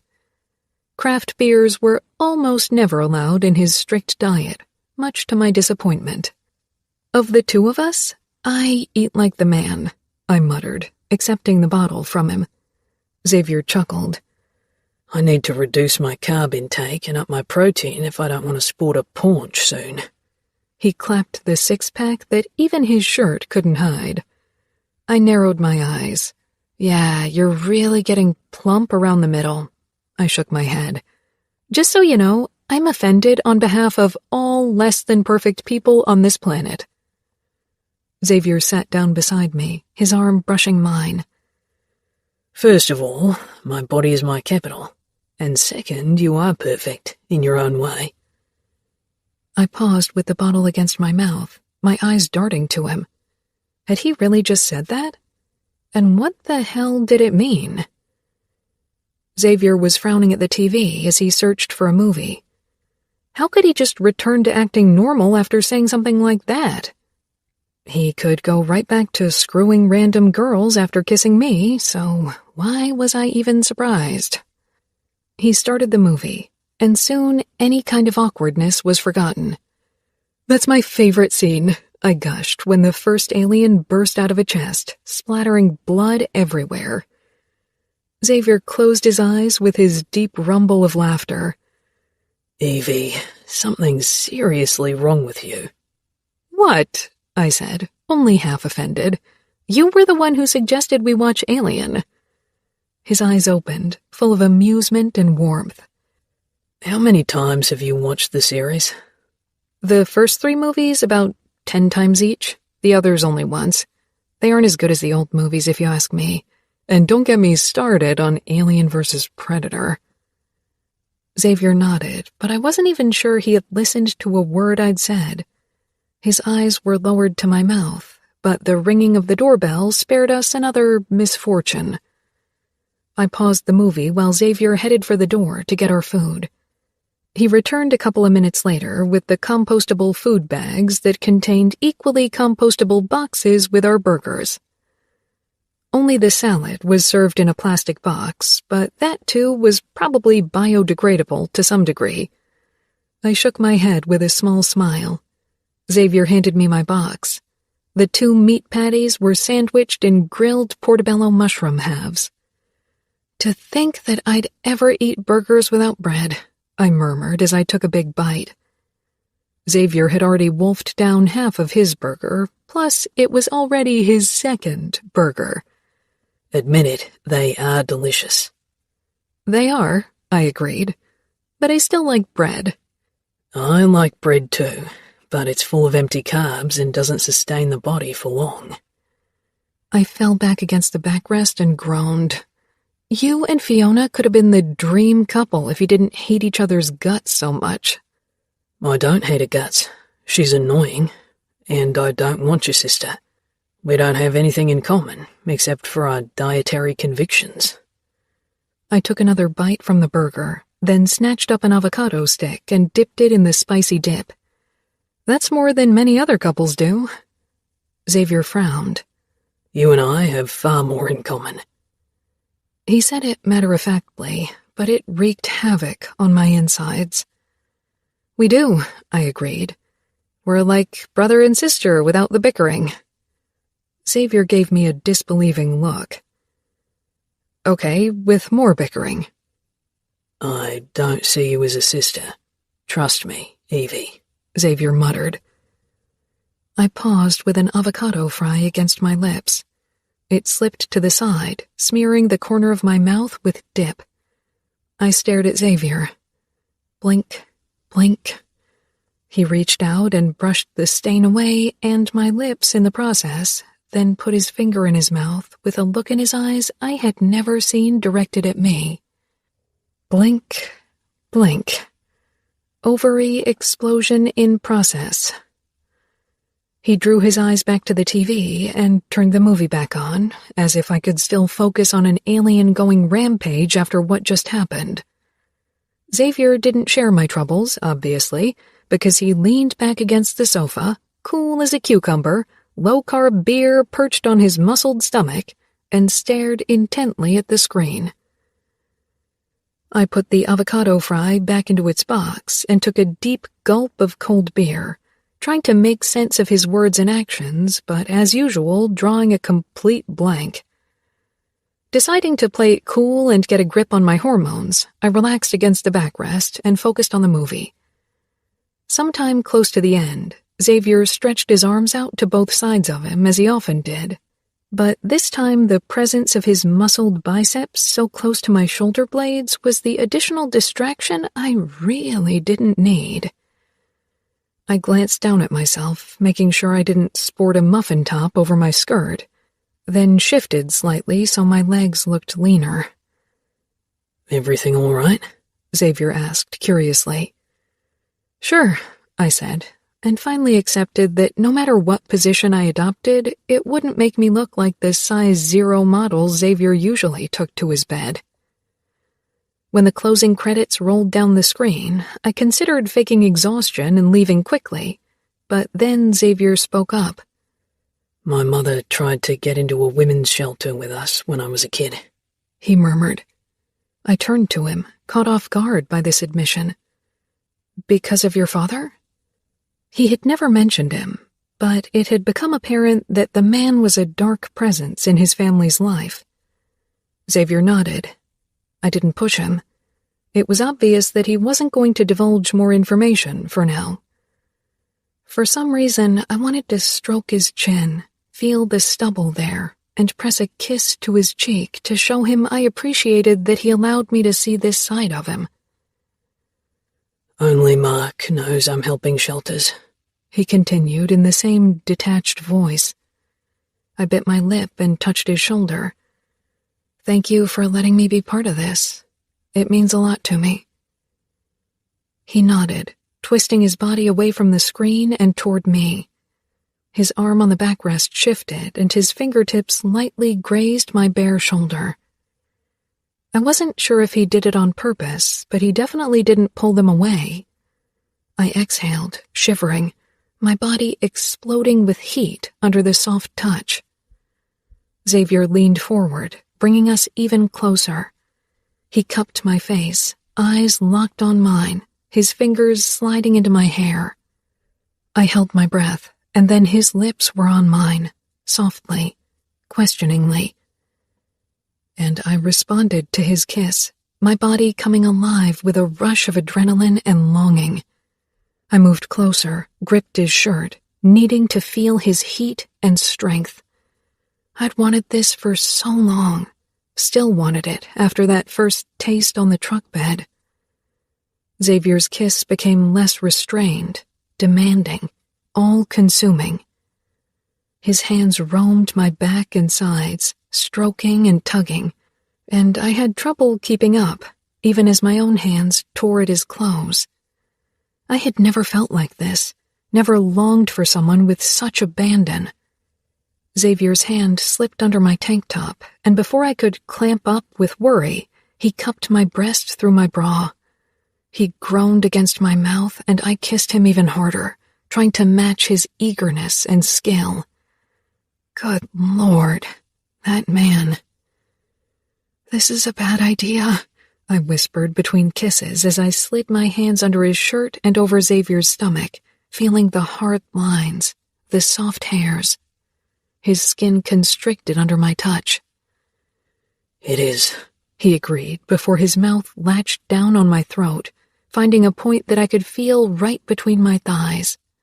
His fingers cupped my nipple, and he gave the smallest twirl that had me moaning wantonly into his mouth.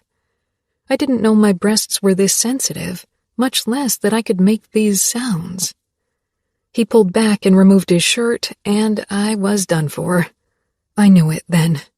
His lips reclaimed my mouth, and his finger my nipple. I pressed my thighs together, needing friction. His eyes flashed up to my burning face. I want you, he rasped. I don't know how long I'd wished for those words, and they tore down my last wall, obliterated my final sliver of doubt. Then take me, I whispered, a thrill shooting through me. Xavier growled against my mouth. Upstairs. I nodded, half delirious with want, half terrified. Xavier pulled me to my feet and kissed me again. Somehow we stumbled our way upstairs, kissing and touching. The glow from downstairs was the only light source, for which I was glad when Xavier pulled my tank top over my head, leaving me in my bra. I didn't get the chance for worry because his hands were already on my skirt, opening it quicker than I had ever managed, and then his mouth was back on mine, and his fingers slipped into my panties. Oh, holy mother of goodness. Xavier groaned deeply when his fingers glided between my folds. Good Lord, Evie. You are so fucking wet. Nobody had ever touched me there.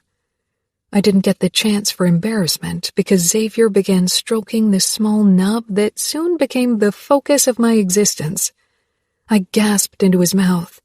He drew back to watch me, and I ducked my head, my cheeks heating.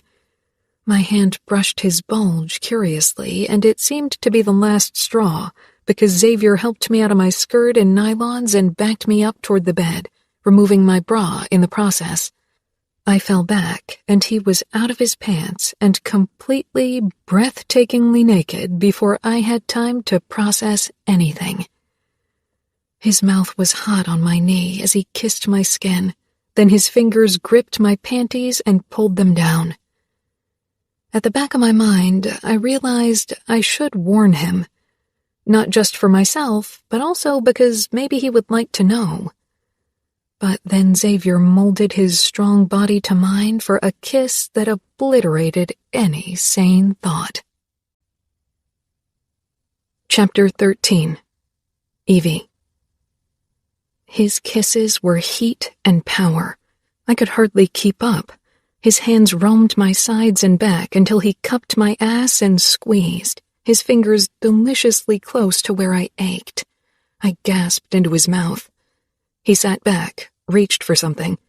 In the dim light from downstairs, I made out a flat, bright red wrapper. A condom. This was really happening. He made quick work of the condom package, ripping it open with a tug of teeth. With practiced ease, he rolled it down his erection. He was long and thick. Good God. Tomorrow morning, I'd be just another girl he'd banged. Another notch on his belt.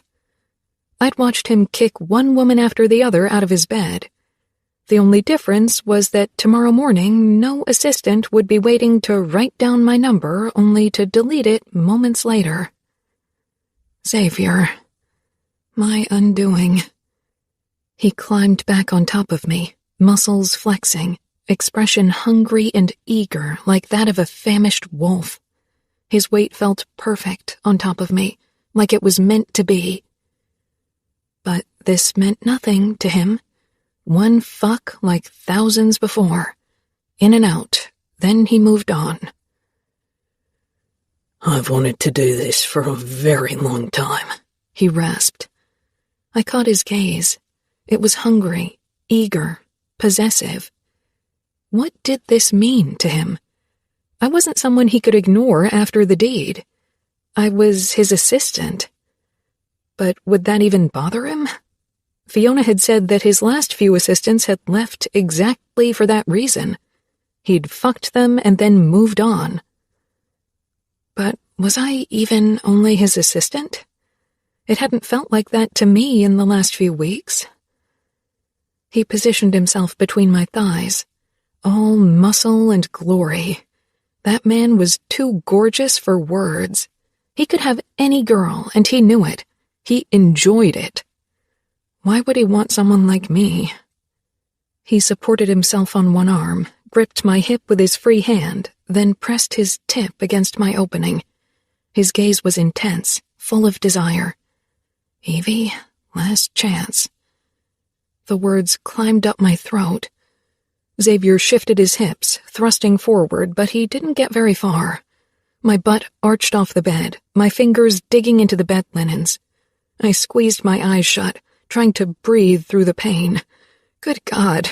My muscles clamped down on his erection, my body obviously very averse to taking him in.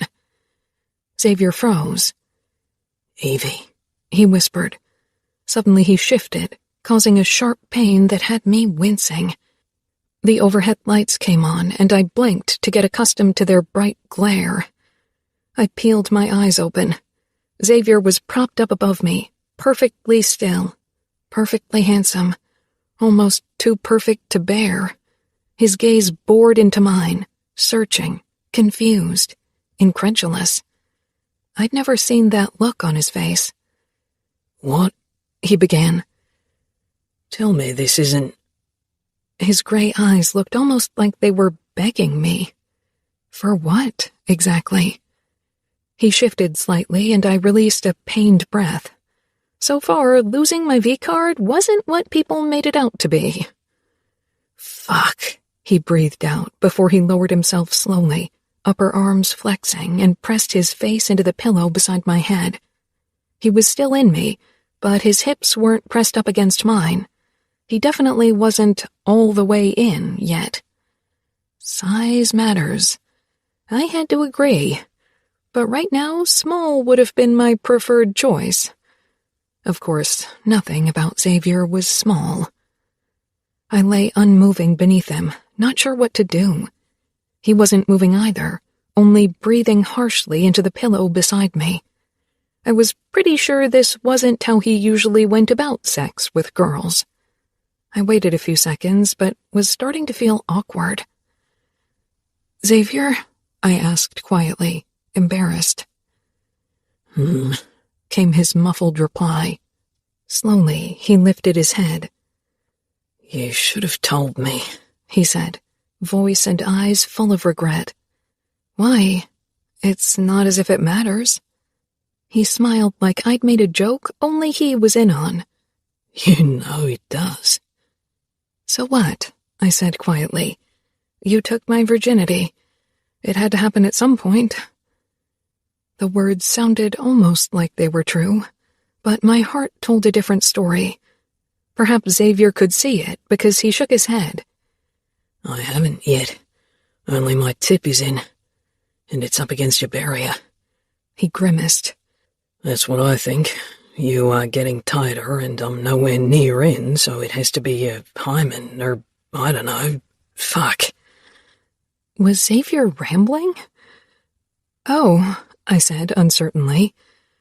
"There's a lot of pain for so little progress." Xavier let out a laugh. He pressed a kiss against my temple.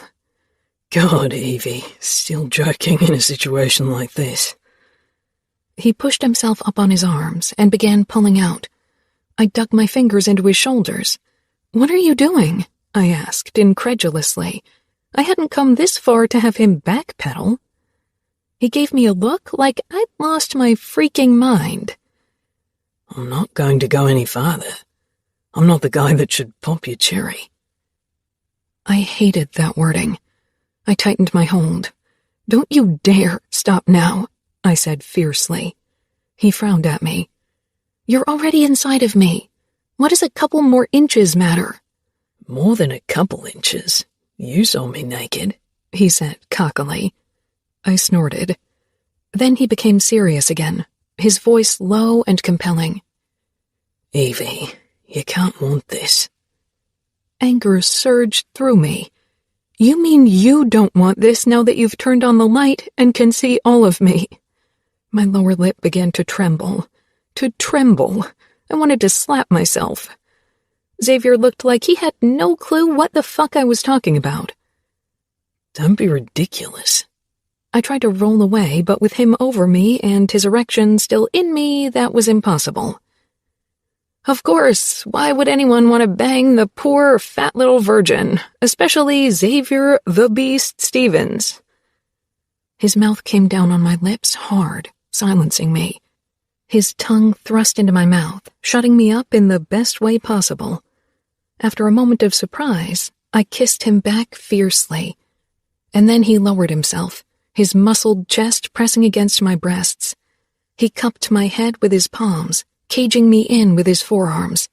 He kissed my ear, murmuring, "I hope you won't come to regret this, Evie, like I will."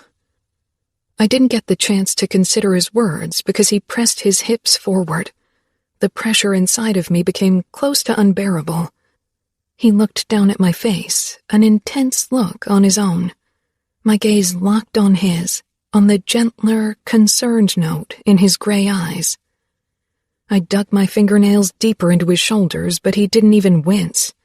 He kept slowly pushing deeper into me until I could feel my body yielding to his pressure, and then he slid all the way in. The air left my lungs in a whoosh. It hurt like hell. He kissed my temple, then my forehead. My heart fluttered at the gentle gesture, so unlike the Xavier of the tabloids. Our bodies were flushed together. He was so strong and powerful, for once making me feel small and delicate and not like the dumpling that I was. I wanted to tell him that I'd fallen for him many movie nights ago. "I really wish your Maserati were a compensation for your penis size," I said, out of breath.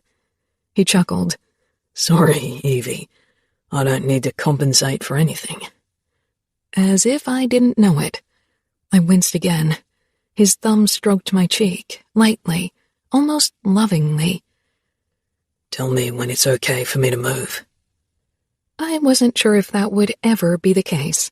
My body definitely wasn't in favor of movement. You're making a face as if you're trying to solve a complicated equation. This is sex, not Sudoku. I huffed. You are not being split in two. His expression softened. That bad, That look on his face.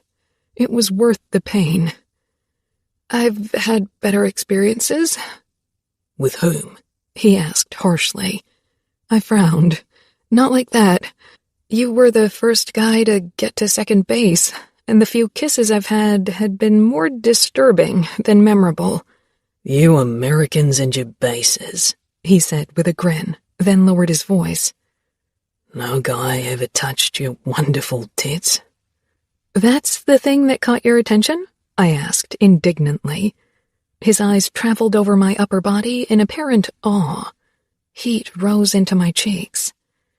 They are marvelous, he said reverently. I started laughing, and slowly the tension in my core loosened. I fell silent, again stunned by the man above me, inside me. You can move, I said quietly. And he did. He was slow and gentle, as if we had all the time in the world. He never took his eyes off my face, even when his own became more and more strained. I could have watched him forever if there hadn't been the little issue of pain. Xavier didn't falter in his thrusts, and when he reached between us and his fingers found my sweet spot, some of the pain disappeared. I wasn't sure how long he could continue, but his stamina was admirable. Eventually, I dared to whisper, "Can you come?" Xavier's brows snapped together. I want you to come first. Admirable, but unrealistic. I don't think I can come, I got out, flushing. Xavier faltered in his thrusts. That bad? Should I stop? I want to see you come, I admitted. I don't want to hurt you worse. Please, Xavier. Something in his eyes shifted, something that filled my chest with warmth. He kissed me lightly. I'll be quick. I'm not going to last much longer if I let loose. You're too fucking tight. He sped up a bit, his thrusts hitting deeper than before. I clung to his neck. Come. By now, he was moving faster and harder than my body was happy about, but I wanted to see him come. I don't think I'd ever wanted anything more. And then he finally tensed, his head falling forward as he jerked inside of me. Sweat trickled down his chest. I slid my fingers through the fine, dark hairs there, over the steel of his muscles. He breathed out, his stomach flexing. He stayed like that for a while, and I couldn't help but feel a stupid sense of triumph that a man like him wanted me. He pulled out and let himself fall to the bed beside me before he slid his hand under my waist and pulled me toward him like I weighed nothing. I pressed my face into his chest, marveling at the hammering of his heart, at his musky scent. I was utterly and completely in love. And the throbbing between my legs was joined by another pain, a hollow sensation in my chest, because Xavier didn't do love. He didn't even date. He fucked and rucked. Everyone knew it. Are you all right? Xavier asked in a deep, after-sex rumble I'd never heard before, a voice like warm honey and crisp autumn leaves. My throat tightened. Xavier tensed. Evie? I'm fine, I said quietly but firmly. Xavier drew back, probably to look at my face, but I pressed my cheek harder against his chest, scared my feelings for him would be plain as day. I want to see your face, he murmured. His voice had a quality to it I didn't recognize. My curiosity won out, and I finally lifted my head. Xavier's dark brows were drawn together, his short hair mussed up, and guilt shone in his eyes. He had no reason to feel guilty. Everything between us had been my choice. He didn't say anything, only searched my face, and I let him. I took my time admiring him, the dark stubble ghosting his strong jaw and sharp cheekbones, the piercing gray of his eyes like a summer sky before an impending storm, those kissable lips capable of the most infuriating smirk in the history of humankind. Love hadn't been part of the plan. "Did I hurt you?" he asked quietly. His worry upped my emotions, and it took considerable effort to keep it from showing on my face. "It's getting better." I had a feeling the real hurt was yet to come, in the morning, when the harsh reality smacked me in the face. "Can we go to sleep now?" He nodded, but the look of regret and guilt remained, and I knew why. He, too, was thinking of the next morning. I kissed Xavier once, lightly, sweetly, then rested my cheek against his firm chest. He shifted, and the lights went out. It took me a while to feel tired, and even longer to fall asleep.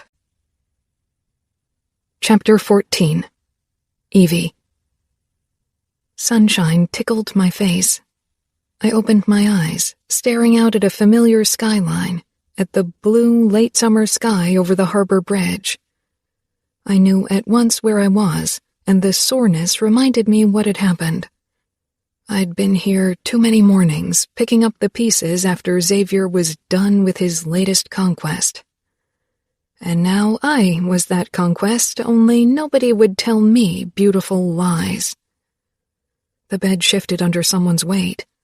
He was still here? Hope flooded me. Slowly, I rolled over until I faced his direction. His back was turned toward me, ripped and broad. Glorious muscles.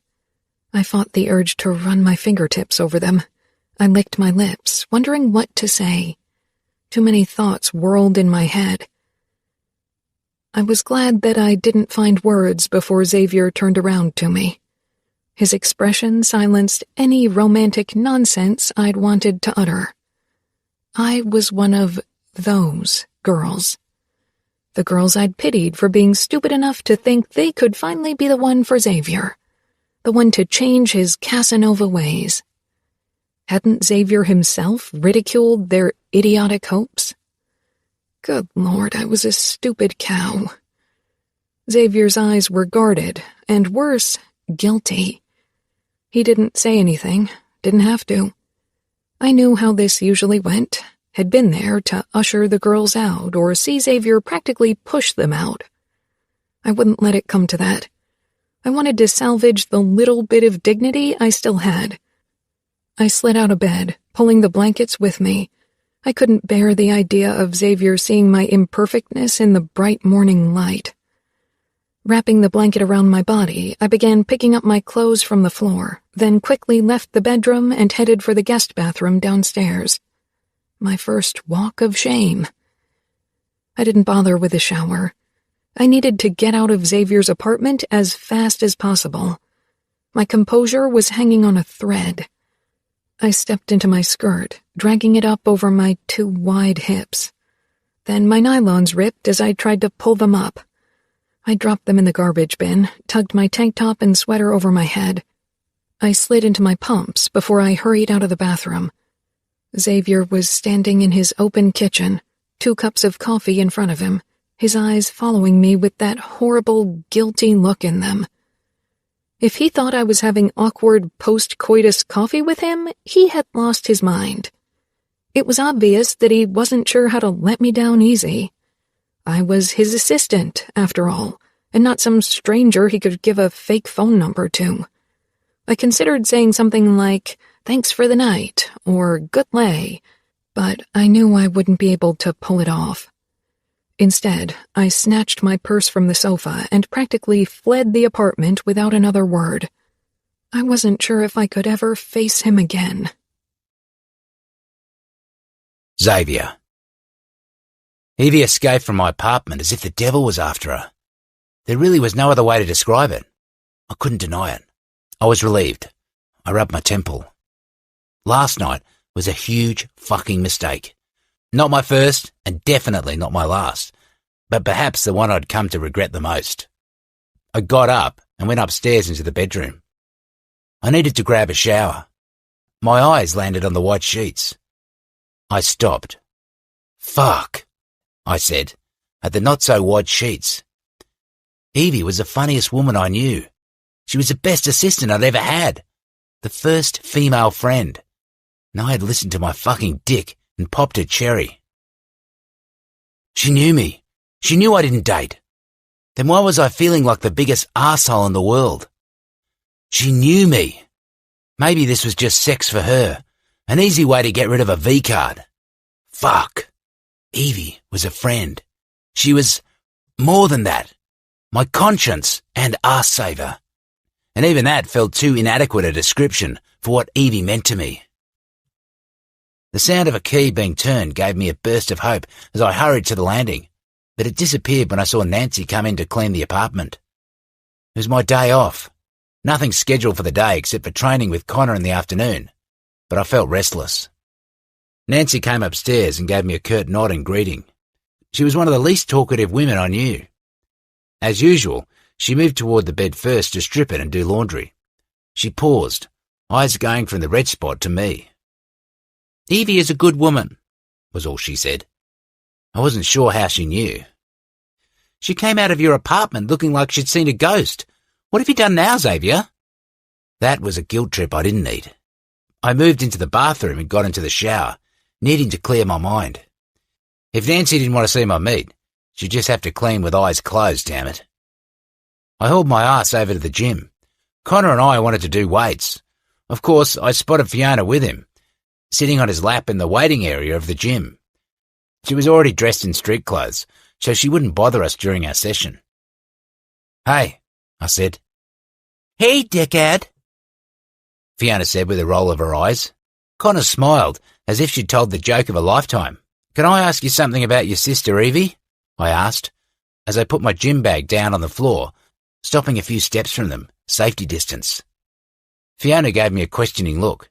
You're not her type. You don't even know what I was going to ask, I muttered.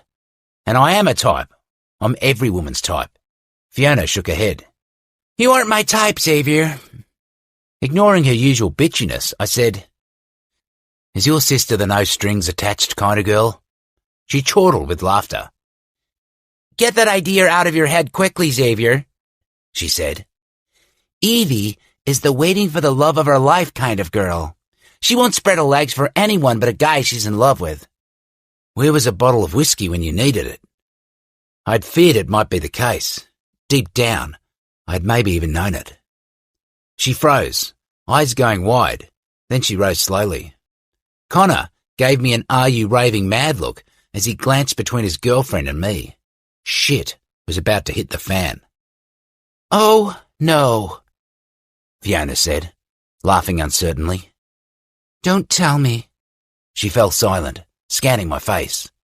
She shook her head. You didn't. You make it sound like I had to force her. She was more than willing, believe me. Stupid mouth. Fiona lost her shit. She threw a purse at me, which I dodged. It hit a guy behind me, but Fiona didn't care. She staggered toward me. I didn't bother trying to get away. I probably deserved whatever ass-kicking she had prepared. You can have every girl, but couldn't you have kept it in your pants in that one case? This isn't some joke, Xavier. Evie deserves better.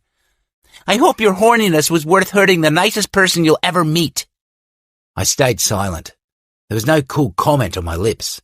Evie was the nicest girl I knew, and the only one whose snarky comments had almost made beer shoot out of my nose. She shook her head again, in disgust this time. I'm going to pick up the pieces of your selfishness, you bastard, because for once, Evie can't do it. Fiona pushed past me, snatched her purse from the floor, and rushed out of the gym without another backwards glance. When she was gone, I looked at Connor. She makes it sound like I'm the only one who messed up. Evie is my assistant. She knows me. Everyone knows, Connor agreed as he stood. The press reports about it every day. I slung my gym bag over my shoulder. See? She knows what she got herself into. Connor shrugged. I wished he wasn't giving me that disappointed look, as if I'd broken his stupid little heart. It's not his heart you've broken. What? I asked angrily. She knew you threw away the attention groupers in the It Girls, but you spent almost every day with her. You introduced her to your family. You had movie nights with her. I introduced her as my assistant. You never have before with other assistants. Connor sighed and gripped his gym bag. Know what, mate? I don't care. I only know that I'll have to live with a fucking mad Fiona for the next few days while you're probably going to fuck the next girl tonight. Nobody forces you to be with Fiona. He gave me a condescending smile. See? That's what you don't understand. While Fiona drives me up the walls half the time, the other half, she makes me the happiest I've ever been. I rolled my eyes.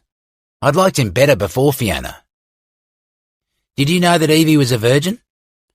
Connor grimaced. Fiona mentioned it to me. And you didn't tell me? Mate, why would I talk about Evie's virginity to you, or anyone for that matter? I nodded. To be honest, I didn't think you'd make a move on her. Yeah, well, you were wrong. Obviously. He shook his head. Trust you to fuck anything as long as it has a pussy. Careful, I growled. A slow grin spread on Connor's face. Are you being protective of Evie? We're here to do weights, not gossip, I said, tightening my hold on my bag and moving past Connor before his annoying expression made me want to punch him. Evie. A key turned in the lock. I didn't move from my spot on the sofa, nor did I look up from the empty bucket of ice cream in my lap. Chocolate chip with cookie dough. I was about to start the second bucket, even though I was already feeling pretty sick. Heels clicked on the hardwood floor as Fiona walked over to me and sank down beside me, carrying a bag with another bucket of ice cream and a bag of chips. She knew me too well. She regarded me, and I knew she knew. How did you find out? I croaked. Came across the asshat in the gym. I cringed. And he told you? He asked if you were the no-strings-attached kind of girl. I threw my purse at him. She stroked my head, then she reached over, grabbing the ice cream bucket and stealing my spoon before shoving a spoonful into her mouth. My eyebrows shot up. She took another spoon before offering a spoonful to me. I must be a pitiful sight if you'll forget about carbs and risk your size 0, I said jokingly. My voice was scratchy from crying for hours. Fiona shoved another spoonful into her mouth, almost defiantly, then spoke with ice cream in her mouth. I couldn't remember the last time Fiona had displayed such an unladylike behavior. Who cares about carbs? And then the tears came again. I'm such a stupid cow, Fiona. I know, Fiona said quietly, putting the bucket aside and wrapping her arms around my shoulder. I gave her a look. You are, she said affectionately. How could you let that dickhead get so close? And worse, his dick. I don't know, it just happened. He can be so funny and caring and gentle. But he can also be the biggest womanizing, egocentric asshole in the world, Evie. And you know it. Hell, you've seen him do all kinds of assholey things. You complained to me about all of them. I know. But he'd never been like that to me. Until now. For some reason, I thought things could be different between us. It's my fault. I shouldn't have asked you to become his assistant. But I didn't think he'd make a move toward you. I pulled back, realizing something. You thought he wouldn't make a move because he didn't do fat girls, right? Guilt flashed across Fiona's face. You aren't fat, she said. Don't sugarcoat it. I'm nowhere near a size 0. Not for lack of trying, by God. Deep down, I wondered why Xavier had slept with me at all. I couldn't blame it on an alcohol-induced slip in judgment because we had only drunk non-alcoholic beer. Maybe he'd wanted to find out how it was to bang a curvy girl. I'm sorry, Evie. I'm a bitch. I nodded. She hugged me. Do me a favor. Forget him. Move on. There are so many decent men out there that will treat you right. As if it was that easy. I don't think I can, I said miserably. And I'm his personal assistant. I have to face him every day. I don't think I can bear seeing him with another girl again. Then quit. You'll find a new job. Give him your 3-week notice and let him continue his shitty life. With a little luck, he'll get a bad case of syphilis and his dick falls off. There's a clause in my contract that I can't leave until I've found him a suitable assistant or 6 months have passed. It can't be that hard to find a new assistant for him. Last time you had to get me from the States because all the respectable assistants wanted nothing to do with him. Well, then he'll have to settle for a lousy assistant. That's not your problem. I sighed. If this had only been sex, maybe then it could have worked, but for me at least, emotions had been involved. Come on, let's watch one of the horrible splatter movies you're into, she said, turning on the TV. Just let me put the ice cream in the freezer, since you already have 2 buckets. I nodded and leaned back. Fiona returned, wrapping an arm around me. Turning on the TV, we watched in silence for a long time, until I got tired of the itchiness of my skin that reminded me too much of last night. I should grab a shower. I didn't want to do it in Xavier's penthouse this morning. Fiona wrinkled her nose. You should have told me that you still have Xavier all over you. Then I would have put on gloves hugging you, she said teasingly. I shoved her and she fell back with a smile. My own lips pulled into a small grin. Trust Fiona to make me feel better. She'd always been good at consoling me. When people had teased me for my weight in school, she'd let me cry on her shoulder, and later kicked their asses. I got up and winced. God, it hurt like a bitch. Fiona gave me an understanding look. Sore? Yeah, I said, embarrassed. Fiona got up. I can't believe you lost your V-card to that asshole. I'm already in pain. Do you need to add fuel to the fire? That bad? She asked, then shrugged. I mean, you kind of deserve it. I rolled my eyes. Her eyes hardened, turning protective. Was he being an inconsiderate asshole? He didn't know. Yeah, well, doesn't mean he has to act like a caveman. Fiona, I really don't want to talk about it, but he was really careful after he figured it out. Then why are you so sore? I cocked an eyebrow in Xavier's manner. I don't have to compensate for anything.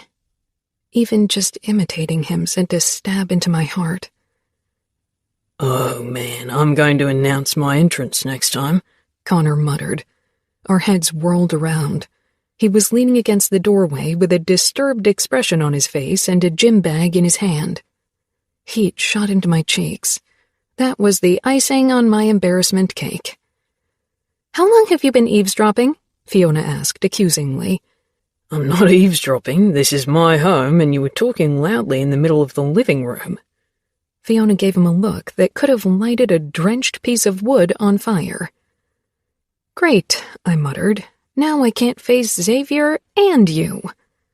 Connor gave me an understanding look, but I didn't want his pity. It was my own fault for forgetting what kind of man Xavier was. Do you need painkillers? Fiona asked quietly. Connor shook his head, grimacing, and went upstairs. Do me a favor and lower your voices when you discuss your female needs. I gave her an exasperated look. This day needs to be over quick. Chapter 15. Xavier. The next day, I didn't wake to Evie's snarky comments or the warning hiss of my espresso unit. When I checked my phone, the first thing I registered was Evie's short message, telling me she was sick and couldn't come to work. After that, my eyes found the time. I had exactly 5 minutes to get to training. Damn it.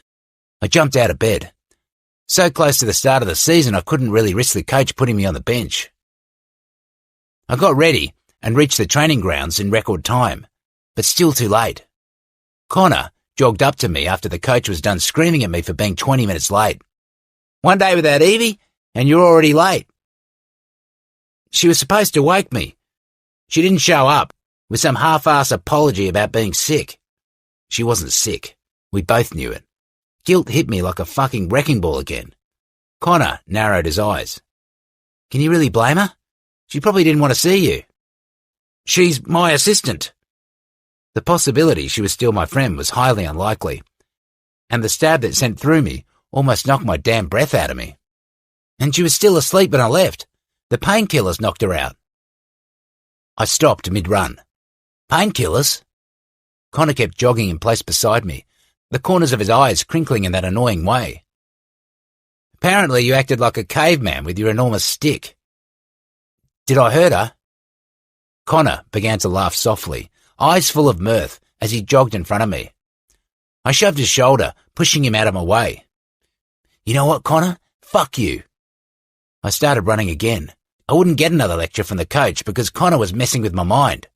Connor fell into step beside me again, still with that fucking air of self-righteousness. I don't know why you were pissed. You didn't have to listen to Fiona and Evie talk about being sore all night. That's not my idea of a relaxing evening, trust me. Is she all right? I asked. Ask her yourself if you really want to know. I'm not getting involved in this.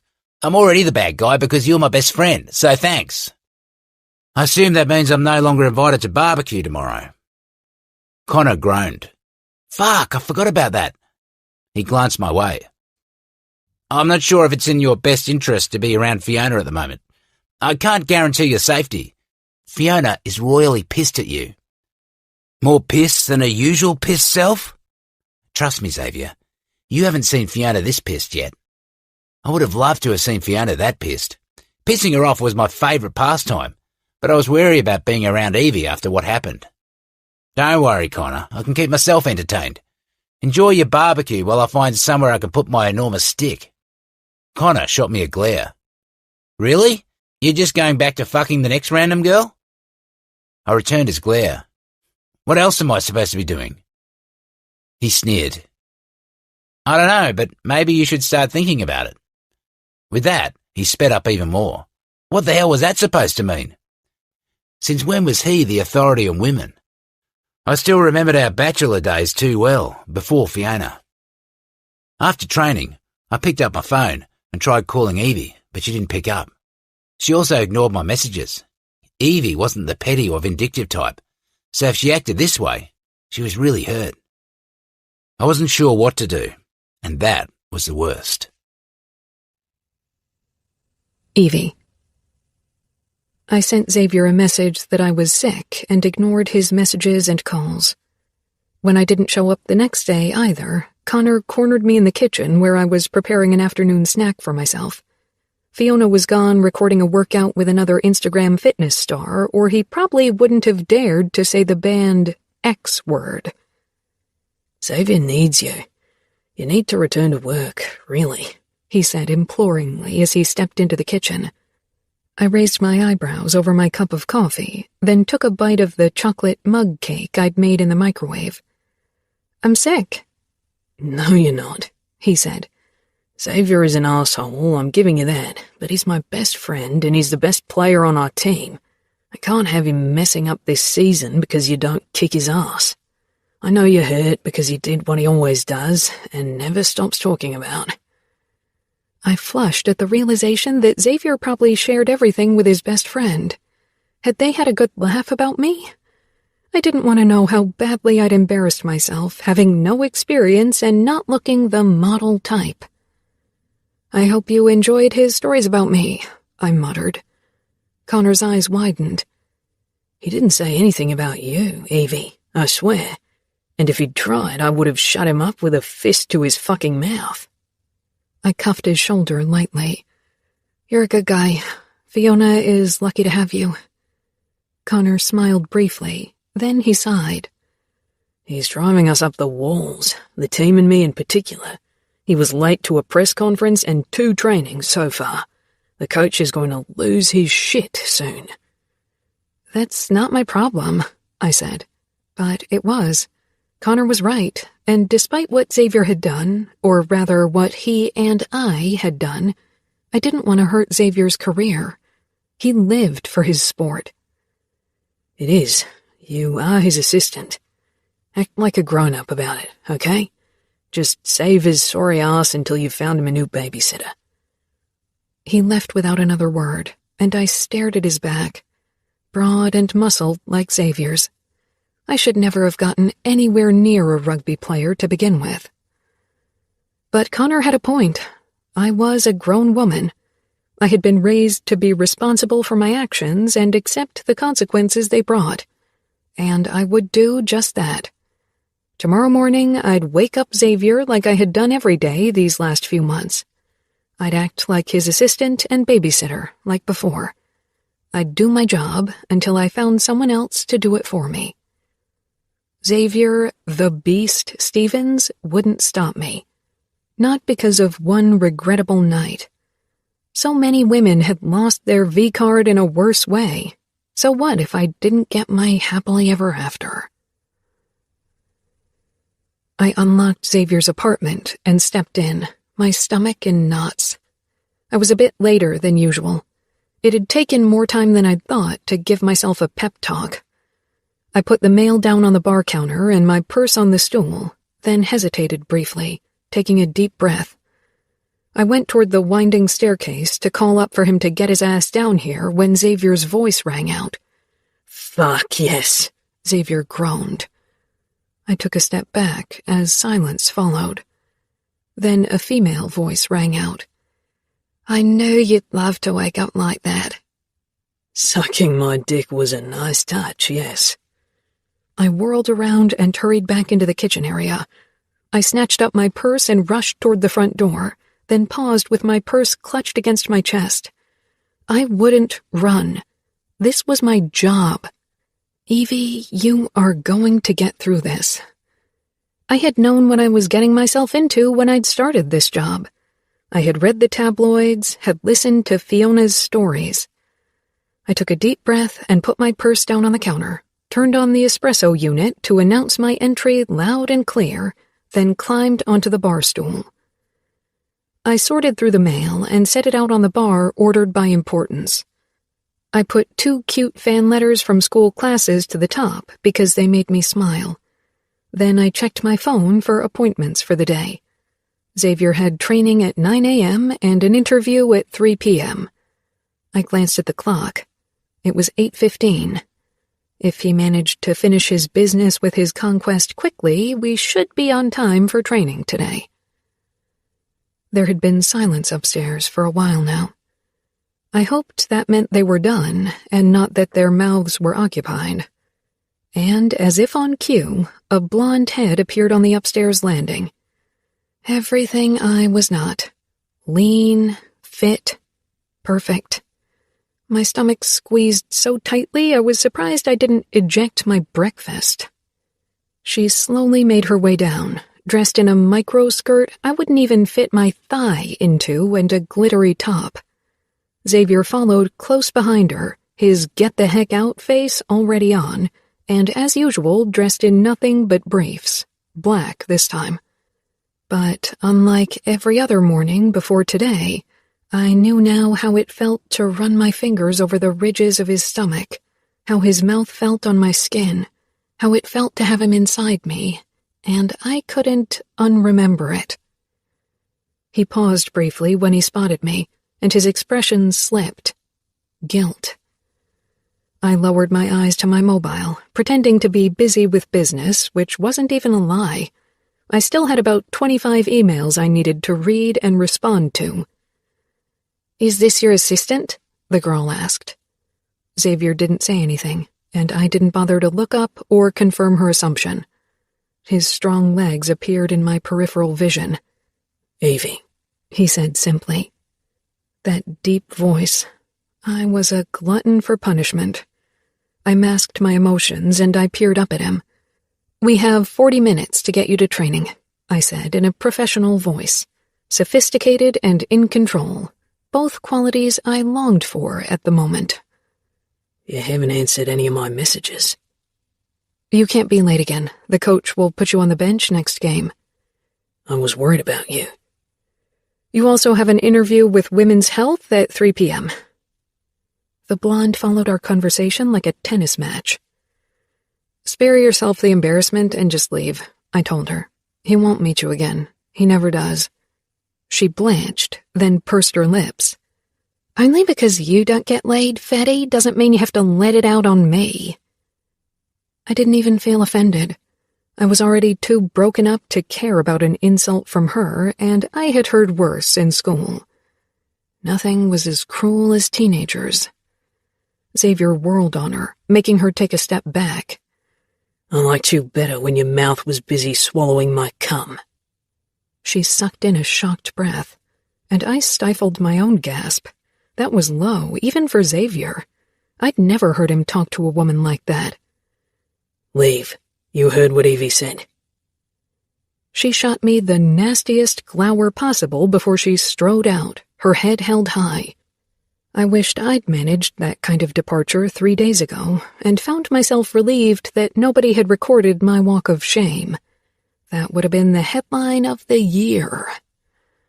That was unnecessarily cruel, I told him. He turned back to me, with a look that made me more than a little nervous. She got what she deserved. I don't know why it's always the same. Oh, you know, women can be foolish sometimes, I said lightly. Xavier grimaced. He rubbed the back of his head. Listen, Evie, I'm late, I know, I interrupted him. We need to leave now. Get dressed. I hopped down from the bar stool, grabbed my purse, and headed toward the door. I will be waiting for you. You've got 5 minutes. I threw a glance over my shoulder at a pained-looking Xavier. I'll leave in exactly 5 minutes, with or without you, I warned as I stepped outside, closed the door, and leaned against the wall in the hallway. 4 minutes and 55 seconds later, Xavier stepped out of his apartment, dressed in his usual training gear. I turned and quickly called the elevator, my back to him. He stopped close beside me. How are you? Oh my God, was he being serious? This conversation isn't happening. Evie.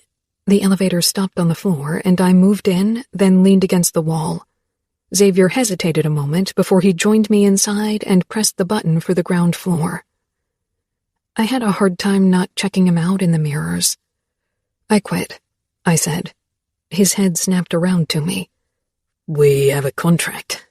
I know, and I'm going to find you a good replacement for me. Don't worry.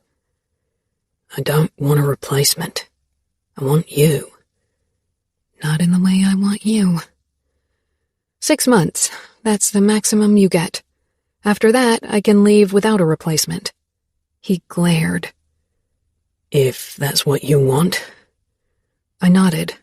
It was far from what I wanted, but it was the best outcome I could hope for. The moment the elevator arrived downstairs, I rushed out. We didn't talk again during the drive. We arrived on the training grounds at 5 to 9.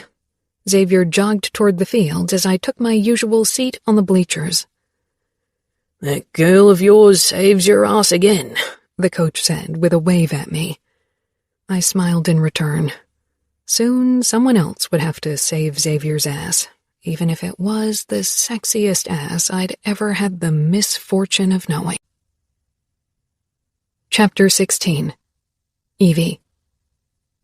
Xavier and I barely talked in the following days, mainly because my answers consisted of one-word replies, and Xavier wasn't used to women giving him a hard time, so he just gave up. I entered his apartment as I did every morning, loudly, to prevent more embarrassing incidents from occurring. I was busy preparing a cappuccino for myself when the sound of steps drew my eyes up, and I froze when the same girl as yesterday morning came down the staircase. Xavier didn't do a girl twice. Ever. I was still staring when Xavier followed after the woman. Then, finally, I focused on the milk foam, but I listened. So, tonight? The girl said in a flirty tone. Sure, you'll pick me up at my place at 8. I couldn't stop myself from looking up. A third date? When he'd moved on from one girl to the other, it had been bearable. But seeing him with someone for real, the way I wanted to be with him, broke my heart into tiny pieces. I can't wait, she crooned. My chest constricted painfully.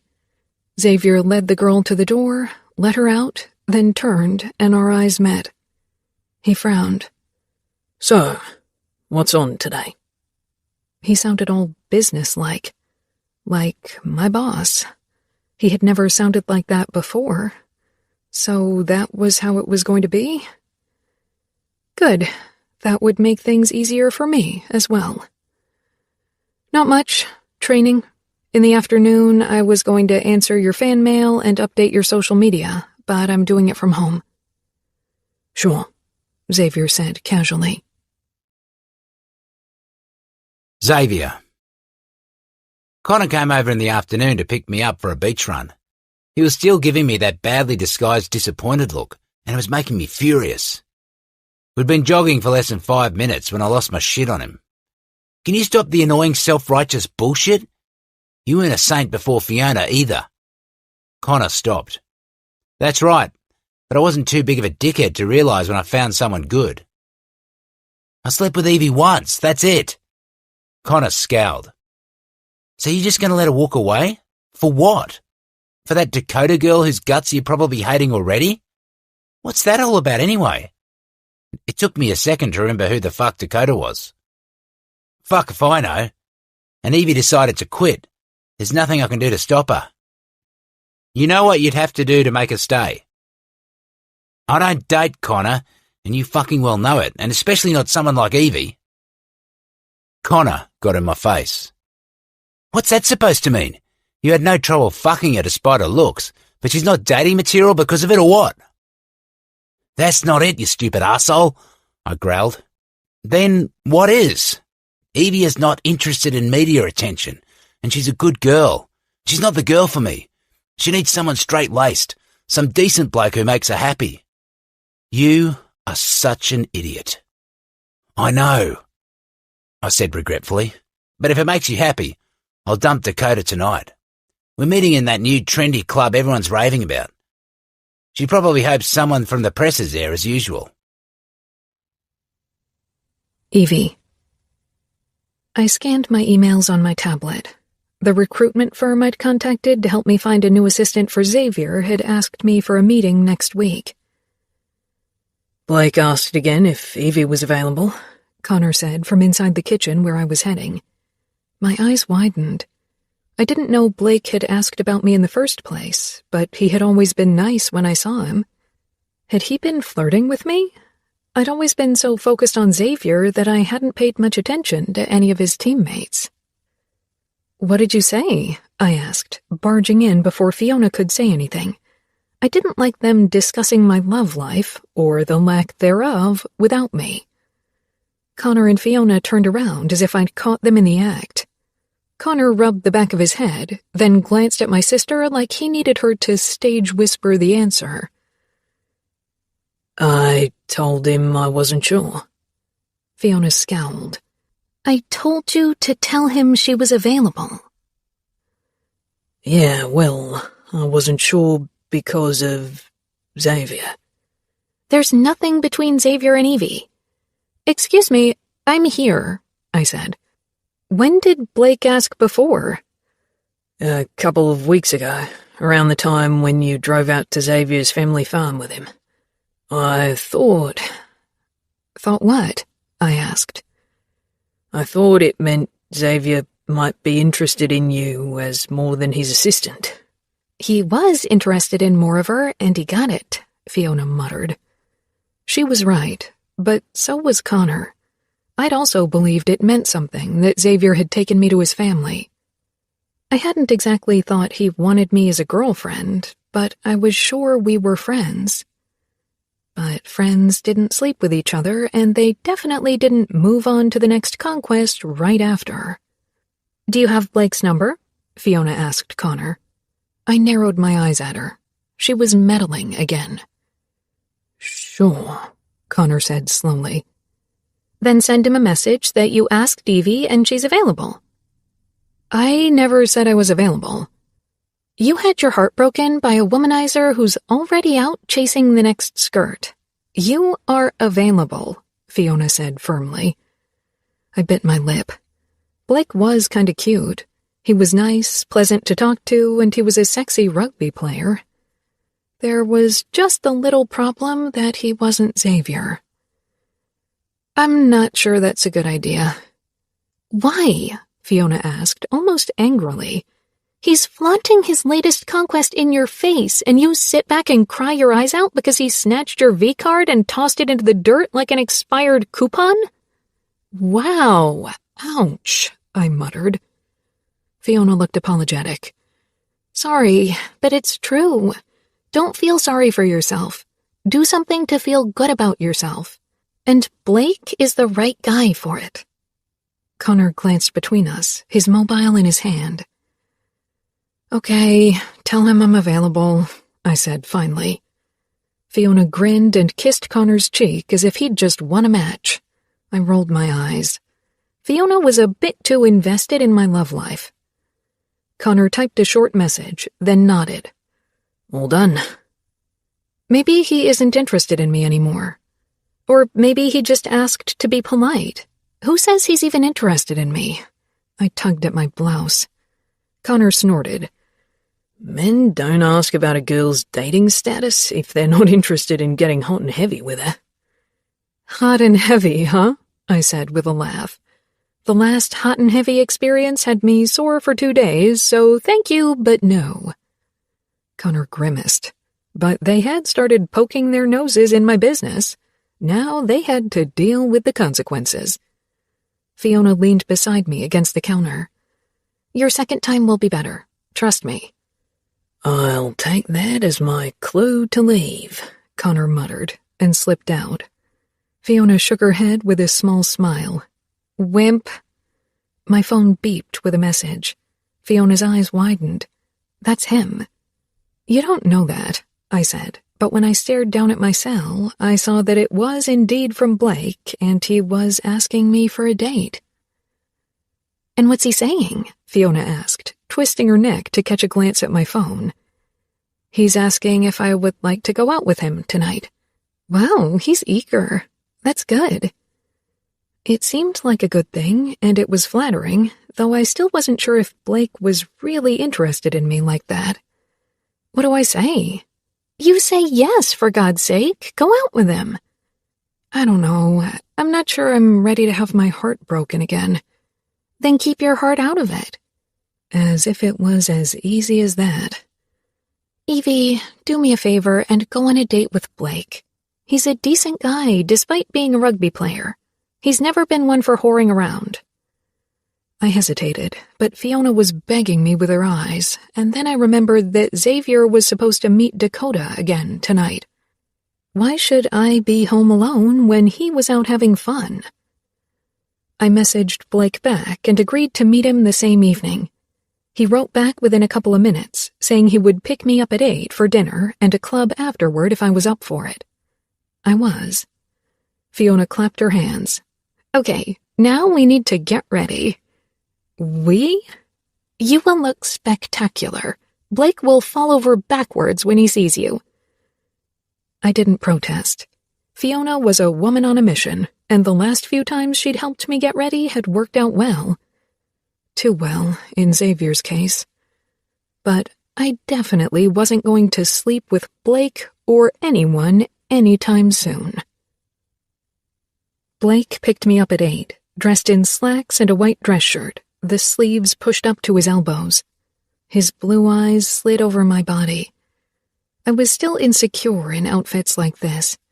Tight dark red leather skirt reaching up to my waist to accentuate it, and glittery silk top stuffed into the hem. The outfit accentuated my waist, hips, and breasts. Everything it was supposed to, as Fiona put it. With my heels, I was almost eye level with Blake, which was new, since Xavier was almost a head taller than me even with these shoes. Blake was still tall and incredibly muscled. You look beautiful, Blake said with an easygoing smile, and I quickly pushed Xavier out of my mind. It would have been unfair of me to compare Blake to Xavier. Thank you, I said with an earnest smile. Ready to go? He asked. I nodded. Where are we going? It's a nice fish restaurant close to the harbor. I've been there a few times. They serve delicious oysters. Oysters and I didn't go well together, but I didn't say anything. That sounds great. Luckily, they had more than oysters, and I ordered a nice tuna steak. Talking to Blake was easy. He was interested in my life in the States and never mentioned my current job. A big plus. When we left the restaurant around 11, I was relaxed and glad that I'd accepted Blake's invitation. He was a gentleman, like Fiona had said. Still up for some dancing? He asked with an inviting grin as we settled in his car. Definitely, I said. His eyes darted to my lips, and my stomach flopped. I quickly lowered my gaze to my hands resting in my lap, trying to dissuade him from a possible kissing attempt. Blake looked kissable, no question, but I wasn't ready for that kind of leap yet. Dancing seemed like the right kind of distraction. Of course, kissing would still be an option then as well. I'd cross that bridge when I came to it. Blake started the car and turned on the radio. What kind of music do you like? To be honest, I'm a lazy listener. I always listen to the current charts. Then this radio station should do the trick. It did, but the lack of conversation also allowed my mind to drift, and as usual, it drifted to the one man I shouldn't be thinking about, the man who was probably banging Dakota right this second. There was a long queue in front of the dance club when we walked toward it. Blake had his hand resting on the small of my back as he led me past the queue with self-assured steps. He waved at a few fans screaming his name before he shook hands with the bouncers, who nodded at me. They let us through without hesitation.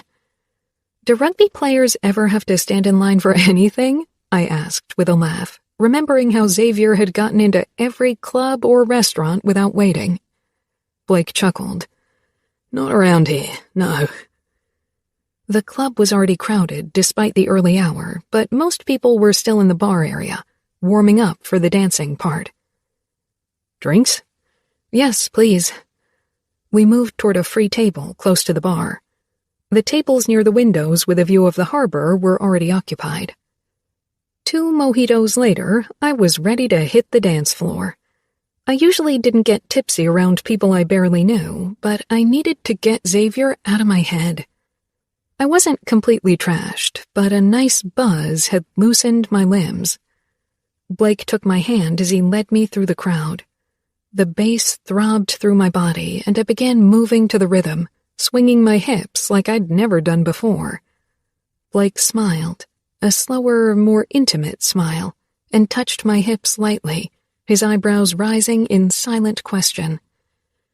I put one hand on his shoulder to show him the touch was okay.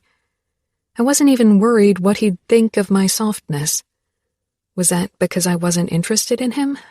Or was it just the alcohol in my system? He was a good dancer, and I enjoyed myself tremendously. Blake moved a bit closer, and his face moved even nearer. He was going to kiss me. His blue eyes were soft. Would it be so bad to kiss him? He was nice and sexy. Not arrogant, infuriating, self-assured, and an impossible man-whore. And yet it wasn't his lips I wanted on mine. Blake's mouth was only an inch from mine, and my eyes were about to flutter shut when suddenly Xavier was there, shoving Blake away from me. Blake stumbled a couple of steps back, but caught his balance quickly. "Have you lost your mind?" I hissed. Xavier glared at Blake, ignoring me. Hands off. "What's your problem?" Blake shouted over the bass, stepping up to Xavier. My problem is that you have your fucking hands all over Evie. Evie is single. She can go out with whoever she wants, Blake said. Xavier took a step toward him, and Blake did the same. They looked like 2 bulls about to lock horns. Men. I noticed a couple of familiar faces watching with rapt attention and taking pictures with their mobiles. The bloodhounds from the tabloids. They weren't allowed to take their cameras inside the club, but of course they found a way to take photos. Damn it. That was the last thing I needed. and if some coach found pics of Blake and Xavier beating each other up in public, they would both sit on the bench in the upcoming game. "Let me have a word with Xavier," I told Blake with an apologetic smile. "I'll be back in a minute." I gripped Xavier's forearm and began dragging him through the crowd, cringing when I saw more cell cameras turning our way. He followed without protest. I didn't stop until we were outside in a side alley, away from the blaring beats and curious eyes. I released him and he bent down to kiss me, his lips brushing mine lightly before I shoved him back. "What are you doing?" I muttered. I couldn't believe his nerve. He let himself fall backwards against the wall. "I thought this was the beginning of hot makeup sex." "You are impossible," I said, trying hard not to look at how tightly his shirt hugged his chest, how disheveled his hair looked, how sexy his dark stubble was. God have mercy. Why did this man have to be so gorgeous? It wasn't fair. "There won't be any kind of sex between us." A slow smile spread on Xavier's face. "I hate unfinished business." "What are you talking about?" "You didn't come last time." "Stop it," I said sharply. I didn't like the way he talked about it.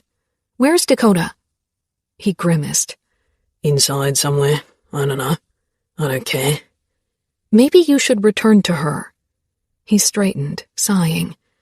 "Listen, Evie, I can't stop thinking about you. I don't date." "What about Dakota? This is your third date. Don't you call that dating?" He laughed. "No, I'm definitely not dating her. This is a 3-night stand and it ends today." "You sure?" I said. "Yes, I'm sure. What about you and Blake?" He said, almost angrily. He was angry? "Blake and I aren't your business, but if you must know, this is our first date." Xavier stepped closer. "So you haven't—" "Haven't what?" I asked. "Haven't slept with him?" My eyes widened. "Of course not. I haven't even kissed him, or anyone else for that matter. I don't move on as quickly as you do, Xavier." And I shouldn't even have agreed to the date with Blake, I realized now. My emotions were too all over the place to drag someone else into the mess. Xavier ran a hand through his hair, sighing. "That's what I was trying to tell you before. I don't date, you know that. But we could be—" "Could be what?" I challenged. He didn't say anything, but his eyes moved to my chest, and the look in them sent a sweet tingle through my body. I took a step back. "I could be your assistant with benefits? Is that what you have in mind?"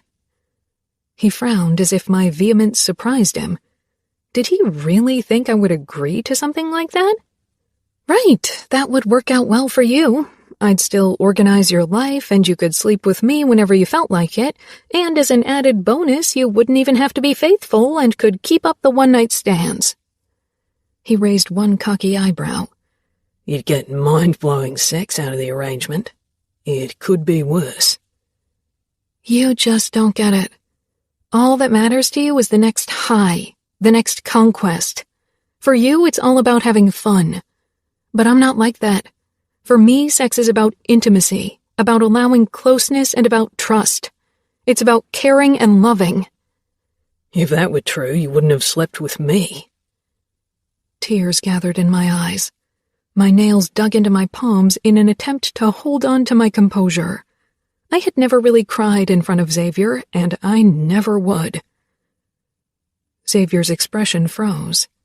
His gray eyes flickered with guilt. "Evie, I don't—" "Date, I know, Xavier," I snapped, tired of hearing him say it. "People expect certain things from me. I have a reputation to uphold. Dating you would—" "Ruin your reputation? Heaven forbid Xavier the Beast Stevens would be seen with a dumpling." "Dumpling? What the fuck are you talking about?" "Don't pretend you don't know. I'm too fat to date someone like you." For the first time tonight, I wished I had chosen a different outfit, not one that accentuated my curves like this. Xavier stepped closer, engulfing me with his tantalizing scent, making me wish for something that wasn't going to happen. You are fucking gorgeous, Evie. Your tits are marvelous, and so is your butt and your hips. You are soft in all the right places. I peered up at him, my heart filling with hopeless emotions. He cupped my cheeks and kissed me, soft and passionate. I wanted more, wanted all of him, and that was the problem. I pulled back before I could lose myself. I can't. Not like this. Not without commitment. I don't want to be like all the other girls again. You are nothing like them, he murmured, his hands still against my cheeks, warm and gentle. I could feel myself falling into his eyes again. But you treated me like them. I didn't know how to act around you. I was confused. Confused? You? He smirked. Because it was you. And because you were my first virgin. I never wanted the burden of having that kind of important place in a woman's memory. And then that virgin was you. Ouch. I stepped out of his grasp. Sorry about having burdened you like that, I said with a roll of my eyes. No, he said in a low voice that sent a sweet tingling down my spine again. I was utterly screwed. I have to say I like being the only one. The only one would imply that there will be no others, but as we're not even dating, there will eventually be someone else. Xavier's face darkened. He gripped my hips. I don't want there to be someone else. Not Blake and not anyone else either. I shook my head. Then we're at an impasse. Evie, Xavier said in a pained voice. I drew back from him and dropped his hands from my hips. No, Xavier. There's only one way you can have me, and that's in a real relationship and not as an affair. He didn't stop me when I turned on my heel and walked off. My heart was thudding wildly in my chest, and I felt hot and flustered. When I found Blake at the bar, nursing a drink, trying to ignore the crowd of females who were attempting to catch his gaze, a wave of guilt washed over me. I'm sorry, I told him. He smiled, but it was less bright than before. Are you okay? Yeah, I'm fine. Sorry for what Xavier did. He stood, frowning. It's not your apology to hand out. Do you want to leave? Yes, I'm not in the mood for partying anymore. Please don't be mad. He shook his head. I'm not. It was a lovely evening up until Xavier barged in. It was, I said with a small laugh. My eyes were drawn to a scene behind Blake, where Dakota threw her drink into Xavier's face, whirled around, and rushed off. Blake followed my eyes. You and him? There was no judgment in his voice, only a hint of resignation. No, it's not like that, I said quickly. Okay, Blake said, but I could tell that he didn't believe me. We headed out of the club, and on our way back to my home, he engaged me in polite conversation, but I could tell that he was more cautious than before. When he stopped in front of the house, I turned to him. It was a lovely evening, and you are a wonderful guy. He grimaced. I've heard those words before, he said bitterly. Women always fall for the arsehole type. Xavier is living proof. I wanted to protest, but snapped my lips shut. I'm sorry, I said eventually. It wouldn't be fair to keep seeing you. Right now, it isn't the right time for me to look for someone. Blake nodded. It's okay. Thanks for the evening. With a last smile, I got out. Fiona was expecting me in the entryway like an eager puppy. One look at my face and she frowned. Don't tell me he turned out to be an asshole too. No, he was a gentleman. Then what? Xavier shoved Blake when he tried to kiss me. He did what? Has he lost his mind? You are his assistant, not his girlfriend. I'm going to kick his ass tomorrow. I touched her arm. Don't. Just let it drop. I don't want any more drama. I've had enough for a lifetime. Chapter 17. Xavier. I met my brother in our favourite pub, where they had a new selection of craft beers on tap every week and the best fish and chips in town. Mark was already in our usual booth when I stepped in. I waved at the owner of the pub, who never made a big deal when I came over. This was a place where I didn't have to worry about paparazzi taking a photo of me. They'd done enough of that last night. I didn't buy the tabloids, but I'd caught glimpses of their headlines, and all of them included me. Most of them with Blake and Evie, some with Dakota when she threw her drink in my face. The latter I didn't mind. The former made me raving mad, because I knew the pictures would bother Evie. 15 minutes late, Mark commented, as I slid into the chair across from him. Before Evie Xavier, that would have been good, but now I expect better. He'd already ordered 2 glasses of a dark amber beer. I raised the glass to my lips and took a generous gulp. Mark scanned my face. What's going on? I fucked up, I said. Mark gave me a look. Tell me something I don't know, he joked, then sobered. It's not about Evie, is it? He sounded like this would crush him. What was it with Evie and winning over everyone she ever met? The coach, my teammates, my family, Blake. I still wanted to punch his face for dancing with Evie, for having his hands on her hips, for trying to kiss her. He wanted her. Wanted what I wanted for myself. What if Evie decided to go out with him again? Or someone else? I slept with her, I muttered, setting the glass down and waiting for the tongue lashing to begin. Mark shook his head once, disapproving, then took a long sip from his beer, all the while assessing me, like I had admitted to committing murder and not sex. Can you stop that disappointed older brother look? I'm feeling shitty enough. Why? He asked. You slept with almost every single one of your assistants and you never felt shitty about it. Or about any of the other women you slept with and disposed of like a dirty rag. Evie isn't just any woman, she's... Mark leaned forward, curious. She's what? I frowned. Evie was important. Important to me. Never mind. Mark pulled away with a sigh and sank back in his seat. Okay, so you slept with her, but I assume you didn't throw her out of your apartment right after. He was starting to piss me off. I didn't throw her out. She left the next morning before I could say anything. Which was probably for the best, because you probably wouldn't have made things better with words.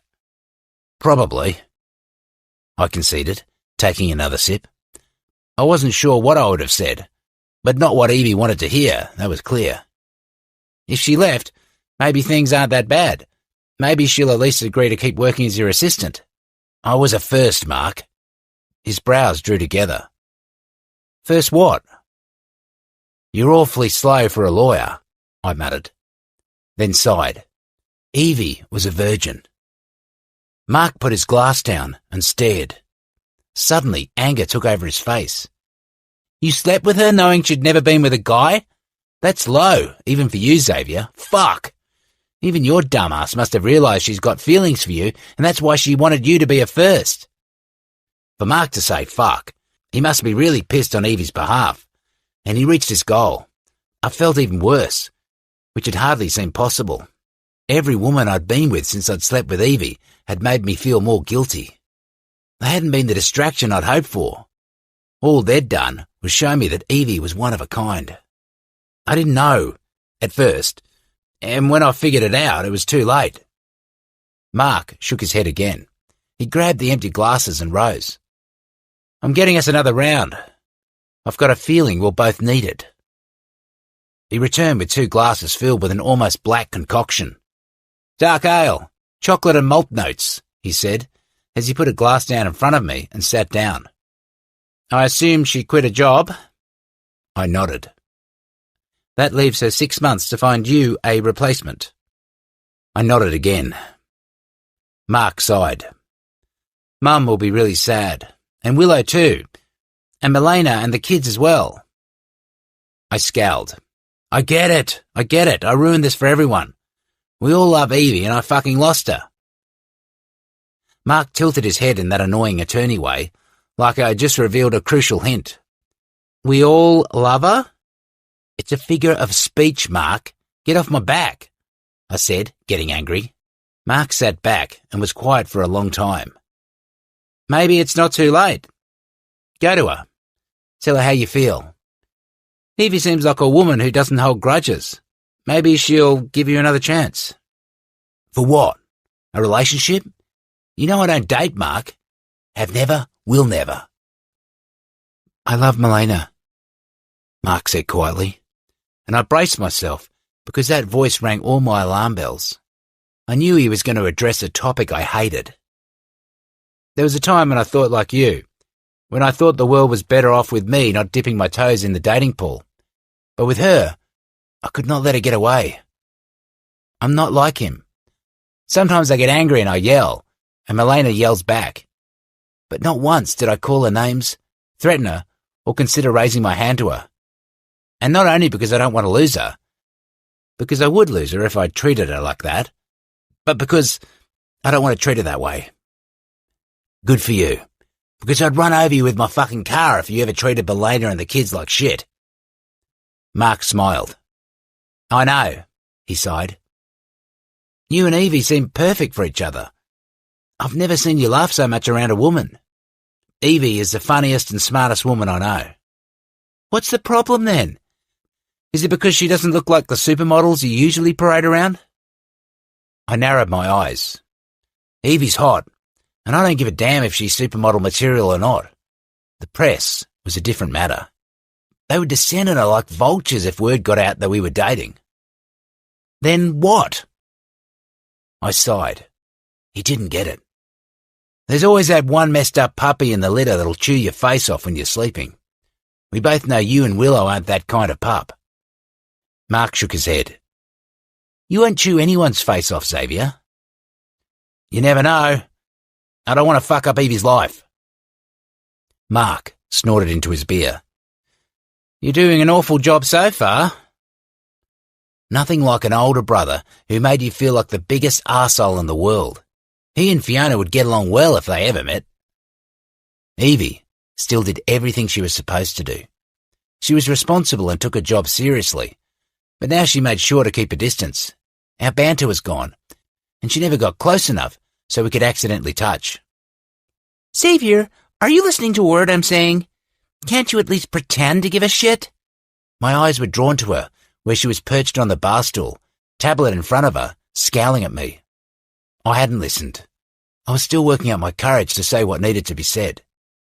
She sighed. I'm done with the first draft of the job announcement. You don't have to worry about anything going public. I contacted a recruitment firm who will discreetly look for possible candidates. If you like, I can go over the announcement with Mark. I don't want another assistant, Evie, I said firmly. Her green eyes met mine, and the look in them was a punch in the balls. Fuck. I'd never meant to hurt Evie. I told you I won't keep working with you. It's not going to work, after what happened. She swallowed. It just won't work. I straightened from where I'd leaned against the fridge and moved closer to her, but stopped when she tensed. Evie, listen, I know I acted like a major arsehole. You did, but I can't blame you for it. I knew how you treat women. Ouch. Another blow. You aren't like other women. For sure, she muttered, scanning the length of herself, then frowning down at her iPad. Screw it. I closed in on her, and she jerked her head up in confusion. I don't want to lose you. She pursed her lips. I'm not going to become your assistant with benefits. I don't want you to be an assistant with benefits. Fuck. Was I really going to say it? I want you. All of you. I want to give this dating thing a chance. I want to give us a chance if you let me. Her eyes widened, then narrowed. You don't date. You said it yourself. I know, I said quietly, leaning closer to Evie until I could have counted the freckles on her nose and cheekbones. But I want to date you. There it was. I'd said it. And despite the burst of fucking panic, I didn't want to take the words back. If dating Evie was what it would take to keep her, I'd give it a try. I was pretty sure I would have done anything right then just to keep her. Evie. Those words were too good to be true. What exactly do you consider dating? Xavier was still close. So close I had a hard time focusing on more than the curve of his mouth and manly scent. Go on dates, spend time together, sleep together. I'm not an expert when it comes to dating, Evie. Me neither, I said. I regarded Xavier. He looked earnest, and I knew he wouldn't lie about something like that, certainly not to get me into his bed again. My heart wanted to jump at his suggestion, but my brain pulled the brakes. Last time we talked about it, you said people expect certain things from you. That didn't change. The press will be all over us once word gets out that we're dating. A flicker of worry passed Xavier's face, and my stomach tightened. See, that look tells me all I need to know. You're worried about being seen in public with me. I tried pulling away, but Xavier braced himself against the counter to both sides of me. That's bullshit, Evie. We're seen together all the time. Not as a couple, and you know it. I don't give a fuck what the press writes about us. But the last time they threw shit at you, you were upset, and I don't want that. And it'll only get worse. The Blake incident was already a wet dream come true for the tabloids. You're worried about me? Fuck yes, of course I'm worried about you. I know the nasty shit the press likes to throw at me, and they won't go any softer on you once they find out you're my girlfriend. I swallowed. You said the G word. Xavier chuckled. I'd rather find your G-spot. I shoved Xavier's shoulder lightly. You're impossible. But I wasn't angry or annoyed. I was confused and happy and scared, though. Xavier, this is a big deal, for me, for us. If you're doing it because you feel guilty or want to settle unfinished business or don't want to lose a good assistant, then I'd rather you say it now. Xavier pulled back slightly, looking like I'd slapped him. I wouldn't mess with you like that just to settle unfinished business. I thought you'd be happy. I'm happy, but I'm also worried. You were always so adamant about not dating, and now you change your mind. A few days ago you were still screwing Dakota, and now it's me you want. That doesn't add up. Xavier sighed. I never wanted Dakota. She was meant to distract me from you. I felt guilty after I slept with you, and when I realized I was going to lose you forever, that just scared the shit out of me, but I was being a stubborn fucker and thought I couldn't date anyone, least of all you. Least of all me, I repeated. Yeah, I can see how dating a chubby redhead would be a blow to your image.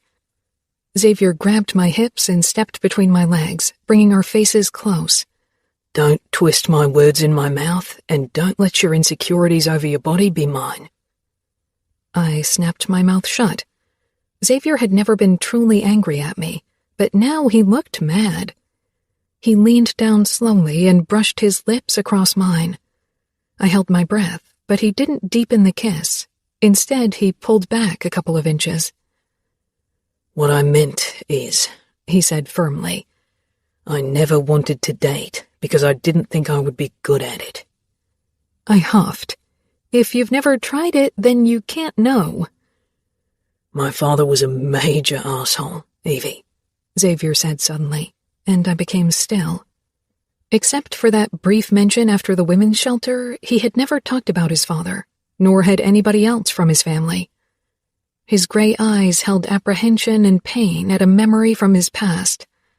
I touched his chest, trying to encourage him without words to go on. An abusive asshole, physically and mentally. He beat my mother and later Mark and me. He was a horrible human being, but Mom stayed with him for a long time. He could be charming if he tried, and he always managed to convince her that he would change, that he wouldn't beat her again. She tried protecting us and got beaten up for it all the time. He punched her and kicked her, tore at her hair, called her horrible names. He fell silent. "So," I began, "you're worried you'll be like him?" It was a ridiculous notion. Xavier wasn't violent or cruel. He was a womanizer, and while he had certainly broken a few hearts, that was a far cry from being an abusive asshole. Most women knew exactly what they were getting into when they slept with Xavier. He was all over the news with his sexual endeavors. Even I had known. "I look like him," Xavier said, "and I have his charm. Women want to believe whatever I say. I can be convincing." "Let me stop you right there," I said. I jabbed my finger into his hard chest. "I don't know your father, but I know you, and you aren't abusive, Xavier. You are funny and cocky and caring. You take care of your family. You protect them. You love them. You would never hurt someone you love or care about. You are not your father. Trust me." He still didn't look convinced. I took his hand, strong and rough. I curled his fingers until they formed a fist, then I raised it between us. "Can you imagine punching me?" I asked, bringing his fist to my cheek. He tensed, his eyes wide and horrified. "No." A small smile tugged at my lips. I brought his fist to my lips and kissed his knuckles. "Not even when I annoy you?" I teased. "No, never, and least of all when you annoy me." I unfolded his hand and pressed his palm against my cheek. "What about a slap? Ever thought about slapping me?" "No," Xavier said in a low voice. He was still tense, his eyes intense as if I was telling a story that had him on the edge of his seat. "Hurting me?" "No." "Insulting me?" "No, fuck no," he almost growled. I released his hand and smiled. "See? You have nothing to worry about." Xavier sighed. "I never wanted to risk anything. Love turned my mother into a fool. She let him hurt her, and he almost destroyed our family." "But he didn't. You have a wonderful family. What about him? Where is he?" "I don't know, and I don't care. Last time I saw him was when he was sent to jail 13 years ago. My eyes widened. "Oh, why?" "My mother left him. She tried to get into a women's shelter, but they were all crowded, so she went to a friend instead. My father found her, beat her up, and threw Willow down a staircase." Tears sprang into my eyes. "That's why she's in a wheelchair?" "Yeah," Xavier said quietly. He looked away and swallowed. I slipped off the stool and wrapped my arm around his middle, then pressed my cheek against his chest, holding onto him tightly. Xavier wrapped me into a tight embrace in turn and rested his chin on top of my head. We stood like that for a long time, and I wondered if anything would ever feel as wonderful as being in Xavier's embrace, hearing his heartbeat, feeling his warmth and strength. When we finally pulled back, I wasn't sure what to say. I doubted Xavier had ever talked to anyone outside of his family about what happened, and that he entrusted such a horrific memory to me felt like an incredible gift. Taking a depressing trip down memory lane wasn't how I imagined this conversation would go. I thought there would be hot makeup sex. I rolled my eyes, allowing Xavier to lighten the mood. "There won't be any kind of sex today." Then added when Xavier gave me a cocky grin, "Or tomorrow, or the day after tomorrow." Xavier nodded once, resigned. "I guess that means that's no to dating me. I get it. After that depressing story, I wouldn't want to date me either," he said jokingly, but I caught the hint of vulnerability behind his words. "Don't be ridiculous," I said. "I didn't say no to dating. I said no to sex." "Isn't that the same?" I snorted. "For you, maybe." Then I turned serious. "If you're serious about giving dating a try, about us, then we should start our relationship from scratch. And that means go on dates and no sex. For you, it's always only been about sex when you were with a woman, but I need this to be about more than that. I can only give us a chance if you agree to a no-sex rule for the time being." "You mean no sex with other women, right?" he said, grinning, then sobered at a glare from me. "If that's what it takes, then I can deal with the no-sex rule." "You sure? You're making a face as if you got banned from playing rugby for life." Xavier leaned down. "It feels like it." I raised my eyebrows. "If you don't think you can do it, then we should just forget it. I don't want to get hurt, Xavier. More than I'm already hurt, that is." "I don't want to hurt you, Evie. I want to try dating, but I can't promise I'll be good at it. Maybe I'll mess up, but I will do everything I can to make this work. Even endure blue balls." "Okay," I said, feeling my pulse speed up at what I was going to say. "Then let's try this." Xavier smiled. "So you're agreeing to date me?" "To try dating is how you put it, but yes." "Does that mean I'm allowed to kiss you now?" Xavier murmured, his lips already so close his breath ghosted over my mouth. My next words cost me incredible effort and even more restraint. "Not yet. Maybe after our first official date, if it goes well." Xavier cocked one eyebrow in that annoyingly cocky and sexy way. "First date? What are we going to do?" "Surprise me. Your calendar tells me that you're free tonight." He chuckled. "Maybe dating my assistant isn't the best idea after all." I bit my lip. "Do you think it'll be a problem? I already have that announcement written." "No," he said quickly. "I don't want anyone else. I want you to be my assistant. And it is kind of hot." I was secretly relieved. The idea of Xavier working closely with another woman didn't sit well with me. Xavier wanted to try dating, but he was used to chasing after every skirt. I didn't trust him enough yet to be comfortable with another assistant in his life, and I needed the job. "Then I'll stay your assistant for now." I glanced down at my watch. "And that means that we've got exactly 20 minutes to get you to training. Oh, shit." I pushed past Xavier. "Get dressed, we need to leave. Your coach will blow a gasket if you're late." "Bossy as usual," Xavier said, but he jogged toward the stairs and then up. My eyes followed his perfectly shaped butt in those tight briefs. Dating Xavier was going to be tough. I quickly scanned my calendar, then cursed. I needed to pick up Xavier's tuxedo and my dress from the dry cleaner, talk to the caterer regarding Xavier's birthday party, which was going down in only 2 weeks, and I had a lunch date with Fiona. When Xavier came down the stairs in his training clothes, I ushered him out. "You'll have to drive on your own. I have a few things I need to do. You don't have anything scheduled in the afternoon except for surfing with Connor, so you don't need me for that either. I guess that means we won't see each other until tonight. Let me know when you'll pick me up for our date and if I need to get dressed up. On second thought, somewhere where we don't need to dress up would be good. I don't want us to go somewhere we'll be the center of attention. Somewhere private would be better." I paused. Xavier was watching me in amusement.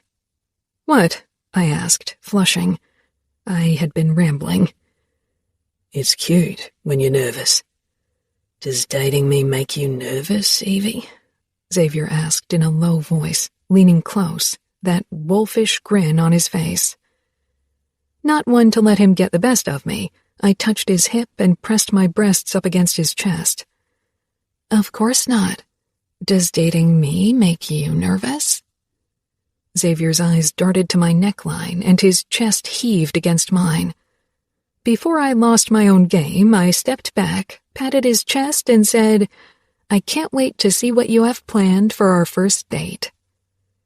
Then I quickly walked off and toward Fiona's scooter, which I had borrowed frequently in the last few days since I'd avoided being in a car with Xavier. I raced off before my body overruled my mind, and I dragged Xavier back up into his apartment and let him have his way with me. Chapter 18. Evie. I was completely distracted during my lunch with Fiona, and of course she noticed it. Even a couple of years of separation didn't change the fact that as twins we picked up on each other's moods. "Okay, what is this about? You're nervous and distracted." "I'm not." I tried to salvage the situation. She cocked one blonde eyebrow in a very Xavier-like fashion, which increased my nervousness. "You just put salt into your cappuccino." I stared down at the cup, then brought it to my lips, took a hesitant sip, and grimaced. "Okay, fine. I have a lot on my mind right now." "Is it still because of that asshat? Is he giving you a hard time?" For less than a second, I considered telling Fiona about Xavier and me, but then my fear won out. Xavier and I weren't really Xavier and I yet. We had agreed to try dating, but that was all. I knew what Fiona would say if I told her about it. She'd declare me insane, and maybe I was for giving Xavier a chance after everything. Though really, he hadn't done anything wrong if you looked at it closely. He had never lied to me, never pretended our night together would be more than sex, and yet I had slept with him. I was the one who hadn't been 100% honest, who had kept my virginity a secret. Given Xavier's reaction, he probably wouldn't have taken things that far between us if I had told him in a less precarious situation. I was as much to blame for that night as he was. That he moved on to another woman so quickly, that was all him. But again, nothing I couldn't have foreseen. "Evie?" Fiona asked. I blinked. I drifted off again. "Sorry, he didn't do anything. He's being his usual cocky self." Which wasn't a lie. "Have you made progress finding a new assistant?" "I still need to go over the job announcement with Xavier's brother." Fiona frowned. "It's taking too long, and it'll take even longer finding someone who's willing to be his assistant. There are enough women out there who would do anything to be close to him," I said with a hint of bitterness. Fiona scrutinized me. "You sound jealous." "I'm not." "You're not still hung up on him, are you? He's already moved on with several women, and you should move on too. He's not worth wasting another thought over. Just because he was your first doesn't mean he has to mean anything." It wasn't that easy, and Fiona knew it. She had left the States because she had caught her first love cheating. Admittedly, that was worse than what had happened to me. She and Aiden had been dating for 3 years, and he'd screwed her best friend. I was lucky in comparison. "Let's not talk about Xavier, all right? I'd only end up letting something slip, and then our lunch date would take a turn for the worse." "Then let's talk about Blake," Fiona said. I sighed. "I told you it didn't work out between us." "You went out with him once, and your date was rudely interrupted by Xavier. You can't count that. Give him another chance." My mobile beeped in my purse. Glad for the distraction, I took it out and glanced at the screen. The message was from Xavier. "I'll pick you up at 7 on the corner of your street. Don't want to cross your evil twin sister's path. Dress code, casual. Make sure you're hungry and thirsty." Grinning, I quickly keyed in my reply. "Good thinking, E.G. Fiona. P.S. Don't call her evil." I returned my phone to my purse, then looked up and caught Fiona watching me with narrowed eyes. The smile dropped from my face, and a treacherous blush crawled up my throat. "Who was that?" Nobody." That infatuated smile didn't look like nobody. Damn it. Why did Fiona have to be such a bloodhound when it came to sniffing out my emotions? I met someone." There it was, the lie I didn't want to rely on. "A guy?" Fiona asked, stunned. "No, a llama," I muttered. "Of course a guy." Where did you meet him? And why didn't you tell me you were looking for someone? Is that why you don't want to see Blake again? It's pretty fresh, and I met him online. Are you sure he's not a crazy serial killer? I'm a grown-up, Fiona. I can handle my own love life. I promise I will tell you more once there's more to tell, okay? And once I'm sure dating Xavier isn't the worst idea of my life. Okay, Fiona said slowly, but I knew she'd keep me on my toes. I had to make sure she didn't meddle. This thing, whatever it was, between Xavier and me was still too fresh to have her messing with it. Xavier picked me up at the corner as we'd discussed. I had made sure to check the street for Fiona's nosy face several times, but didn't spot her. I slid into the passenger seat. You are on time, I said, surprised. Xavier flashed me a grin. You're welcome. I shook my head with a laugh, but quieted when Xavier's eyes slowly wandered over me. I wasn't dressed in an overly sexy way, but the pencil skirt accentuated my hips and my blouse gave a nice view of my neckline. The appreciative flicker in Xavier's eyes sent a pleasant shiver down my spine. You look gorgeous, Evie, he said in a low voice that I could feel all the way between my legs. It didn't hurt that Xavier looked good enough to devour himself with the dark blue dress shirt and beige pants. So, where are we going? I asked, to distract myself from the dangerous sensations I was feeling. A microbrewery and pub I often visit with my brother. They have a nice selection and fantastic tasting options with delicious food to pair. I grinned. Xavier was spot on with his choice. Then another thought crossed my mind. So, in public? Aren't you worried about us being seen? It was still too soon. I knew the press would ruin it for both of us if they found out this early in our date trial. Xavier pulled out of the street and sped up. Like I said, I've been there before. It's off the beaten path. I know the owner well. He always gives me a secluded booth. Okay, that sounds good, I said slowly. Xavier had more experience dealing with the press and them trailing him, so I had to trust he knew what he was doing. Xavier glanced my way. So I did good? Very good so far. We'll see how you keep faring. And if I fare well, I get that kiss you promised? I swallowed. Maybe.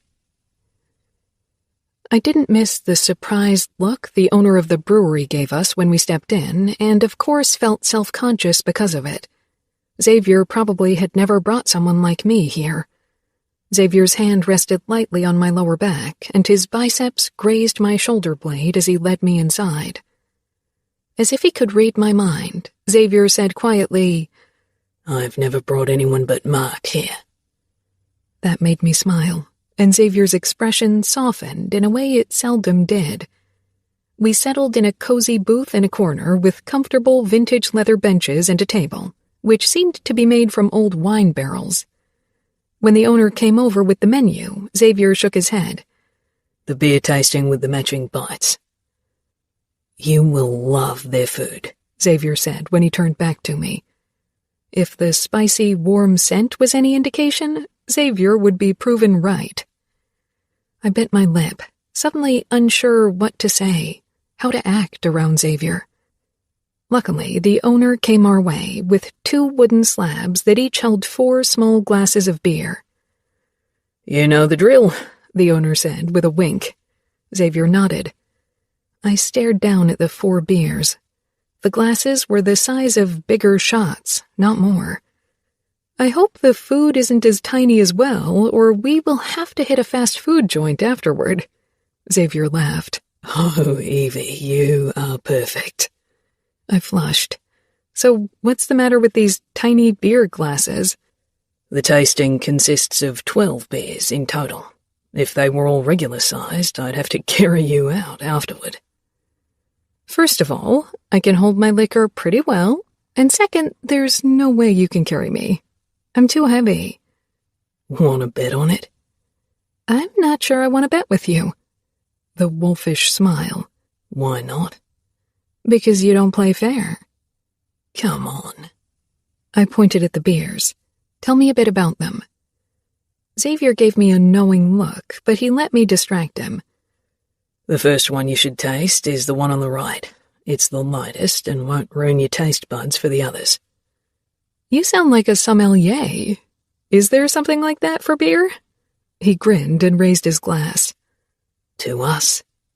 I clanked my glass against his and emptied it in one swallow. Xavier's grin widened. Just because they're shot glasses doesn't mean you have to X them. I raised my eyebrows in challenge. Don't tell me it's too much for you to swallow. The moment the words left my mouth, I knew I'd given Xavier the perfect opening. I'd rather watch you swallow, he growled, then downed the beer. My cheeks blasted with heat, eyes widening. Xavier shook his head, regret passing his face. I shouldn't have said that. Fuck. I'm already making a mess of this. I gave a shrug and pointed at the next glass. What's up next? Xavier leaned forward, lightly brushing my heated cheek with his thumb, then kissed the hot skin. My eyes flew up to his. I don't know how to treat you, he admitted in a low voice.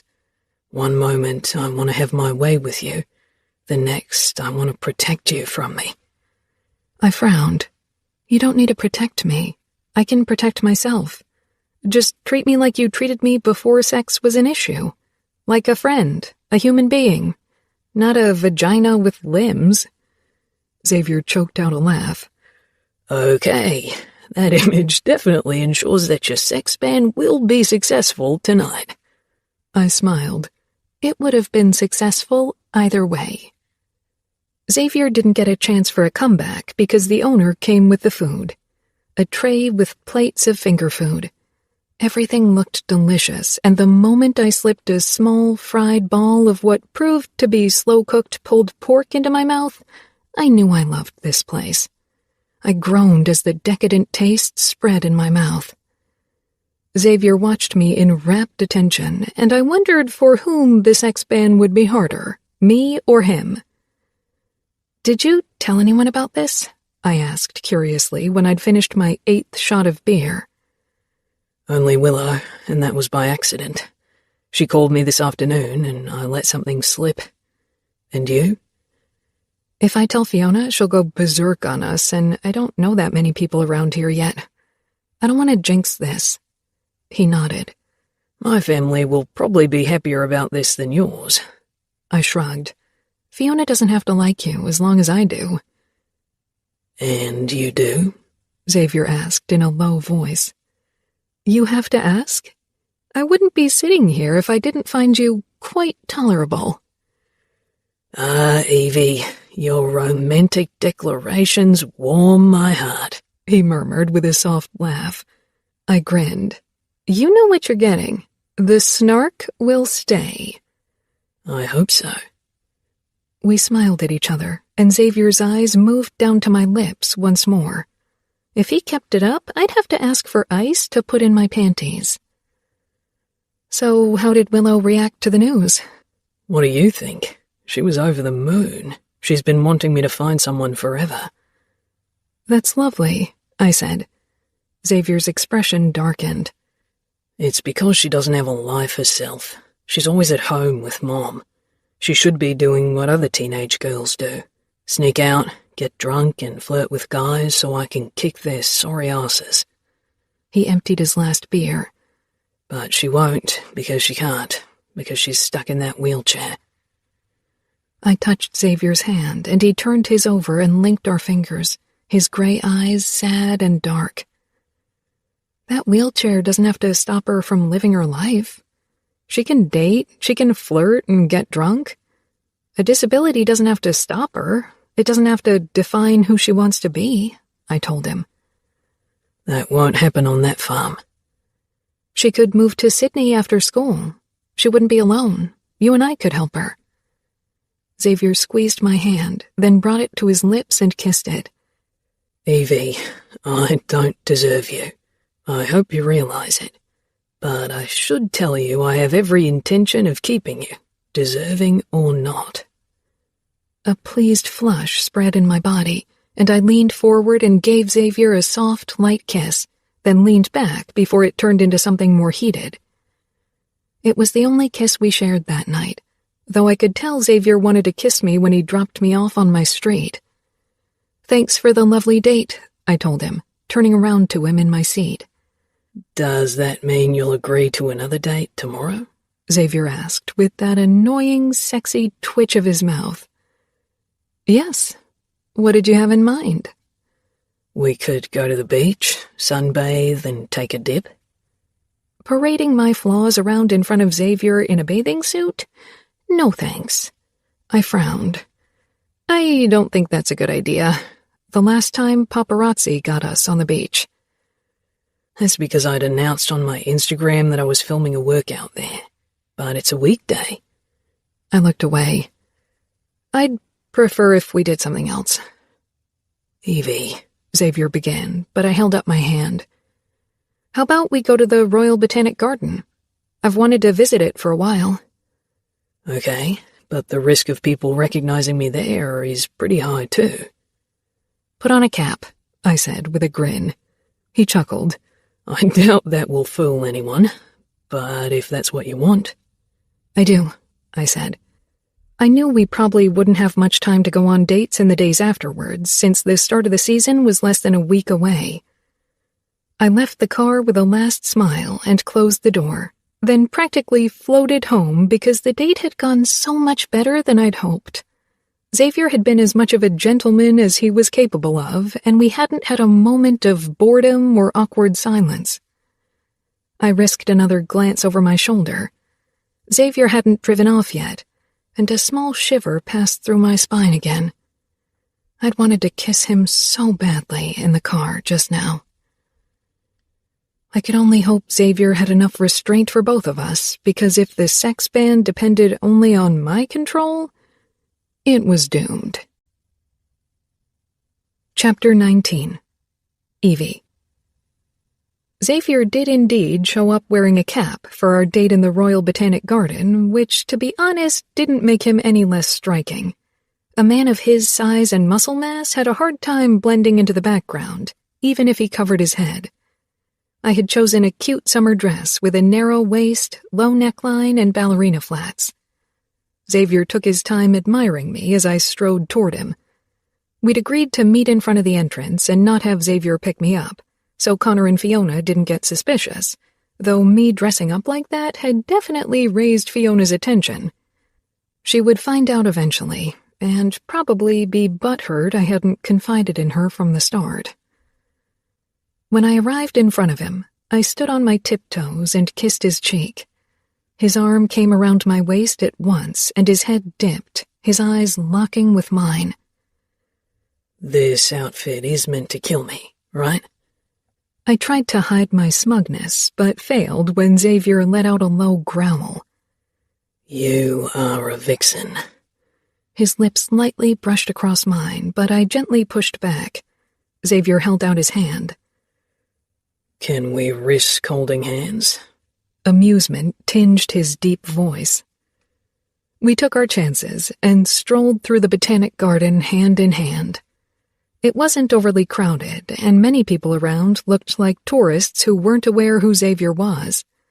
The views of the Opera House were spectacular, and so were the rose garden and fountains.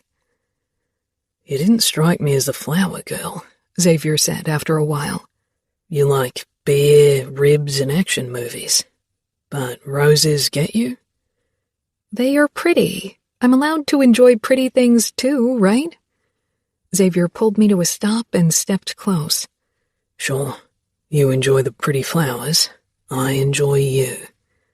I rolled my eyes. Nice try to charm your way into my panties again.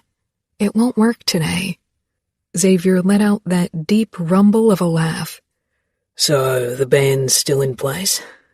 It is, I confirmed. "Am I allowed a kiss, at least?"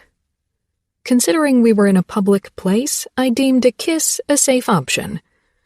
"Okay, The words had barely left my mouth when Xavier claimed my lips and kissed me.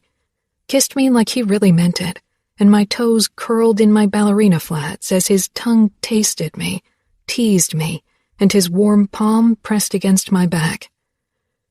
I drew back after a moment, a little dazed. We were still close, and Xavier was looking at me as if he wanted to eat me. "I think that's enough kissing for now," I murmured. Xavier exhaled, but he stepped back as if he didn't trust himself so close to me.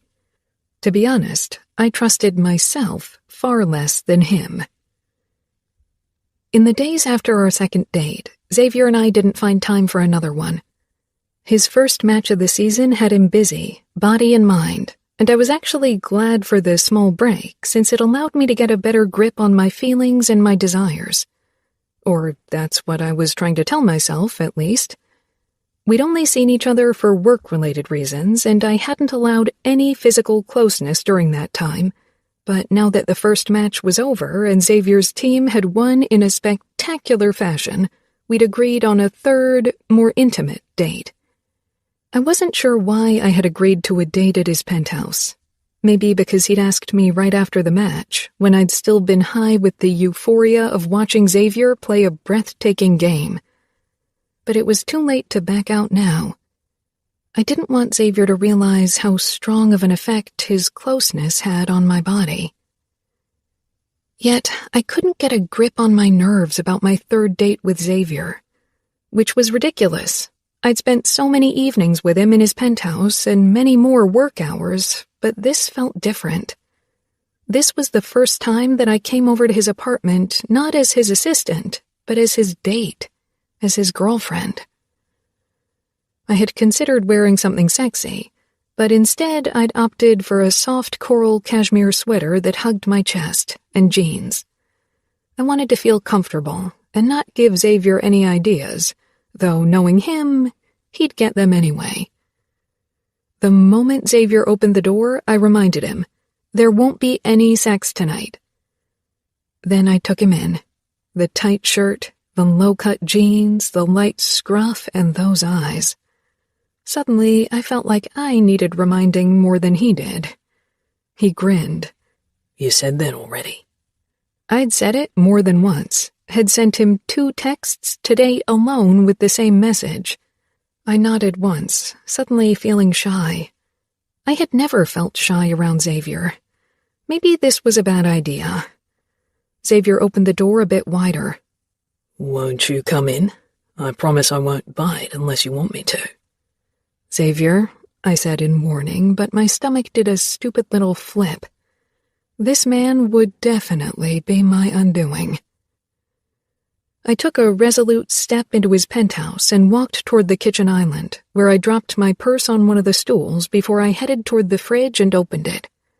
Smiling to myself at his consideration, I grabbed a craft beer for myself and one for Xavier. No low-carb beer tonight. I put them down on the counter and was about to check Xavier's snack drawer when his warm breath ghosted over my ear. "I'd say make yourself comfortable, but you're already doing just that." I whirled around, startled, and swatted his chest. "You scared me!" I didn't take my hand off his chest. Why wasn't I pulling away? He was even closer than I'd expected. One arm propped up on the kitchen island, leaning half over me. Breathing became difficult with him so close, with his manly scent, with the way his tall body made me feel delicate for once, with the way his eyes undressed me like I was actually sexy. His face came closer. Hell, he was going to kiss me again.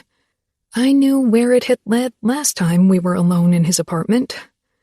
I quickly turned back around to the counter, and Xavier let out a chuckle against the back of my head. Even that low rumble sent a sweet shiver down my spine. This was such a bad idea. The worst idea of a long string of bad ideas. I should leave before I made an even bigger mistake. I grabbed both beer bottles and used one to open the other, then handed it to Xavier before I took a spoon from the drawer and opened my beer with it. You are the only woman I know who can do that, and it's fucking sexy, he said with a strange smile. From the moment I first saw you do that, I knew you were perfect. I took a swig from my bottle. Not perfect. Deep down, I'm lazy. I was tired of searching for the opener all the time, and since I never had a boyfriend who could do it for me, I had to teach myself how to do it. Xavier watched me strangely over his bottle, then took a deep swig as well. Why did you never have a boyfriend? I sighed, flushing. This wasn't a topic I wanted to go into detail over, but at least it distracted me from more dangerous thoughts, like how much I wanted to grab Xavier by his jeans pockets and jerk him toward me. I leaned back against the counter to bring more space between Xavier and me. As long as my sister still lived with us, boys always only saw her, not me. She was the athletic cheerleader, and I was the chubby bookworm. Xavier made a disgusted face. I don't get the appeal. Come on, I said. Fiona is your type. Don't pretend it isn't so. I've seen the women you took into your bed in the last few months. I glanced down at myself. I wasn't anything like them. Shoving that unpleasant thought aside, I took another gulp of my beer. She's good-looking, all right, but she's annoying as fuck. But you made a move on her before she was with Connor. Xavier grimaced. She told you? I snorted. We're sisters, of course she told me. I'm really glad she turned you down. That would have been too weird. I've done weirder things. Don't remind me, I muttered. Xavier became serious again. Come on, Evie. I can't believe there weren't any guys making a move on you. I'm sure one of them would have gladly helped you with your V-card. There were a couple, but I didn't want to do the deed just to get it over with. I wanted it to happen with someone I cared deeply about who cared deeply about me. My insides pulled tight. Why couldn't I keep my stupid mouth shut? This was the second time I'd as good as admitted to Xavier that I was in love with him. I was such a stupid cow. I downed the rest of my beer, avoiding Xavier's gaze. Damn it. I could feel the waterworks beginning. I fought it, and when that didn't work, I quickly pushed past Xavier, opening the fridge to grab another beer for myself. If I kept up the tempo, I'd be drunk before we even started the movie. When I turned back around with the bottle, one traitorous tear slid down my cheek. Xavier brushed it away with his thumb, and I wanted to die on the spot. Evie. Don't say something only because you feel guilty, I interrupted him. Anger flashed on Xavier's face, and he backed me into the corner, then supported himself to both sides of me and glared down at me. Don't assume you know everything about me, Evie, only because you know me better than anyone else. You are important to me and I care about you. And I fucking cared about you when I popped your cherry. I swallowed. I know you better than anyone else? Xavier chuckled and pulled back. He took my beer, opened it with the spoon, and nodded toward the living area. Let's watch a movie. That was my beer. Give it back, I said. Xavier smirked. Make me. He took a provocative swig as he walked backwards toward the sofa. Something snapped in me, and I stormed toward him and tackled him. Tackled Xavier the Beast Stevens. God help me, Xavier must have fucked my brains out. Xavier's eyes widened in surprise when I collided with him, but he had no chance of bracing himself. The air was knocked out of me from the impact against his hard muscles, and then we were falling. I released a very embarrassing screech, clenching my eyes shut, as we tumbled over the backrest of the sofa. I landed hard on top of Xavier, straddling him. When I finally opened my eyes, Xavier was watching me incredulously. Somehow he'd managed to land with the beer bottle still in his hand and miraculously full. What was that? He asked.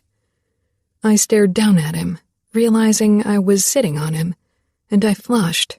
Couldn't help it, because I could feel him growing hard against me. He set the beer down slowly, and I should have moved off him. Instead, I kept staring at him as he grew even harder against me. "Evie, haul your ass off Xavier." And then Xavier's lips curled in that cocky way, and I lost it. I crushed my mouth against his, and he responded immediately. Grabbing my ass with one hand and claiming my mouth with his tongue, he rolled over until he was wedged between my legs, and I could feel him right where I was aching. He ground himself against me, hard, eager for more, and kissed me even harder. I ran my hands over his back, gripped the hem of his shirt, and pulled it over his head. My God, that body. His hand tangled in my hair as he angled my head the way he wanted it, and his tongue delved even deeper. My toes curled. Before Xavier, I didn't know they could do that. But Xavier could kiss. Boy, could that man kiss. His other hand slid down my side, and then he sat up and tugged at my sweater, and then that was gone as well. He let out a low growl. "Another layer?" I glanced down at myself, at the thin tank top I had put on under the sweater, and finally sanity set in. I put a hand against Xavier's naked chest and shook my head. "We should stop." Xavier leaned forward. "Do you really want to stop?" His voice was pure sex, seduction put into words, and my core responded with a wave of heat. What I wanted was to keep kissing Xavier, to rip every last piece of clothing off him and taste every inch of his perfect body, discover all the places I hadn't paid attention to last time. I closed my eyes, trying to sort through my emotions. "Evie?" Xavier asked, voice softer than before. "Stop," I got out. Xavier's weight lifted off me, and I had to bite my tongue not to reach for him and pull him back. When I opened my eyes again, Xavier sat on the end of the couch, nipping at his beer, his body tense and his shirt back on. I straightened as well and smoothed my hair away from my face. Was he angry? "Don't tell me you are pissed because I told you to stop. I told you no sex." Xavier raised his eyebrows. "What makes you think I'm pissed?" "You are all tense and sitting on the other end of the couch." He smirked. "I'm tense because my cock threatens to burst through my pants and you have no intention of helping me with it. And I'm sitting over here because you are even worse at this no-sex rule than I am." I flushed and sat back against the couch. Xavier wasn't the only one who had a problem in his pants. My privates felt like they had turned into a puddle of lava. I was actually worried it would look as if I'd wet my pants if I got up. I shifted to alleviate some of the tension. Xavier's keen eyes watched me. "Evie, why do you insist on that stupid no-sex rule? You want this as much as I do." I didn't deny it. "Because I want this to be more than sex. I'm not one of your conquests. Well, I don't want to be." "You aren't. You know you mean a lot to me. That's why we are here. That's why I agreed to give this dating thing a chance." "This dating thing," I muttered. He sighed and moved closer. I eyed him cautiously. "This isn't easy for me, Evie. I've never dated anyone. But I'm here, willing to give this a chance because I don't want to lose you." I held my breath, my heart swelling with emotions. He cupped my cheek and I got lost in his eyes. I wasn't sure if I would be strong enough to stop him again, even if I knew I needed to, if I wanted to protect my heart. His lips brushed mine, but with my last resolve I drew back an inch. "Please, Xavier, don't," I swallowed. "I know you're aware of your effect on women and you use it, but don't. I can't do this yet." Chapter 20. Xavier. The look in Evie's eyes, and a broken whisper, were a bucket of ice water. Fuck. She begged me not to take things further because she knew she wouldn't be able to resist. She wanted me as much as I wanted her. She was fucking wet. I knew it, and she'd be tight and hot around my cock. But her expression was almost desperate, and I couldn't be that kind of arsehole with her. Not with Evie. What about kissing? Because I really want to fucking kiss you, Evie, I rasped. And she gave me a small resigned nod, and I dove in, my lips taking a soft mouth. Evie opened up as she always did, letting me in, meeting my tongue with eagerness and with a hint of innocence that drove me completely insane. I'd have never thought it would turn me on, but with Evie, it fucking did. Maybe it was because everything about Evie did. I tangled my hand in her soft curls, pulling her even closer, and her palms pressed up against my chest, fingernails grazing my skin, and my dick actually leaked pre-cum. Fuck it. Her hand slid lower over my ribs, my abs, and I almost lost my shit and threw her over my shoulder all caveman style and carried her upstairs to fuck her in every which way I could imagine. I wrenched my mouth away, heaved a breath, and grabbed my beer for a huge gulp. Evie's lips were red and swollen, and she was panting, which made her impressive tits swell with every intake of breath. And that skimpy top wasn't hiding all that much. Fuck. I almost asked her to put a sweater back on. It would have made the no-sex endeavour so much easier. You mentioned a movie? Evie said in a dazed voice.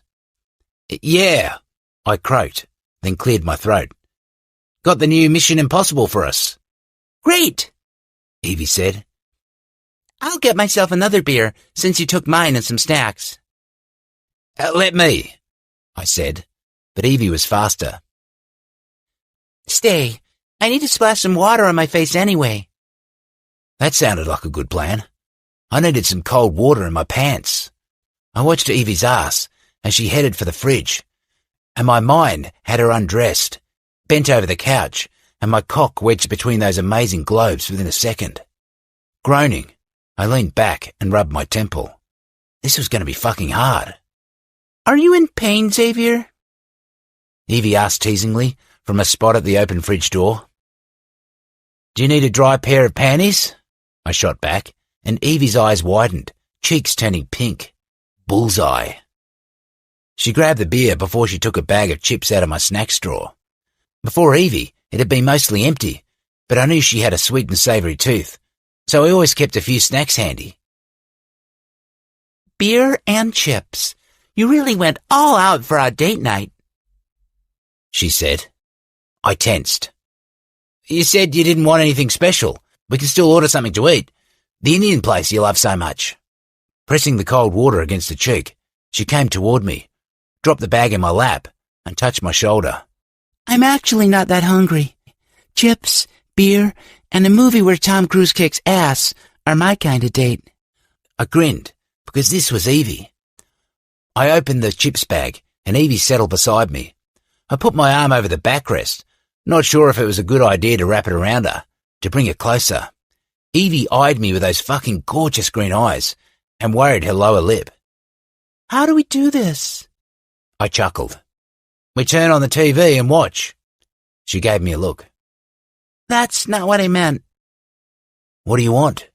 She made a funny face, which made me groan inwardly, because I could imagine what she wanted, but was too stubborn to ask for. I think it would be nice to be in your arms. Her cheeks flushed, and she snatched the bag from my lap and took a chip out. But we can sit on either side of the couch. That's fine with me as well. It wasn't. Her expression and voice made that pretty clear, and to be honest, I wanted Evie in my arms. Deciding to cut this nonsense short, I wrapped my arm around her waist and hauled her against my side. After a cry of surprise, she put her head down on my shoulder, one hand on my stomach, and her soft body curved into mine. A few stubborn, wayward hairs tickled my nose, so I smoothed them down. Evie released a soft sigh and relaxed all the way into me. I took the remote and started the movie, then put the bag of chips back into my lap. If this is some trick so I touch you by accident, it won't work, she said, teasingly. I don't want you to touch my cock by accident. I want you to do it on purpose because you want it, I said in a low voice, and Evie gave me a small shudder. Smiling to myself, I turned back to the screen. Soon, we were both immersed in the movie, which as usual was so much more entertaining thanks to Evie's snarky commentary.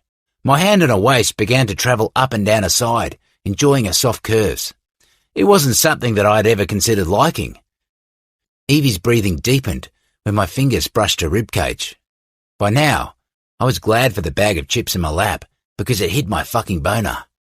When the movie was finally over, Evie lifted her head, looking slightly dishevelled.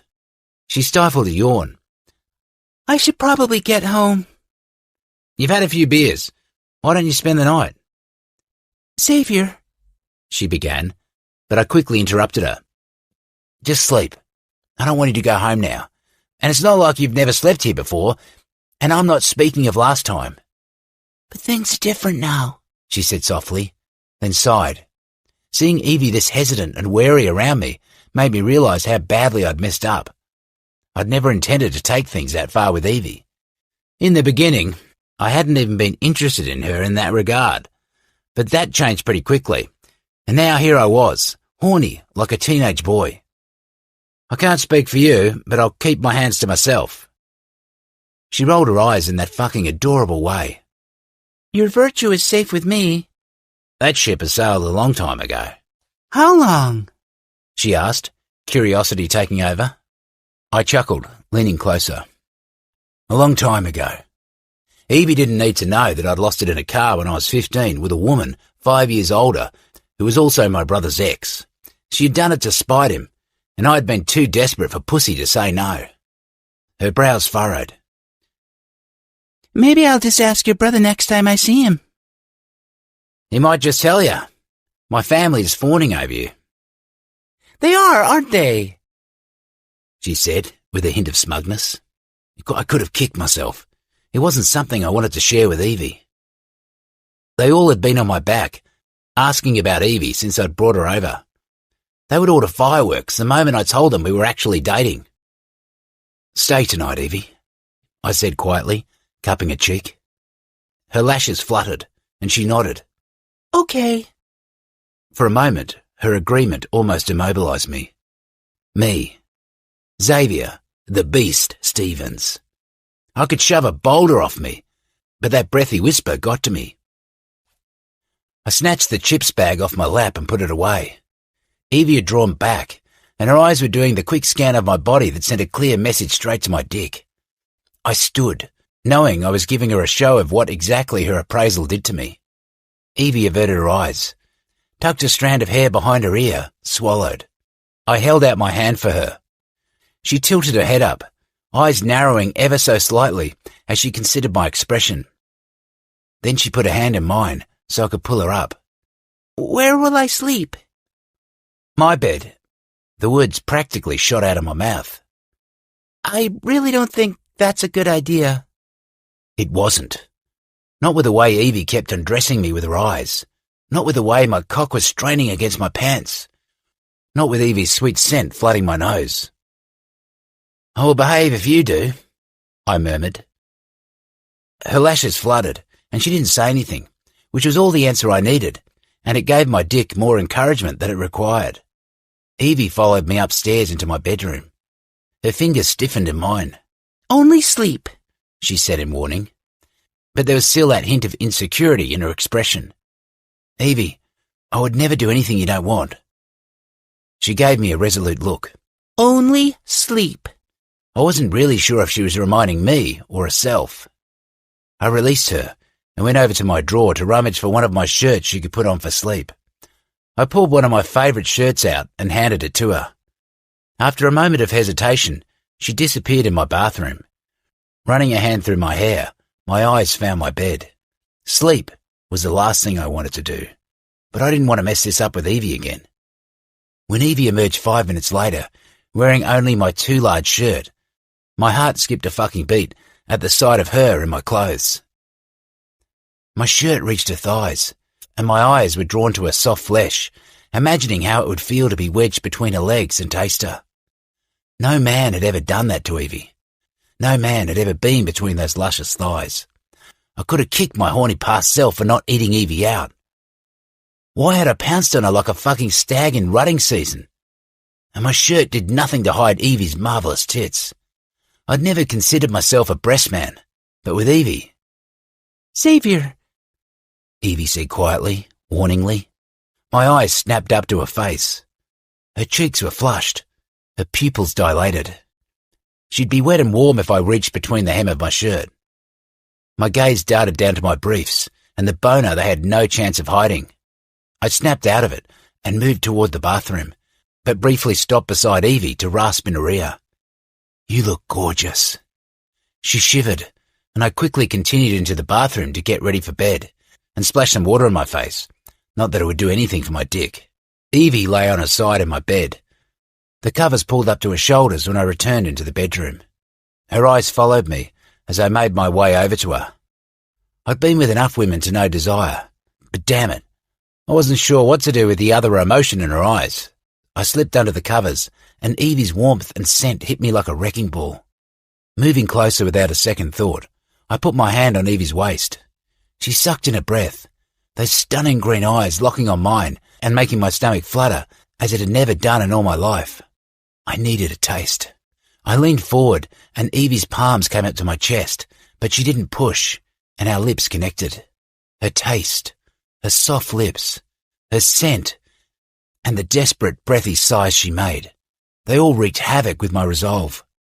My hand slid down over her hips and lower until I reached bare skin, Evie's soft thigh, and she moaned into my mouth and pressed closer. She was warm and smooth, and I hooked my palm under her thigh and slung her leg over my hip, then hauled her even closer. Her hot centre pressed against my cock, and the thin fabric of our clothes did nothing to hide the proof of Evie's arousal from me. She paused in our kiss, her eyes opening, staring straight at me, and I knew she would abolish the no-sex rule. If I slid my fingers between her thighs, she'd let me, and she wouldn't stop me from burying myself in a tight heat either.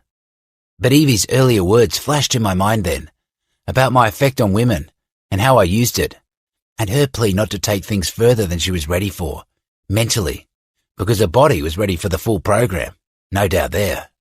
I closed my eyes and took a deep breath. You were not good at this no-sex rule, Evie, I groaned. Sorry, she said, but it's really difficult to think straight if you keep kissing me like that. It makes me wonder how it would feel to come with your hands on me. I've only ever come with my own hands. That reminder wasn't helping matters.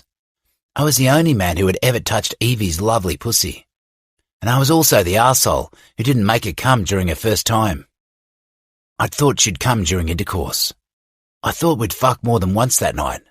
If I had known Evie was a virgin, I would have made her come a few times before shoving my dick into her. If I'd have known she was a virgin, I probably wouldn't have slept with her at all. I cupped her ass and said in a low voice, "Let me show you how it feels to come, Evie." That defies the no-sex rule, she whispered. I promise, no sex, only a mind-blowing orgasm for you. I traced my lips down her throat and nibbled on her soft skin. You are so full of yourself. It's annoying. I smiled against her skin. I love annoying you. She huffed, but quieted when I kissed the spot below her ear. So, mind-blowing orgasm, yay or nay? There was a pause, then a soft word left her lips. Yay. The word was breathless and throaty, and fuck if it didn't make me even harder. Fuck, Evie, I've never been this hard in my life. Even adamantium can't compare. If you keep up the X-Men references, I might reconsider the no-sex rule, she said, with that dirty laugh I loved. Don't give me ideas, I warned, as I propped myself up on my elbows and gently pushed Evie on her back before I moved down her body, then brushed my hands over her calves and thighs. I nudged them apart and was about to move between them when Evie closed her legs. What are you doing? Evie asked, wide-eyed. I hovered above her legs, putting my tongue to good use. She blushed a beautiful shade of pink. You don't have to. I grinned. I want to. Really? She looked incredulous, and her blush deepened further. Evie was going to be my undoing. I shook my head. Fuck, I keep forgetting how little you've done so far. She pursed those kissable lips. Do you have to make me sound like a medical case? I'm a very good doctor. I flashed her my dirtiest smile. She closed her eyes. My God, Xavier, you look like a wolf about to pounce. I'm a hungry wolf about to eat you, I said in a low voice. Her eyes peeled open. I stroked her legs and hooked my fingers in her panties and dragged them down slowly. Evie shivered, biting her lip. Her cheeks were still a lovely shade of pink. I don't know how I could have missed all the telltale signs of her inexperience during our first night together. I'd been too wrapped up in my own fucking need. My eyes trailed over her legs, up to the dark blonde triangle at the apex of her thighs. A stunning sight. Evie was still tense under me as my fingers stroked her thighs. I lowered my head to the trim curls and pressed a kiss against her mound, my lower lip lightly brushing her soft folds that hid her clit. Oh! She breathed out, eyes flying open. Her legs were still clamped together. Her eyes flitted down to me. I kissed her again, but this time I used my lower lip to part her folds and brush her clit. Oh! She gasped. I asked quietly. Her leg muscles softened. I hooked my palm under her knee and guided her leg to the side, bearing her to me. Her eyes flickered with insecurity and nerves. I lightly bit into the soft flesh of her inner thigh, feeling unexpectedly possessive. My gaze returned to her inviting pussy. No one had ever seen Evie like this. I blew out a harsh breath and licked the soft inside of her thigh. She quivered, her legs parting a bit more. I smiled against her skin as I lowered myself between Evie's thighs, slid my palms under her butt, and pulled her toward my mouth. She tensed again, but I knew it wouldn't last long. I gave her clit a light lick, and she jerked. Oh, hell! Does this feel like hell? I slid the tip of my tongue along a slit, up to her clit. She moaned. Tell me how it feels, Evie, I whispered, as I took another long lick over her folds, giving her clit a gentle nudge at the end.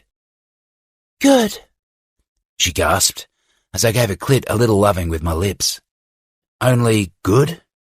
Stop talking, Xavier, she muttered, and I chuckled and really dove in. Parting her folds, I tasted her sweetness, making sure to let Evie hear just how delicious she was to me. The sounds falling from Evie's lips as I worshipped her with my tongue were music to my ears. Her body was beautifully responsive and sensitive to my ministrations, and I couldn't get enough of it. She rewarded me with a first orgasm almost too easily, but I kept up the light suction on her clit, which drove her completely wild, and pushed her finger into her, curling it upwards, trying to see if I could find Evie's G-spot. She arched up when my pad pressed against her inner wall. Bullseye. This time, I took my time bringing her close to the brink, only to retreat and focus my attention on less sensitive spots, like her inner thigh. Soon, Evie was wriggling and moaning without holding back, desperate for another release. Xavier, she gasped. Please. Please what? I asked, as I trailed the tip of my tongue over the valley between her thigh and pussy before giving her clit the lightest push, making Evie gasp again. Please stop being a dickhead. I chuckled and sucked her clit a bit harder while I thrust my finger inside of her until Evie cried out again as she came. She trembled under me. I kissed her stomach, pretending I didn't notice her tensing. She was still self-conscious about her body, but I hoped we could work on that. Her strawberry blonde hair spilled around her as she tried to catch her breath. She was a goddess. For a moment, I considered taking this further and burying myself in her, but she smiled in that cute, embarrassed way that let my protectiveness overrule my desire. Ignoring my cock, I stretched out beside Evie and pulled her closer. Her gaze searched mine as if she waited for me to make a move. Evie. My heart was galloping in my chest like a herd of mustangs. I couldn't believe how amazing this had felt, how utterly breathtaking. Xavier regarded me with a hint of smugness, and I really wanted to take him down a notch, but damn it, he had reason to be smug. I wanted to push him back down between my legs for another round, but that would definitely have ended my no-sex ruling. Could it even still be considered in effect? Going down on someone definitely counted as a form of sex. It did in our stupid non-disclosure clause, that much was certain. Xavier made a low sound in his throat, cupped the back of my head, and pulled me in for a languid kiss. Tasting myself on his lips was strangely erotic. I had to shut you up, he murmured after he drew back a few inches. I didn't say anything. Your mind was working on overdrive. I could see it from that pinched expression you always get. Don't overthink this, Evie. I don't get a pinched look, I said indignantly. Xavier flashed me the grin that melted every pair of panties in a radius of at least 1 mile. You do, and it's never a good thing. Just enjoy the moment. You know me too well, I said with a sigh. It's a bit unsettling. He regarded me. It is. I bit my lip, surprised by the serious note in Xavier's voice. He was still hard against my thigh, and yet he didn't make a move. He must have known that I would have abolished that no-sex rule in a heartbeat if he'd tried. Yet he didn't. Why did you agree to give this a try? I whispered. I told you, because I don't want to lose you. As an assistant?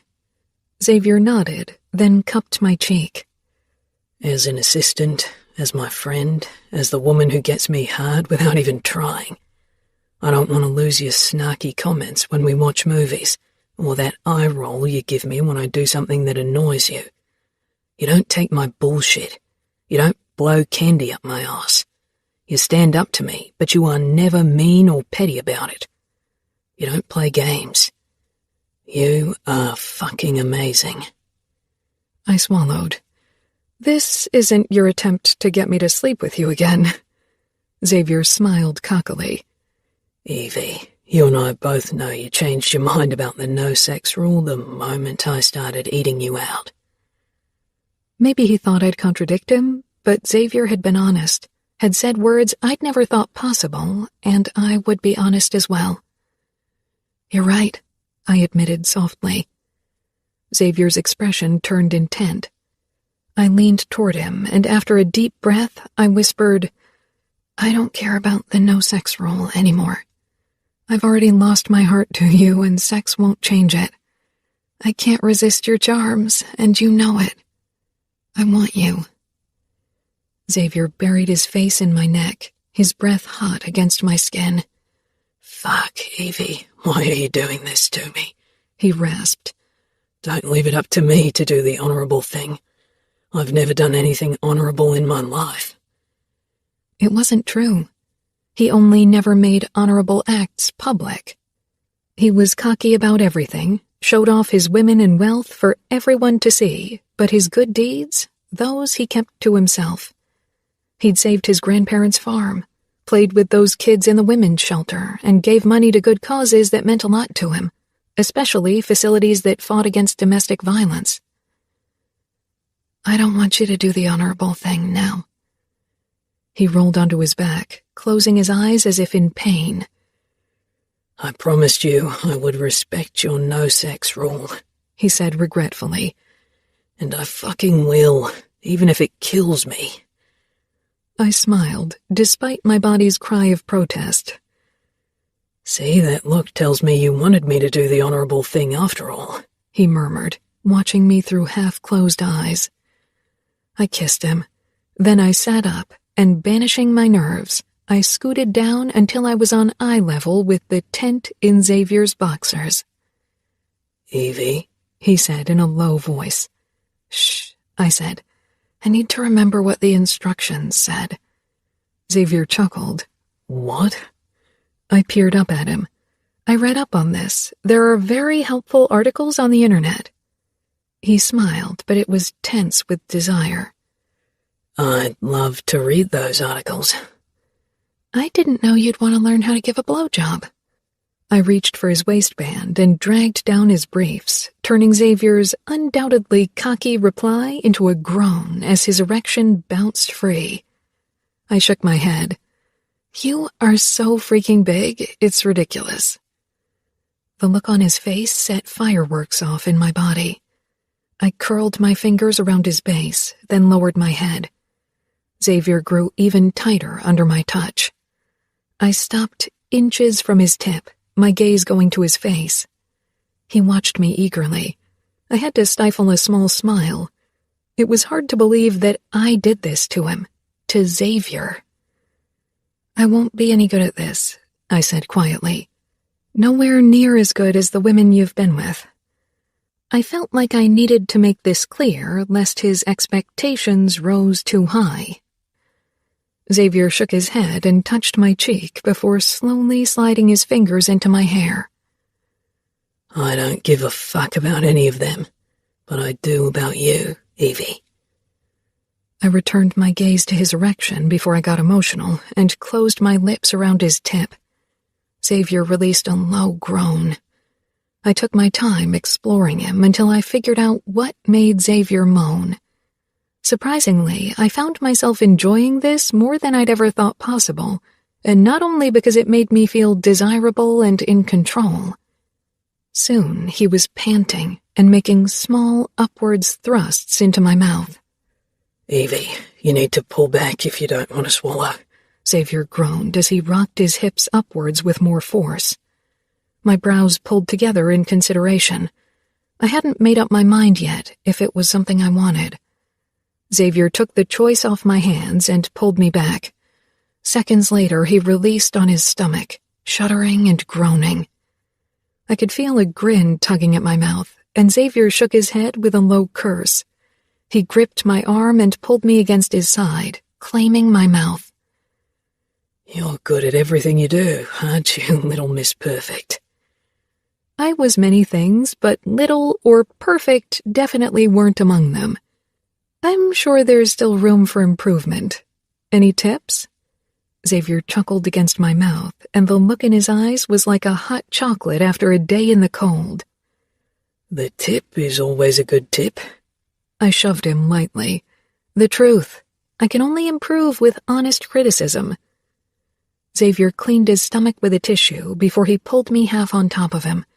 His eyes moved down to my breasts that were pushed up against his firm chest, then they returned to my face. This isn't school, Evie. You don't have to prove anything. Just be yourself. Am I not always?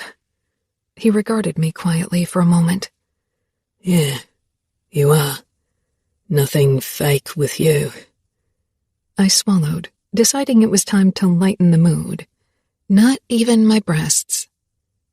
Of course, it had the desired effect. My breasts were always a good icebreaker with Xavier. His eyes took their time taking in the way my breasts were pushed up, and he grinned. Your breasts are perfection. I wondered what he thought of the rest of my body. Instead of asking, I rolled my eyes at him. His expression lit up, and he leaned forward and kissed me. Just kissing. Slow and gentle. There was no urgency in the kiss, no underlying tension.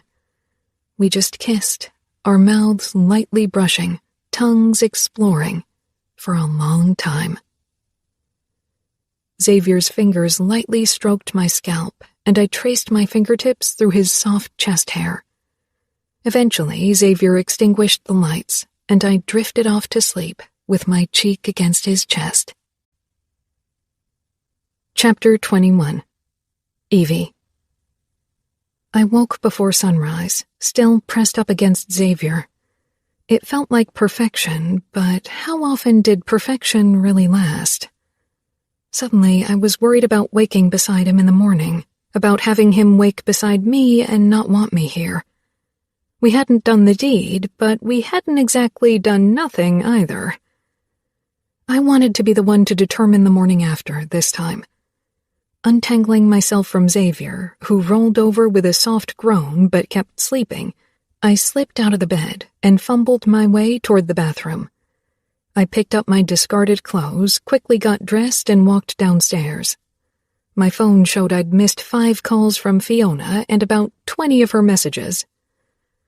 I should have told her I would stay the night somewhere else, but it had never been the plan, and she would have asked questions I didn't want to answer yet. Fiona would kill me if she found out I'd returned to Xavier's bed. I grabbed my purse, then decided to leave Xavier a note. Problem was, I had no clue what to write. Eventually, I settled for, "Thanks for the chips and the beer." It was a perfect date. I decided against signing. For one, Xavier knew who had written the note, and even my name, and second, I wasn't sure how to end the note. Love Evie was out of the question. If I mentioned the word love around Xavier, he'd be running for the woods. Kisses or XOXO might just have the same effect. I still wasn't sure how to classify this thing between us. A dating trial run? That option didn't exist on Facebook. Checking the calendar, I realized Xavier only had an afternoon workout today, so I'd have enough time to head home, get a couple hours of additional sleep, and shower before I had to be back in his apartment to wake him. Grabbing my purse, I left the note in front of the coffee maker and left. I entered Fiona and Connor's house and closed the door silently, not wanting to wake them. "Where have you been?" came a voice out of the dark. I cried out, clutching my purse against my chest. "Jesus, Connor, being 6'4" and built like a wall, you shouldn't stalk women in the dark. That might give someone a heart attack one day, or get you thrown into jail." The lights in the living room came on, revealing Connor leaning in the doorway, hair all over the place and only in low sweatpants. I wasn't sure what it was with rugby players and their aversion to walking around fully dressed. "I promised Fiona to wait for you so she could finally get some sleep." He took in my rumpled state. I hadn't bothered straightening my hair, and my clothes had seen better days. "You were with Xavier." I flushed. "What makes you think that? I could have been with someone else." Connor shook his head. "You aren't the type to move from one guy to the next so quickly." I wasn't sure if I should be annoyed or pleased that he pegged me down as the steady type. "Don't tell Fiona," I whispered. Connor moved closer, looking worried. "Listen, Evie, you are a grown woman and perfectly capable of making your own decisions even if Fiona disagrees, but this one is really fucking bad. I love Xavier like a brother, but he's not boyfriend material. He doesn't want to be. He's content being the arsehole child of the press." "I'm a grown-up. You said it yourself. I'm perfectly capable of digging my own grave," I said teasingly, even if his words hit a bit too close to home. Connor looked doubtful. "I'm going to sleep a few more hours. I'm pretty tired," I said. My cheeks heated when Connor grimaced. I quickly rushed upstairs into my room, hoping that Connor would keep his mouth shut. Fiona would kill me if she found out I was giving Xavier another chance. I knew she was worried about me, and my cowardly escape from Xavier's apartment this morning proved she had reason to be. Connor's warning replayed in my brain over and over again as I crept under the covers. Xavier was trying to be a boyfriend. Sort of. For me. Wasn't he? We were giving dating a chance. We hadn't put a name on exactly what we were yet, but so early on in this trial that was to be expected. He didn't want to lose me, and I didn't want to lose him. My heart was already irrevocably lost anyway. Even the hot chocolate and banana bread I'd had for the sole purpose of their sugary contents calming my nerves didn't work. I was ridiculously nervous as I arrived in front of Xavier's door to wake him. How was I supposed to act around him after last night? Kiss him good morning? Or would that presume too much? I stepped inside Xavier's apartment, half worried about finding him in a compromising situation, worried that he'd changed his mind about the dating thing after last night. I froze when I spotted Xavier standing close to the window, looking out toward the harbor bridge. He turned, a cup of cappuccino in one hand and my note in the other. I cringed inwardly. Maybe that note hadn't been a good idea. Xavier looked disappointed or sad. I wasn't sure. "You're up," I said dumbly as I made my way toward the kitchen island, where I perched on a stool and set the mail down on the counter. For a moment, Xavier didn't do anything. Then he walked toward me. My eyes were drawn to the flexing muscles of his stomach, as they always were. Xavier was utter male perfection. Why would he ever consider changing his ways for me, for poor chubby Evie? When he stopped close enough that the scent of fresh espresso and his own manly scent wafted into my nose, I finally looked back up into his face. His frowning face. No smirk or grin or cockiness for once. "I woke to an empty bed, and when I came down expecting to find you here, I got this instead." He held up the crinkled note. "I'm always good for a surprise. You said it yourself," I joked half-heartedly. But with the way Xavier's gray eyes were boring into me, humor was difficult to pull off. He moved close. "Why did you leave, Evie?" "I didn't want to impose on you or overextend my welcome," I said lightly. His strong hands came down on my thighs, and he kissed me briefly. "You are welcome, and you know it." I regarded him. After our first night together, it didn't feel that way. "Fuck," he groaned. He cupped my cheek, his face so close it was becoming increasingly difficult not to end this conversation by kissing him. "I feel like an asshole because of it. I told you I'm sorry. I can't change what happened, but I'm trying to make up for it. And for the record, I don't want you to leave. I want to wake up beside you." I swallowed. "Noted. Next time I'll stay." Xavier grinned. "How about tonight? Let's have another movie night, and this time you'll stay for breakfast." I snorted. That's a line most guys crash and burn with. You realize that, right? It's in the Player's Handbook of Bad Pickup Lines. Didn't you get the memo? Xavier laughed, and my insides began their usual fluttering. "Will you let me crash and burn with my line?" His lips found mine again, and I allowed myself to enjoy his kiss for a moment longer before I pulled back. It's a yes to the date. If I spend the night, that depends on your behavior. Though really, it was a bit hypocritical of me to put all the blame on Xavier. I had failed at keeping to my own rule last night, and I had a feeling tonight wouldn't be much easier. The wolfish grin. "I'll be a good boy, Evie." I chuckled. We'll see. Maybe Xavier wasn't the bad boy the press made him out to be, but he definitely wasn't a good boy. Not that I wanted him to be. This time I entered Xavier's apartment without last night's warning. We had sushi and watched an old James Bond movie with Sean Connery, even if I usually preferred the newer versions. The no-sex ban was firmly in place. We were being good, even if Xavier's arm around me was distracting, albeit not as much as his hand, which cupped my ass the entire time. My fingers kept drawing lazy circles on Xavier's chest and stomach, but our eyes were firmly focused on the screen until about halfway through the movie, which was when Xavier gave my ass a firm squeeze and my fingers accidentally brushed the bulge in his pants. It all went downhill from there pretty quickly, as far as the ban was concerned, at least. 2 hours into the date, I was sprawled out on my back on the sofa, my legs draped over Xavier's broad shoulders and his face wedged between my thighs as he did unspeakable things with his tongue and mouth. I clutched the headrest with one hand as my other held Xavier's head in place. Not that he needed any encouragement. He was eating me like a starving man would a plate of burritos. "You taste like heaven, Evie," Xavier growled against my center before he closed his mouth over my folds again and sucked. He pulled me even closer, his shoulders pressing up against the backs of my thighs.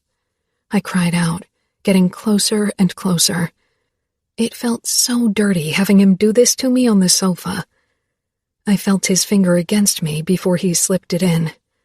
Exhaling, I still marveled at the sensation of having something inside me. Xavier groaned against my heated flesh, the vibration sending another spike in pleasure through my nether regions.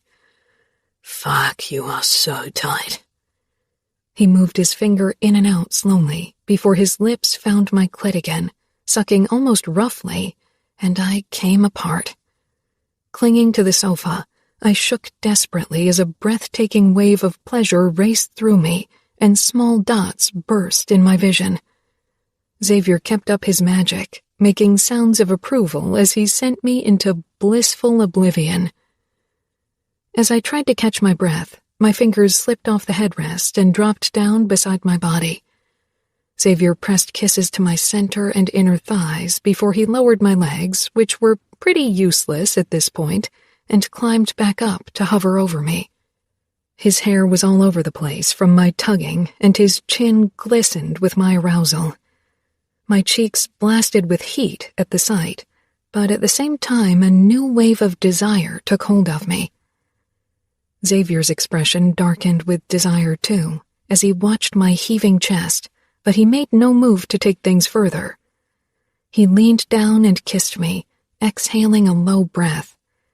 Even still in his jeans, the heat of his erection seemed to scorch my inner thigh. He wanted me, and I wanted him.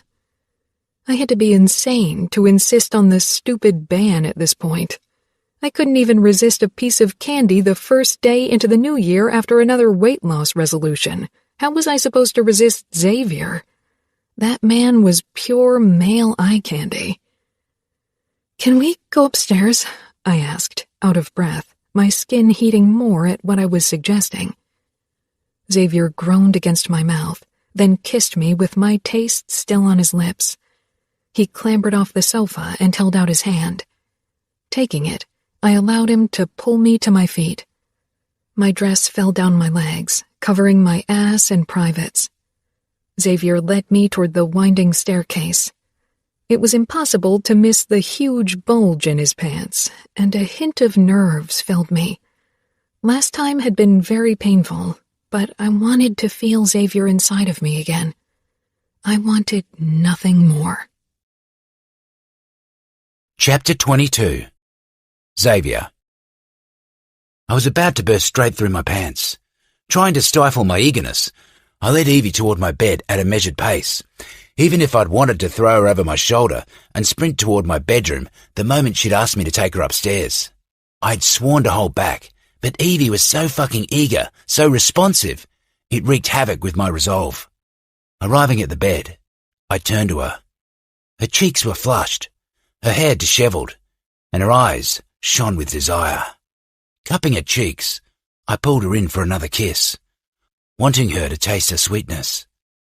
She moaned into my mouth, pressing those amazing tits against my chest. Good Lord. I turned with her in my arms and tugged at her dress. She stilled, but allowed me to pull the piece of clothing over her head. Only the light from below allowed me to see Evie, but she was mostly in shadows, a fucking shame. I reached behind her back and unhooked her bra, allowing her breasts to spring free, and I exhaled. Even in the half-dark, they were a sight to behold. "Xavier," Evie whispered, insecurity in her voice.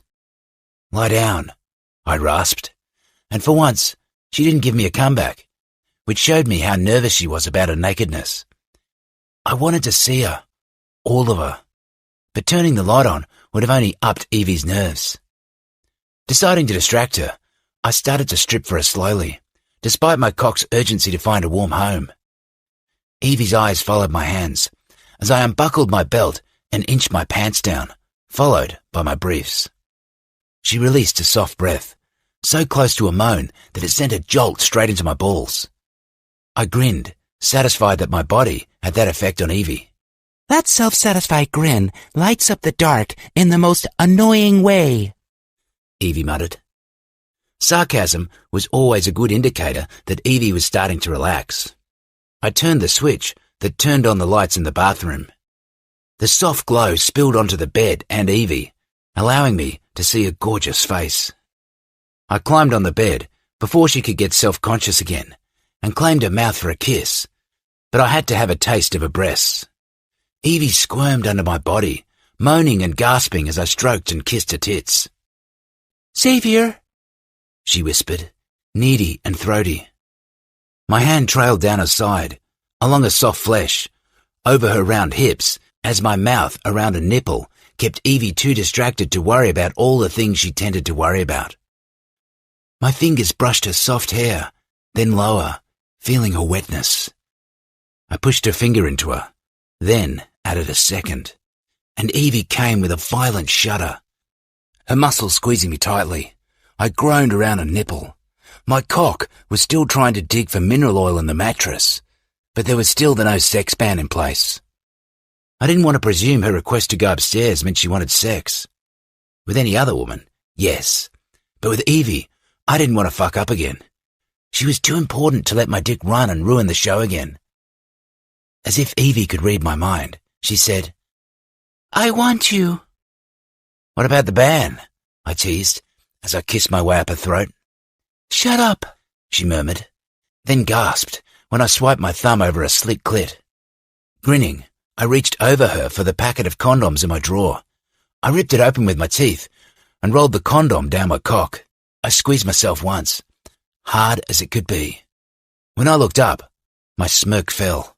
Evie looked anxious. I climbed up until my body covered hers, my weight resting on my forearms. She raised her head and met me with a kiss. Her arms came around my back, then slid down to my lower back, where they came to a halt, as if she didn't dare move lower. "All yours," I said with a grin. She squeezed my butt, and I flexed my muscles in response, causing her to laugh, that unrestrained, full-body laugh I couldn't get enough of.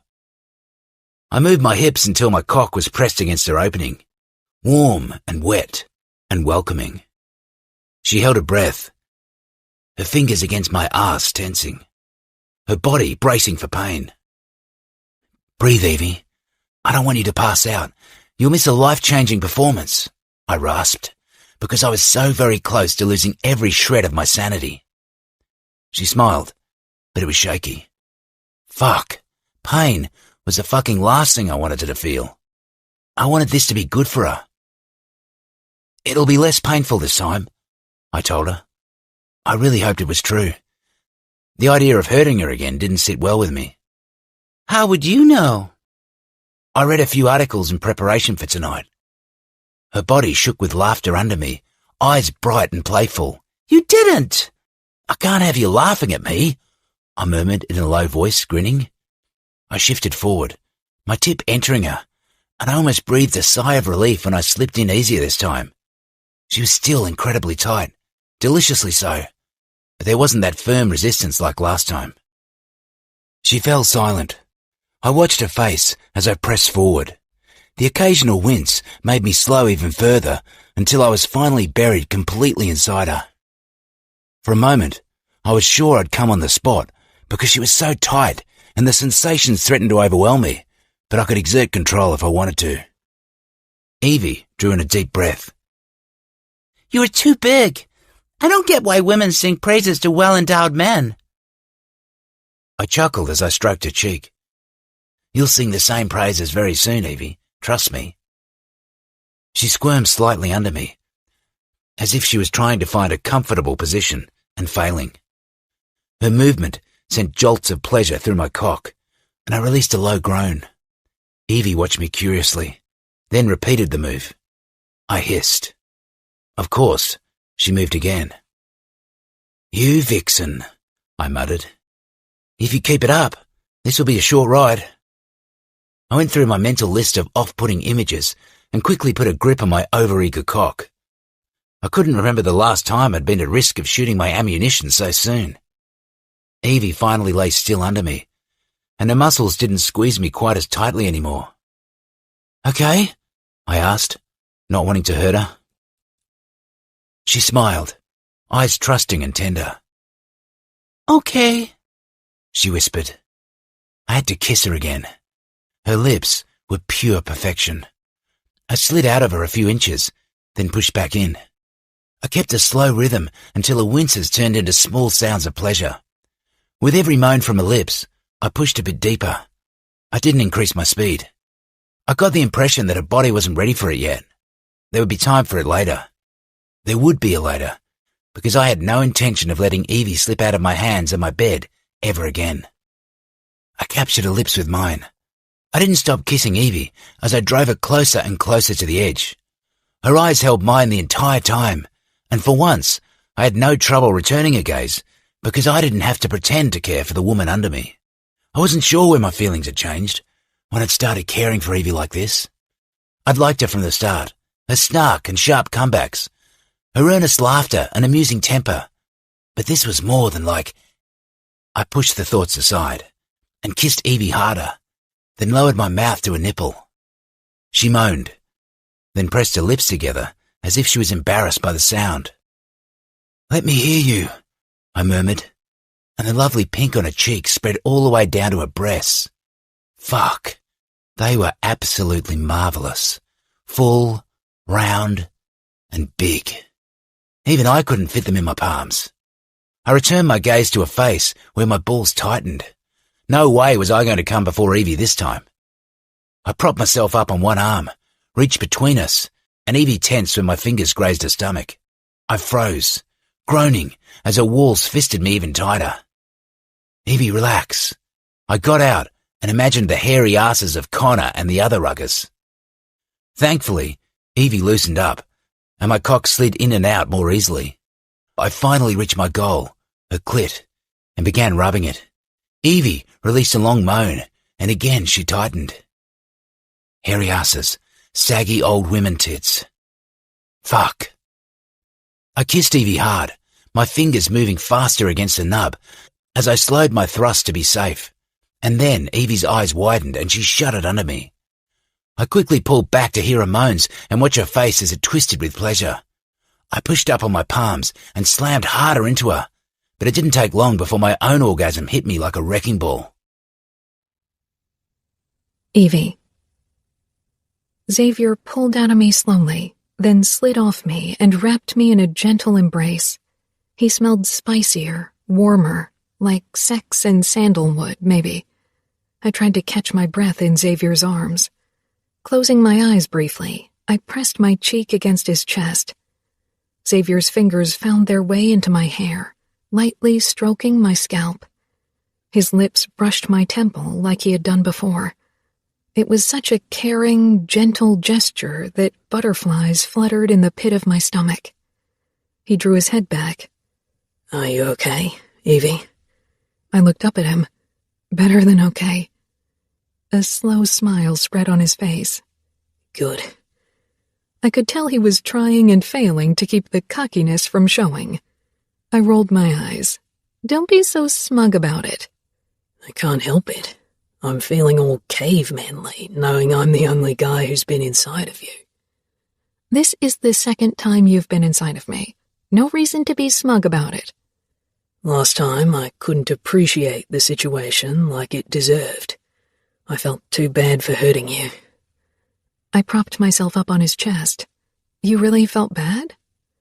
His brows drew together. "Of course I did. I wanted to make you come, not bleed. When I saw the blood on my sheets, I felt like the biggest asshole on the planet." Horror widened my eyes. "There was blood?" Xavier nodded. "Oh, God, please tell me Nancy didn't clean the sheets." "That's what you're worried about?" "She did clean them, didn't she?" "She cleans everything." I dropped my forehead down on his chest. "Please tell me at least she didn't know it was mine." "She saw you leaving my apartment." I groaned. Xavier chuckled. "Now come, there are worse things than being a virgin. Or are you ashamed that you gave it away to me?" I lifted my head, trying to figure out if Xavier was joking. He wasn't. "There's no one else whose sheets I'd rather have ruined," I teased. Xavier shook his head with a grin, then he kissed me again. Soon the soft brush of mouth against mouth turned into something more heated. Xavier drew back to look at me. "Are you tired? I'm up for another round if you want. The wolfish grin. My core tightened, but I shook my head. Too sore, you brute, I said. His grin faltered. I was joking, I told him, and he growled and rolled himself on top of me. I was joking about the brute part, not the sore part. He kissed me, and I could feel him harden against my thigh, but before I could change my mind about the sore part, Xavier rolled off of me and wrapped me in his arms. Staying on top of you gives me ideas that won't work while you're sore, he murmured. I smiled against his skin. Sleep tight, Evie, Xavier said eventually, kissing my temple. It took a long time for me to fall asleep. I was too scared of the next morning and Xavier's reaction, which didn't even make sense because he had told me he wanted me to wake up beside him. I woke facing the windows again, looking out toward the ocean. I tensed, remembering my walk of shame the last time I'd slept with Xavier. I listened for Xavier, and when I heard his even breathing, I relaxed slightly. He was probably still asleep. After all, I was usually the one waking him. I considered getting up and leaving again, suddenly worried to face him. Mentally putting on my big girl panties, I turned around and sucked in a breath when I met gray eyes. Xavier was propped up on his elbow, supporting his head with his palm, covers bunching around his hips, revealing inch after inch of perfectly sculpted chest, and he was watching me with a look I couldn't read. What was he thinking?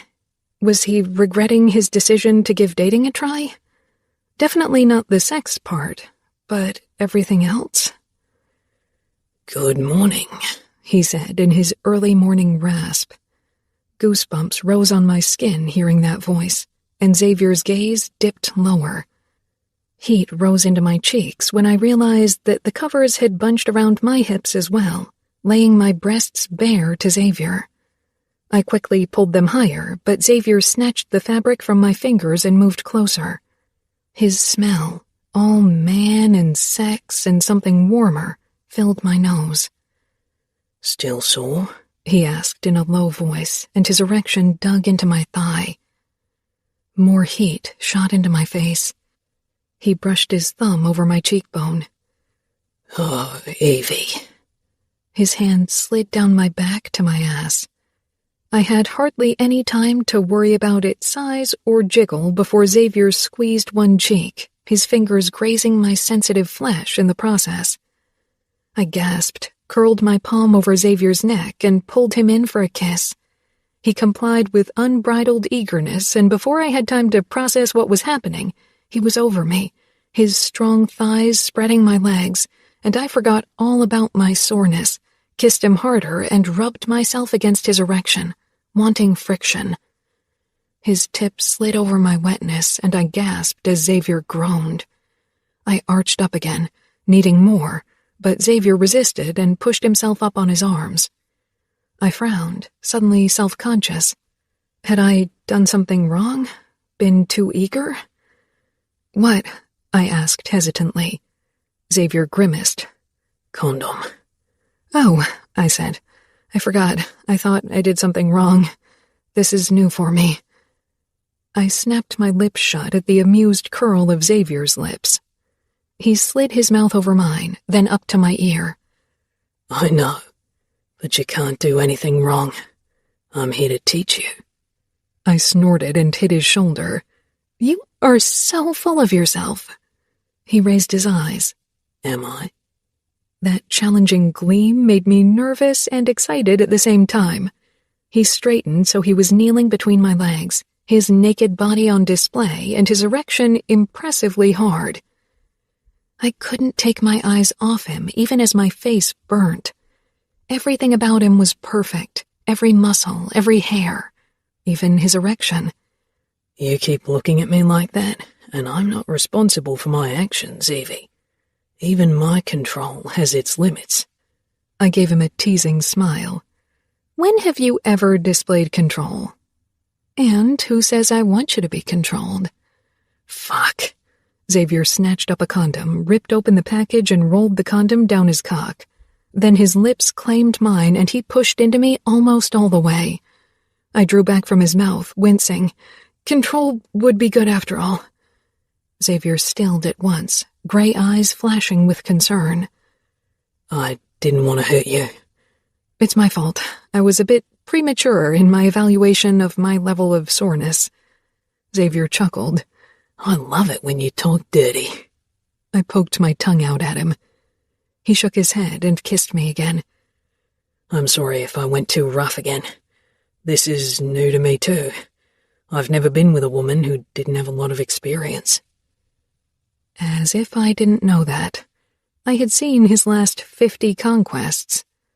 We can figure this out together, I said softly.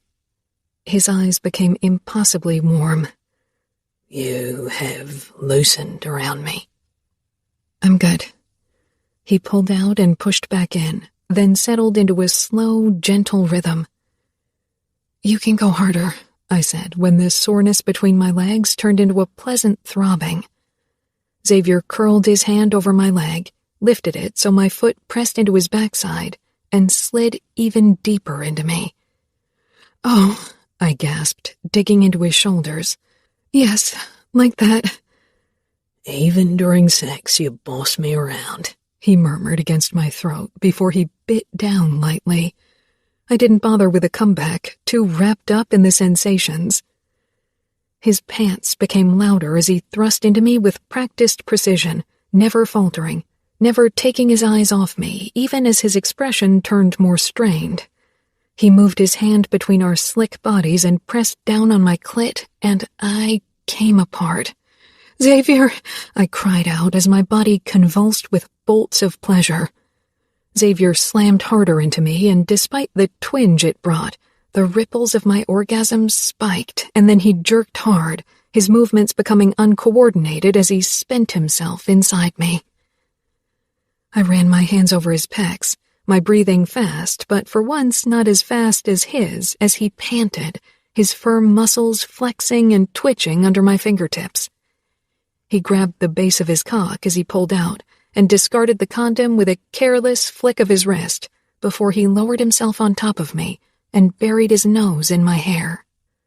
I closed my eyes, wanting this moment to last forever. But then I remembered something. Today was Friday. My eyes shot open. Xavier, I need to look at my mobile.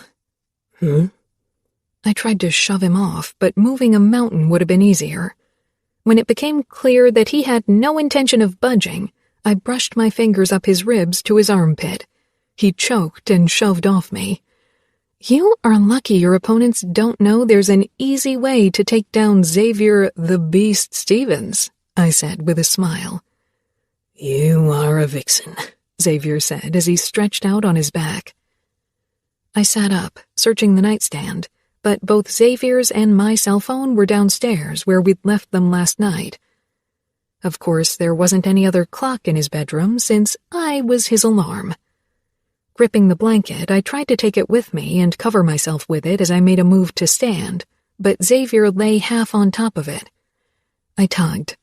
Xavier, I really need to check the time. I'm not stopping you, he said in amusement. I narrowed my eyes at him. I need the blanket to cover myself. Nobody can look inside the apartment. You know it's mirrored glass. Give me the blanket, I muttered, yanking with more force. I had seen the girls he'd been with. Fitness and bikini models, actresses who didn't play the character roles, athletes. Nothing was jiggling on their bodies. Everything was firm and smooth. And Xavier, he was a model athlete. His body fat percentage was in the single digits. Not even my dress size was single digits. I couldn't be naked in front of him in bright daylight. Xavier sat up, but he didn't release the blankets, and he was too heavy for me to free them without his cooperation. Don't hide yourself from me, Evie. I swallowed and said as firmly as my emotions allowed, Give me that blanket, Xavier. Then added softly, Please. He swung out of bed, and I wrenched the blankets toward myself, wrapping them around myself before I stood. I made sure everything was covered in a satisfying way before I dared to move, but Xavier was in my way. He had absolutely no trouble strutting around in his birthday suit. "We need to work on this," he said quietly, cupping my cheek. My brows pulled together. On what? "On your confidence." Easy for him to say. I had seen photos of him as a kid and teenager. He had always been an athlete, and now he was pure male gorgeousness. "Not today," I said lightly, and quickly maneuvered past Xavier and down the stairs, barely avoiding breaking my neck as my foot tangled in the blanket.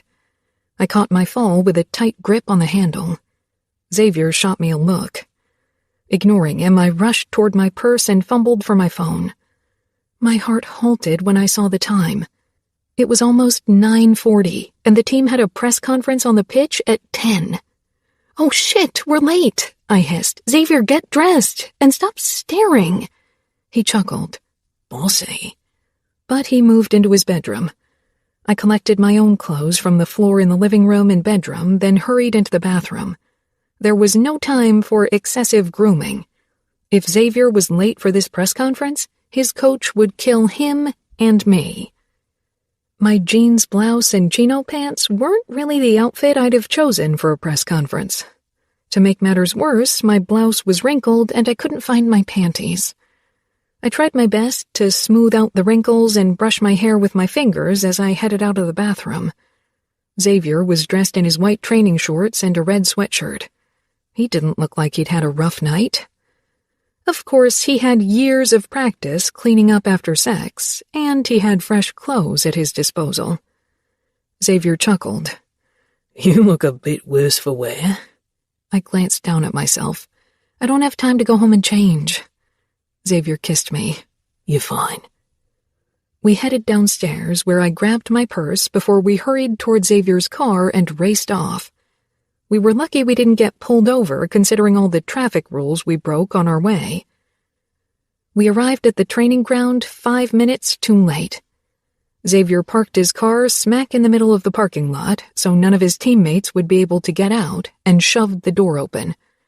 I followed after him as he stalked toward the gathered team and the press, all the while trying to brief him on the attending journalists.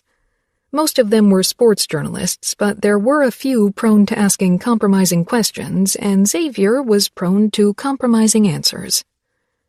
Heads turned our way, eyes latching onto Xavier before they moved on to me, and I almost cringed when I caught Connor's raised eyebrows and Fiona's shocked expression. The journalists didn't look too impressed with me either, and a few seemed amused. Was it that obvious what had happened between Xavier and me? I tried to stop myself from blushing, which was a losing battle. The coach narrowed his eyes at Xavier before he frowned at me. I moved to the back of the journalists as Xavier joined his team in the front. "Now that we're finally complete, we can begin," Coach said in annoyance. Fiona tried to catch my eyes from her spot beside the team. As a cheerleader, her place was in the front. She would kick my ass the moment we were alone. I had promised her to stay away from Xavier, and now I had slept with him 2 more times. But things had changed. Suddenly, something dawned on me. Xavier hadn't held my hand or given any kind of indication that we were together. For everyone around us, it looked like I was one of his playthings. My stomach tightened. I barely listened to the questions of the sports journalists, but then Maya Nowak spoke up, directing her question at Xavier. She was a journalist Xavier had banged a few weeks back, and who had written a few less favorable articles about him after that. "Some people wonder how you manage to focus on sports, considering the nights you spend partying and your other escapades." Xavier smirked. "I have an assistant who keeps me in line." My stomach began to plummet. Then he added, "Who also happens to be my girlfriend, who will stop future escapades." He looked at me, and so did everyone else. The journalists actually twisted their heads around to stare straight at me, and a few of the photographers took photos. Connor and Fiona looked at Xavier as if he'd grown a second head. It took me a moment to gather my wits about me and smile. "That's all very interesting," Coach Brennan drawled. "But we are here for rugby, not gossip." Xavier winked, and a tiny part of me rejoiced at him making us public, but the other part worried about everyone's reactions. Maya regarded me like I was a bug she wanted to squash, and she probably wasn't the only one who wouldn't be happy that Xavier had chosen someone like me. A witch hunt was about to begin. Chapter 23. Evie. Maya wasn't the one I should have been worried about. Fiona was the one who looked like she wanted to chase me with a pitchfork and maybe poke Xavier's privates with it repeatedly. I perched on the bench, watching their public training and bearing her silent anger. Maybe I deserved it. Blake gave me a quick smile when our eyes met, but there was nothing flirty about it anymore. He was a good sport about the whole thing, and I had to admit, he was a guy I might have fallen for if Xavier hadn't gotten in the way. The second the cheerleading training was over, Fiona made a beeline for me. I knew running was futile. Fiona was fitter than me and fueled by anger. She'd catch me. She stopped right in front of me and put her hands on her hips. "I hope this is a joke." "Good morning to you, too," I chirped. She didn't crack a smile. "I spent an entire day and night crying your tears after that asshat popped your cherry and now you're his girlfriend?" "Shh," I hissed, looking around. "Can you please lower your voice? I don't think everyone needs to know about my private affairs." "That's the right word. Affair. Do you really think Xavier's being serious? He's lazy. He doesn't want to lose an assistant and thinks, why not sweeten the deal by getting nasty with you as well?" "Sit," I ordered and pointed at the spot beside me, tired of her treating me like a child. If I wanted to get nasty with Xavier in or outside of a relationship, that was my decision. Fiona sank down. "Listen, Fiona, I know you mean well, but you left me alone for over 2 years when I needed you the most, and in that time I learned to take care of myself. I don't need your protection." Hurt flashed on her face, and I felt bad instantly. I took her hand. "That came out harsher than I meant it to. I appreciate how protective you are, but I need you to trust me. I know what I'm doing. Xavier and I discussed this." She still looked doubtful, but nodded. "I'm giving him the benefit of the doubt for now, even if he doesn't deserve it." "You are?" This seemed too understanding for the Fiona I knew. She didn't give in that easily. "I really hope this works out. I don't want you to get hurt. If he cheats on you, I'll shove one of my stiletto heels up his arrogant ass." "I don't think he'll cheat on me," I said, and it was true. Xavier would end it before that happened. "That's what I always thought," she muttered. "You never really talked to me about what happened with Aiden."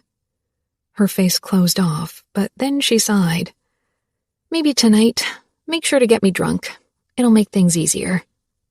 "Red or white?" "A Chardonnay." I rolled my eyes. "Less carbs?" "No. Tasty," she said with a grin. Coach Brennan walked toward us. "Can I have a quick word with you?" "Sure," I said hesitantly. Fiona got up. "I won't disturb you." "I was very concerned when I heard that Xavier was looking for a new assistant." Where had he heard that? My God, rugby players were the worst gossips. "I hope his statement today means I won't have to worry about it anymore. That boy needs you." He was the only one who called Xavier boy. Built like a bull himself and twice Xavier's age, he was probably the only one who could pull it off. "I'll stay where I am. Kicking Xavier's ass into gear is too much fun." He laughed. My smile died on my lips when I noticed Fiona slipping into the changing rooms and a moment later Connor leaving. I couldn't believe her.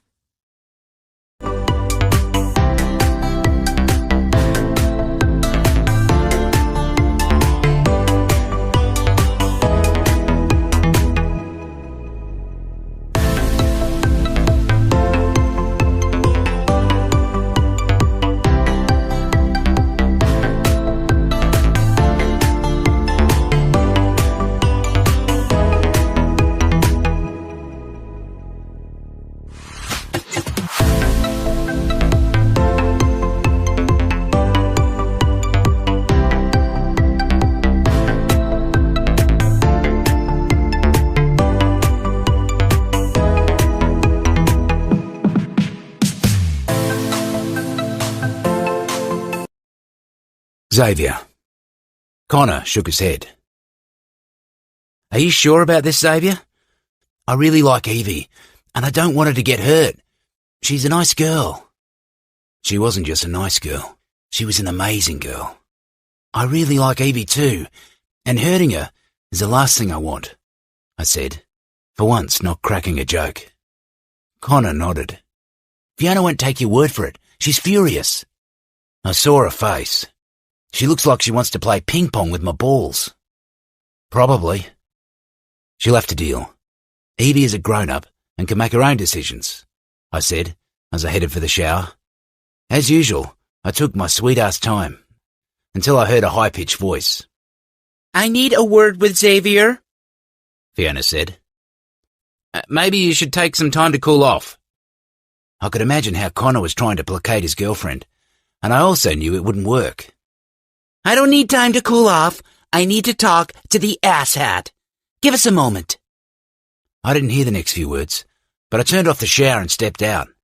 Fiona stood with her arms crossed against the wall, glaring at me. She didn't seem to give a flying fuck about my nakedness, and if she thought I had trouble having a conversation in my birthday suit, then she didn't know me at all. Fiona, what a pleasant surprise, I said, mirroring her stance against the shower wall. Her lips curled, and she threw the towel she was holding at my head. You have no shame. I caught it before it could slap me in the mouth and wrapped it around my waist. You pranced into our changing room and disturbed my shower. What was that? What was what? You know what I mean. Why did you tell the press that you were dating my sister? Because it's the truth. Evie and I have been going out for a few days now. Fiona frowned. Is this some kind of game to you? A new form of entertainment to keep the press busy? Evie isn't your toy. Anger surged through me. I straightened. Maybe you think you are the only one who cares about Evie, but you are fucking wrong. Your sister isn't a game or toy to me, or whatever else you think, and you underestimate her greatly if you think she'd let me treat her like that. Evie can take care of herself. Fuck, she even managed to take care of me. Fiona's face seemed a tad less hostile, but that might have been the flickering light. So, you really mean it? I mean it, I said with a sigh. Your sister is the funniest, kindest, snarkiest woman I know. She is, Fiona agreed softly. I'm going to do anything I can to treat her right, Fiona. Fiona nodded, and I was pretty sure her eyes watered a little. Of course she had to ruin our moment. Make it up to her for that shitty first time you gave her, that's all I ask. Your mouth has to be good for more than bullshit talk. I cocked one eyebrow and smiled arrogantly. Evie finds my mouth very entertaining, trust me. Fiona surprised me even more by grinning. She came closer and patted my shoulder. Good for you. And good for her. She turned on her heel, her long hair slapping me in the face, and stalked toward the door. And I will castrate you with my fake nails if you hurt her, just so you know. Duly noted, I muttered, before she sauntered outside. Someone knocked, then Evie's voice rang out. Xavier, are you okay? I began laughing. She poked her head in. What's so funny? I was worried Fiona might have strangled you with a towel. And here you are, all merry. I'll be even merrier if you come in and shower with me, I said, as I dropped the towel to give her a good view at my already growing cock. Evie flushed and dragged her gaze back up to mine as I stopped in front of her. I touched her cheek and kissed her slowly. Come on, Evie. Help a guy out here. She pulled back, sighing, then shook her head. I don't want people to get the wrong impression.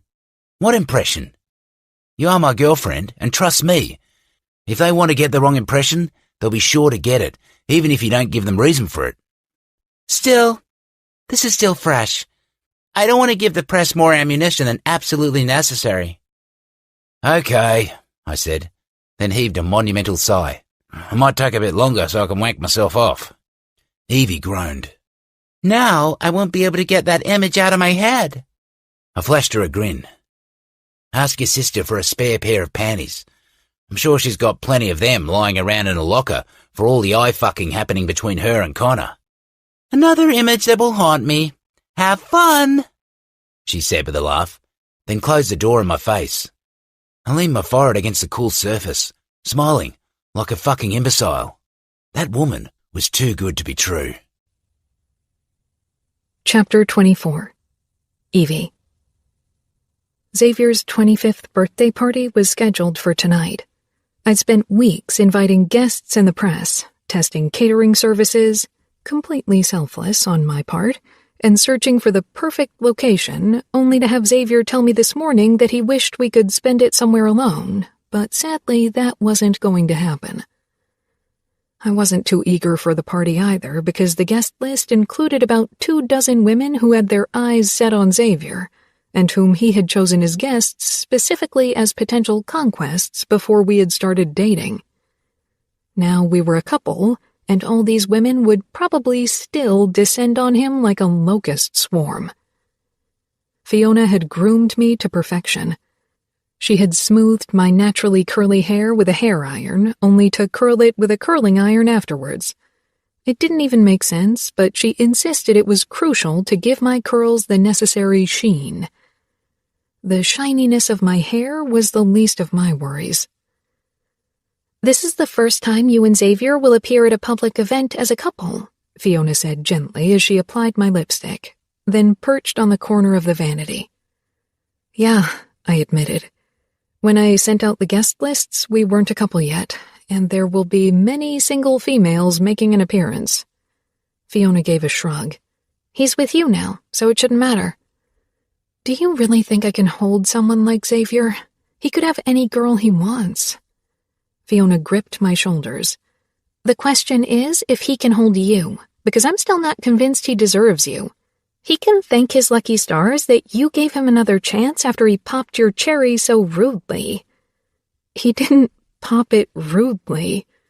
What came afterward was rude, but nothing I hadn't expected." "Yeah, well, I haven't forgiven him for that stunt yet. I'm angry for the both of us since you don't have the necessary bitchiness to hold on to grudges." I laughed. "Did you just insult or compliment me?" "Both," Fiona said with a grin. "Only you," I muttered. She sobered. "He's good to you?" I had lost count of the times she'd asked me that question since the press conference a few days ago. "He is. He is patient and gentle and loving and funny." Fiona sighed. "Good Lord." Then she smirked. "And how's the sex? I mean, with all the practice he's had, he should be a grenade in bed. Or is he one of those who only ever cared about themselves, so they don't know how to please a woman?" I stood.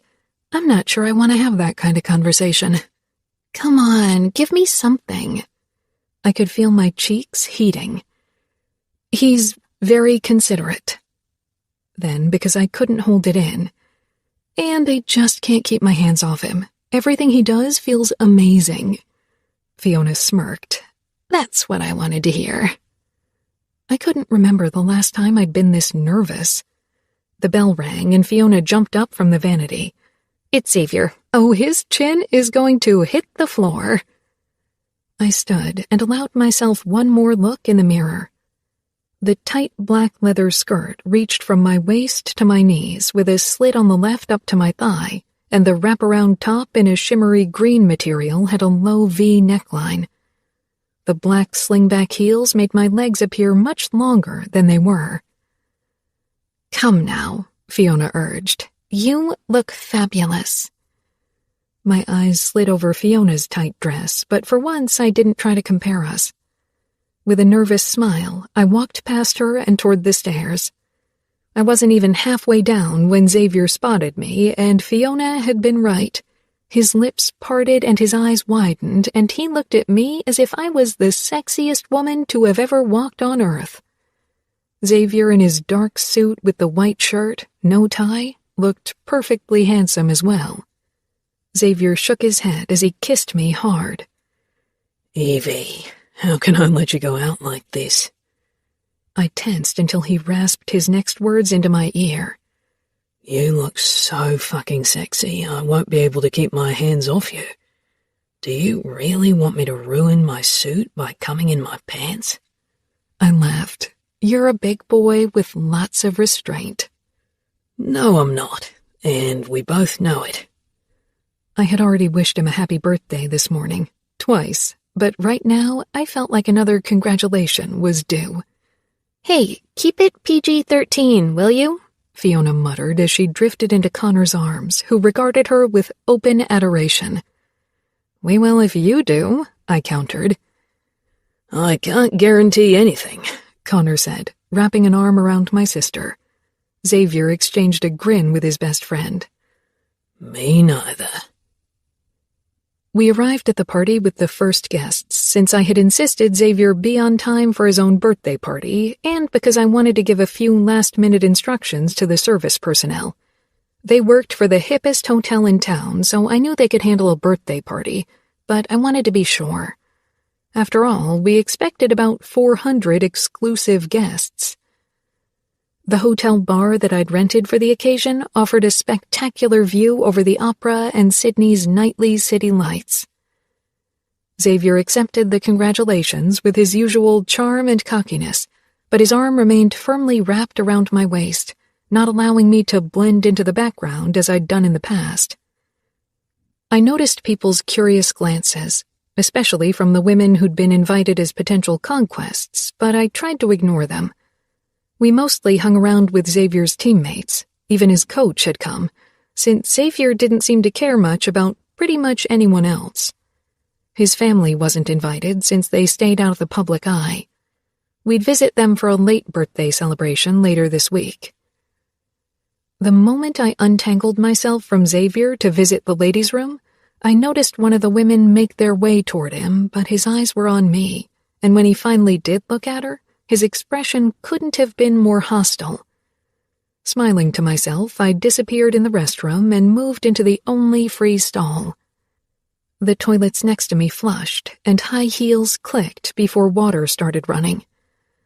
I can't believe he chose that girl to be his girlfriend. I know, said another female voice. Have you seen her hips and arse? I mean, I know the media is all over plus-size models at the moment, but he's an athlete. I peeked through the gap between the door and the stall, spotting two tall, skinny women with dark hair. Everyone needs a fatty treat now and then, the one with the darker, almost black hair said. Then they both laughed. They applied lipstick as I leaned against the stall, feeling heat rush into my head and tears sting my eyes. I guess that's it, but still, I actually wanted to give him a go tonight. He's an asshole, but he's supposed to be so good in bed. I know. Just do it. I mean, come on. If he's got the choice between you and that girl, he'll forget all about her. More giggling, and finally they left. I drew in a deep breath, trying not to let their words get to me, but it was a losing battle. They had voiced all of my concerns. How could I hold Xavier when girls like that kept throwing themselves at him? I couldn't compete with their bodies. Everyone with eyes in their head could see it. I pushed out of the stall. Even if their words hit too close to home, I wouldn't hide like my 14-year-old self from the mean girls in school. Checking my reflection to make sure my eyes were satisfyingly dry, my flushed skin was a losing battle, I returned to the party. Xavier was talking to the two bimbos from the ladies' room who worshipped him with their eyes as if he was the second coming of Christ. His body was Greek god-worthy, no argument, but I'd gouge my eyes out with my stiletto heels before I'd ever give him that kind of simpering look. I squared my shoulders and walked over to the bar to grab a beer. Fuck looking sophisticated with a fine glass of white wine. I wanted my liquid carbs. The bartender handed me the bottle and a glass. I took the former, not the latter, and took a large gulp as I tried to look completely unfazed. Connor and Fiona were doing something that could be considered dancing, but was probably classified as a public misdemeanor in certain countries. I didn't know Fiona could twerk. With a tiny butt like hers, that shouldn't have worked, but she pulled it off magnificently, and Connor looked more than a little impressed. "Are you going to twerk for me too?" Xavier growled in my ear, making me jump and almost drop my bottle. "With your wicked ass, that would make me come in my pants for the first time since my teenage days." "I don't twerk," I said quickly. Xavier wrapped his arms around me from behind, pulling me against his body. "That's a shame." I could see several heads turning our way, including the two bimbos from the restroom. "We've got an audience." Xavier followed my gaze to the two girls whispering among themselves. "I don't give a flying fuck," he muttered, then kissed my throat before he took my hand and tugged me toward the dance floor. "Dance with me." I quickly left the beer bottle on the bar and followed him. "Xavier, I can't dance." "We've already established that you're a fast learner," he said with his wolfish grin. "And I'm a good teacher." Holy mother of two sexy ruggers. Xavier gripped my hips and began to move to the beat. Soon we were grating and twisting and shaking and rubbing, and the room faded to the background. Xavier's arms snaked around my waist as he jerked me closer to his body, his mouth coming down to my ear. "The moment we're out of here, I'm going to eat your pussy and fuck you senseless if you let me." I choked back a laugh. If I let him? If I wasn't worried about it making headlines tomorrow, I'd have jumped Xavier right here on the dance floor. My eyes must have answered his question because he groaned. "This might be the first time I won't be the last to leave my birthday party." We stayed 2 more hours because, like Xavier had pointed out, it was his birthday party and it would have been rude if the guest of honor had left first. We didn't make it home for the naughty business. We didn't even make it out of the parking garage of the hotel before Xavier's fingers slipped beneath my skirt and brought me the first high of the night. We did, however, make it into the elevator of his apartment building before his pants hit the floor, and I showed him what I'd learned. While Tennille's voice blared out of the speakers asking why the elevator had been stopped. Eventually, he gave up. Xavier didn't let me finish him, though. Instead, we stumbled into his penthouse, where we dropped to the floor, and Xavier made good on his promise to devour me. After that, he took me right there on the floor with my clothes still on. Rug burn had never been more appreciated.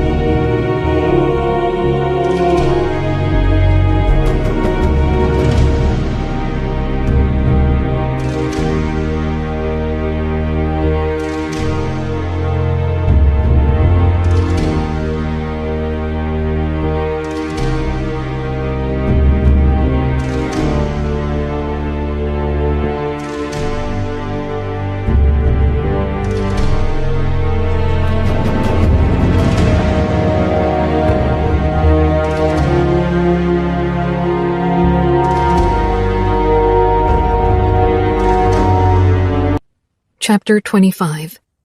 Evie. I woke before Xavier and slipped out of bed to check my phone out of habit, knowing that last night's party would have made headlines somewhere. I grabbed my bathrobe and put it over Xavier's shirt, desperate to cover as much of me as possible. Moving toward the panorama window in the bedroom, I scrolled through the emails when I caught sight of a message from Maya Nowak. It contained only a link. I clicked on it, even as dread settled in my stomach. She must have worked on it all night to have it up this early. Maya's article was even nastier than I'd feared. I should have expected it. When we'd invited the press originally, Xavier and I hadn't been an item yet, and we'd wanted her there for the very reason that her articles always got the most attention. She commented on every single one of my imperfections. The cellulite on my upper thighs, which apparently was unmistakable through the cheap leather of my skirt, my wide hips, my soft stomach, my big butt. She made it sound like Xavier had only chosen me to pay all of his past conquests back by being with someone this disgusting. Heat rushed into my head as I read her words. I knew I wasn't Instagram fitness model material, but I definitely wasn't the visual train wreck she described. My emotions wavered between anger and embarrassment. The latter made me mad at myself for allowing someone I didn't even like to make me feel that way with a few words. The covers rustled as Xavier sat up in bed. "Evie, what's wrong?" Xavier asked as he pushed out of bed completely naked. Completely perfect. I was about to close the article when Xavier took my phone from me and scanned it. His expression turned furious, then he threw my mobile on the bed and cupped my face. "She is a spiteful creature, Evie. Don't waste a single thought on the bitch." "She is right in one point, though. Look at you," I said, motioning at his body, at the perfect muscles. Not a gram of fat, no jiggle, nothing but pure male gorgeousness. Everyone who looked at us would always wonder why a man like Xavier would settle for a woman like me. I had seen those surprised looks and the whispers that followed. I finally motioned down at myself, safely covered by a bathrobe, hiding all my unfavorable places, which according to Maya was my entire body. "And look at me, Xavier. We don't match. You belong with someone like Dakota. Someone who doesn't look like she enjoys beer and burgers with bread. Someone who fits a size 0. I swallowed hard, because this feeling of never being enough, of lacking because I wasn't thin enough, cut deep. It had been a part of me for so long it was difficult to shake off. "This is the biggest pile of bullshit I've ever heard," Xavier muttered. I gave him a look. "I know what kind of girls you've had before me, and they were all fit and thin." He stroked my cheek with his thumb. "Yes, they were." My stomach plummeted at his admittance, which was ridiculous considering that he was stating facts everyone knew. "I chose those women for a night. I didn't give a damn about their personality, or anything really, except for their bodies. But you, I don't want for only a few nights. I want you forever." My eyes grew wide, and Xavier too looked a little stunned. I can't believe you said that." Xavier kissed my mouth, a slow, gentle kiss. "Fuck, me neither. But it's true, Evie. I've never enjoyed someone's company more than I do yours. I trust you. I love your brand of humor, your loyalty, your snarkiness, and your smile. I love every last piece of you, Evie." I blinked. "And I love you." "Fuck," he breathed, then kissed me again. Xavier slid his palms under my bathrobe and slowly pushed it off my shoulders. It fell to the ground. I was still in Xavier's shirt, but he grabbed the hem and began pulling it up. I touched his arms, stopping him.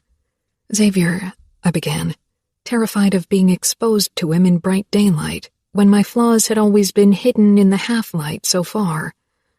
"Evie," Xavier said firmly, "I just laid my feelings bare to you. Let me see you." He softened his voice.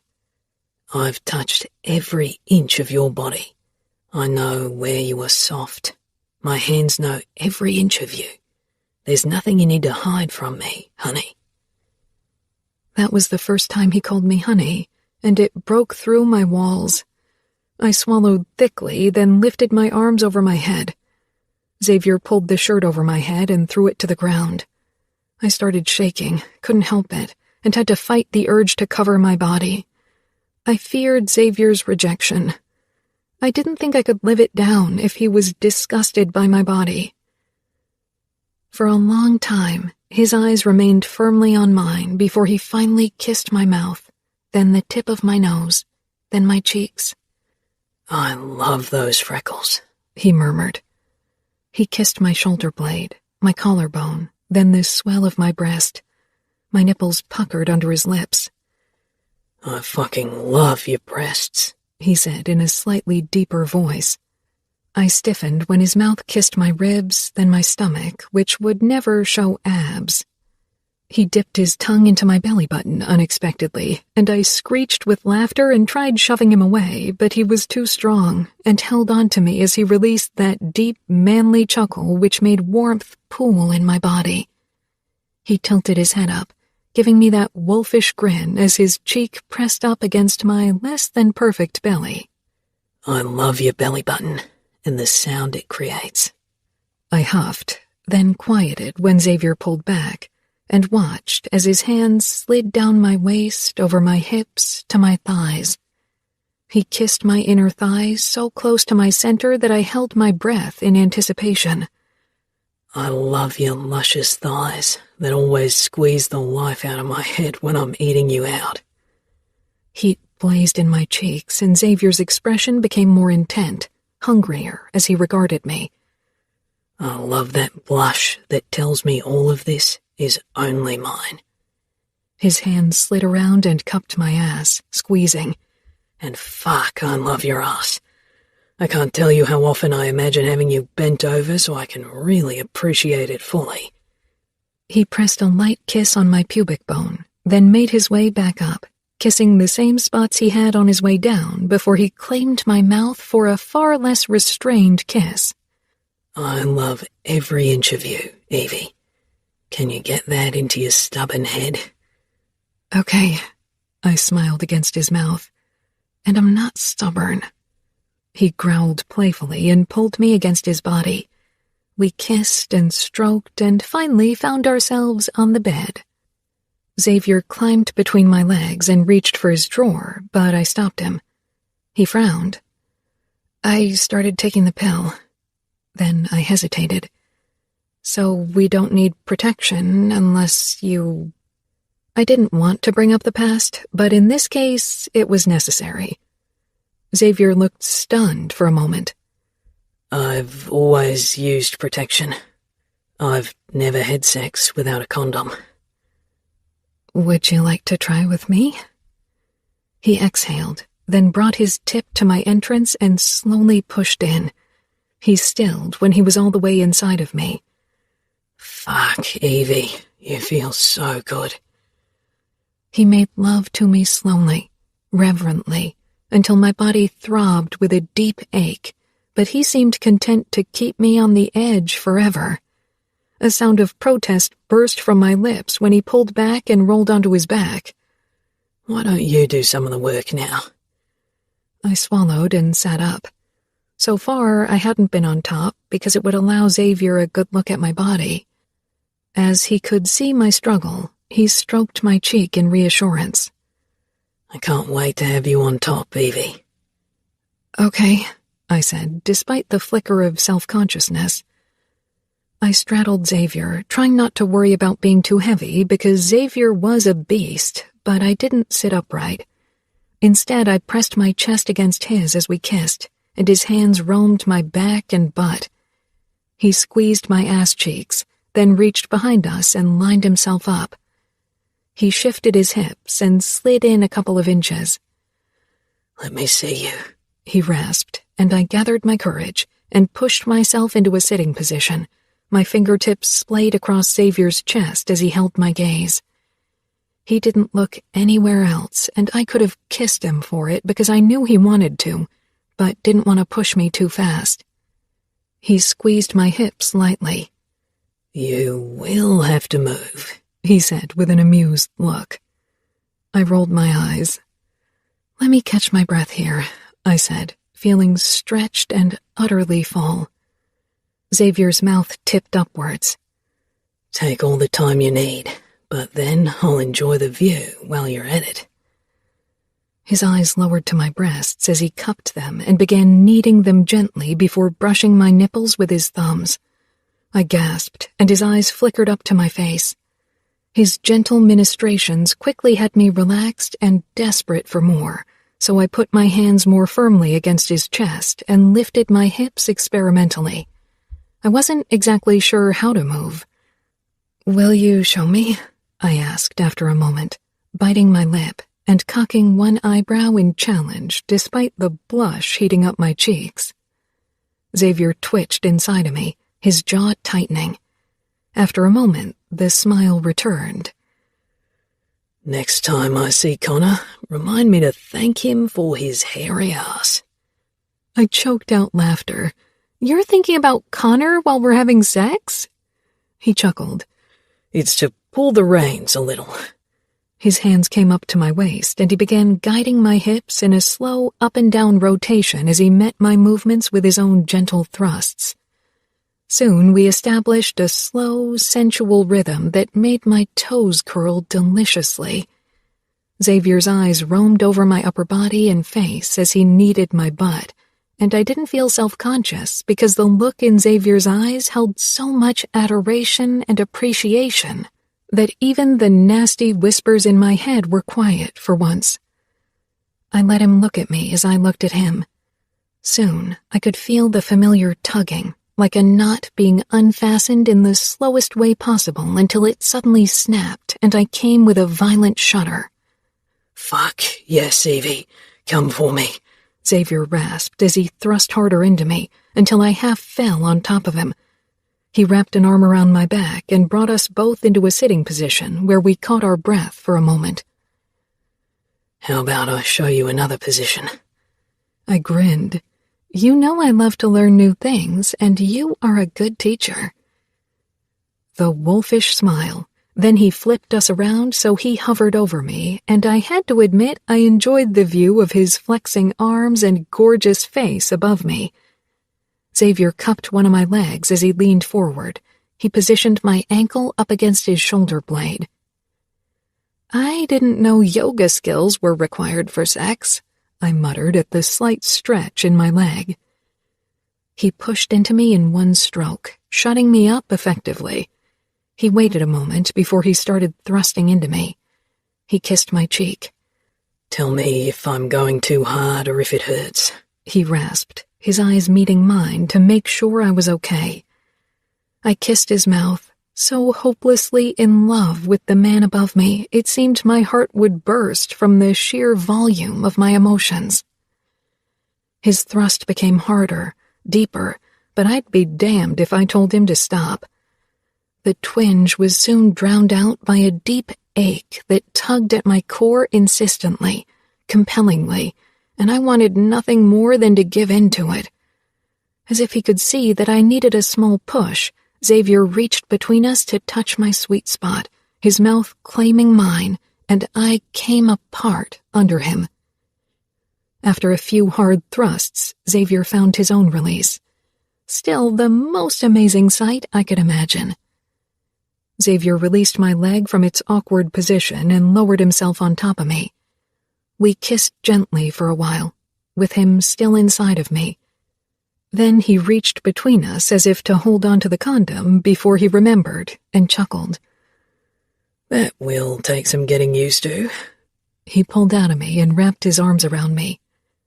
I relished his warmth, but eventually a trickling made me shift my legs and my stomach let out an angry growl. Xavier kissed my temple with a chuckle.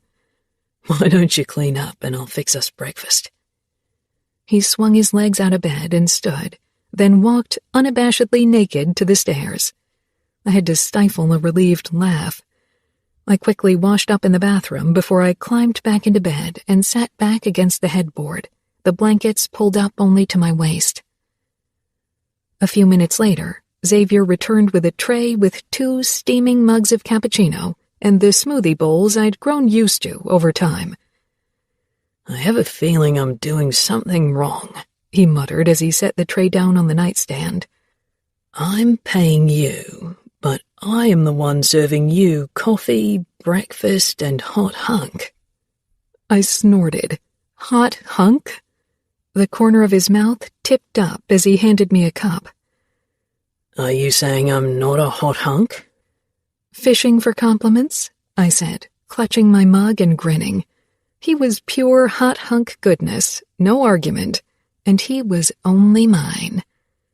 He sat against the headboard beside me with his own mug. Isn't that what girlfriends are for? I took a sip. I think in your case, that's not necessary. You have a big enough ego as it is, I teased. Xavier took a deep gulp, then set the mug down on the nightstand, a grin twisting his face. You have exactly 5 seconds before I show you that my ego isn't the only thing that's big. 5. I sipped at the cappuccino, then licked foam off my lips. 4. I'm hungry, I said. 3. Xavier, I warned. 2. I quickly put the cappuccino away because I had a feeling Xavier wouldn't care if I spilled coffee all over the bed, but I didn't want poor Nancy to find that kind of mess. 1. Xavier grabbed me around the waist and hoisted me against him. 30 minutes later, I finished my cold coffee and ate my smoothie bowl, trying to ignore Xavier's smug grin and stifle my own. Epilogue. Evie. About 2 months after Xavier had made our relationship public, things finally started to settle down. Dad had asked Marianne to move in with him, so I hadn't felt bad telling him that I probably wouldn't return to the States after a year. They were already planning a vacation in Australia over Christmas. And Xavier's family? They had accepted me into their family without reservations. Even the press seemed to sense that we wouldn't provide them with gossip anytime soon and turned their sights on other victims. I knew they'd eventually find something about us they could twist into their own version of the truth, but I didn't let it get to me anymore. I'd adopted Xavier's way of thinking. Why should I care what people I didn't give a damn about thought of me? Even jealousy wasn't the big deal I'd thought it would be in our relationship. Xavier traveled with his team to away matches alone because there was a no women ruling in place, but it didn't bother me. Despite his past, Xavier was loyal. He wouldn't cheat. Moreover, he and Connor always shared a room, and I knew he'd be the first one to snitch on Xavier if he ever put a toe out of line. I smiled at the thought as Xavier and I strolled along the beach hand in hand on one of Xavier's off days. It was autumn in Australia now, and I had put on one of Xavier's thick sweaters that made me feel protected and small. Why are you smiling like that? It's got a sinister feel to it, Xavier said, drawing me out of my reverie. I flashed him another secretive smile. Oh, nothing. Just thinking how your family and Connor would kick your ass if you messed things up with me? Xavier groaned. They would kill me. They love you more than me. You wrapped them around your skillful fingers. I tilted my head up and let my fingers slip under his shirt to stroke his chest as he walked backwards and I stalked him. Xavier covered my hand through the fabric. I want you to move in with me, he said. What? I nearly tripped over my own feet as I gaped up at him in utter shock. For a man who didn't do the dating thing, he moved quicker than I'd expected. You heard me, he said, pulling me to a stop. Isn't it too soon? Evie, you've spent so much time in my apartment these last few months. I have never spent so much time with anyone, and it just feels right. With you, I don't feel like I need to be anyone but me. I suppose Fiona will be happy to see less of you once I'm gone, I teased. That's a sentiment I share, trust me, he said. You two will have to get along eventually. For me. Xavier pulled me against him. Don't worry. We have an important thing in common. We adore you. I patted his chest with a smile. I must say I get why you enjoy all the attention. I enjoy your flattery too. Xavier chuckled. You deserve it for putting up with me. Of course I put up with you. You are the yin to my yang, the Ernie to my Bert, the cookie to my milk, I whispered. Xavier grinned. The Batman to your Robin, the Bonnie to your Clyde. The peanut butter to my jelly. Xavier grimaced. Disgusting combination. You Americans have strange taste. The bacon to my eggs, I conceded. The Han Solo to my Chewbacca. Better. Xavier murmured against my mouth. The Laurel to your Hardy. The Mulder to my Scully, I said between kisses. The Sheldon Cooper to your Amy Farrah Fowler. The Beavis to my Butthead, I got out. We both know you are the Butthead, of course. Xavier let out that deep, sexy laugh. Oh, Evie, I can't possibly beat that. He tightened his hold around my waist and looked down at me with adoration, and I didn't care who saw us and what they thought about us because we had each other, and that was all that mattered. I love you, Butthead, I said with a smile. And I love you, Beavis, Xavier said with that wolfish grin before he pulled me in for another kiss. This concludes Only Work, No Play by Cora Riley. Narrated by Emma Wilder and Tom Kennedy. Copyright 2019 by Cora Riley. This unabridged audiobook is published by arrangement with Cora Riley and was produced in the year 2019 by Tantor Media Incorporated, a division of Recorded Books, which holds the copyright thereto. Please visit tantor.com for more information on our growing library of unabridged audiobooks.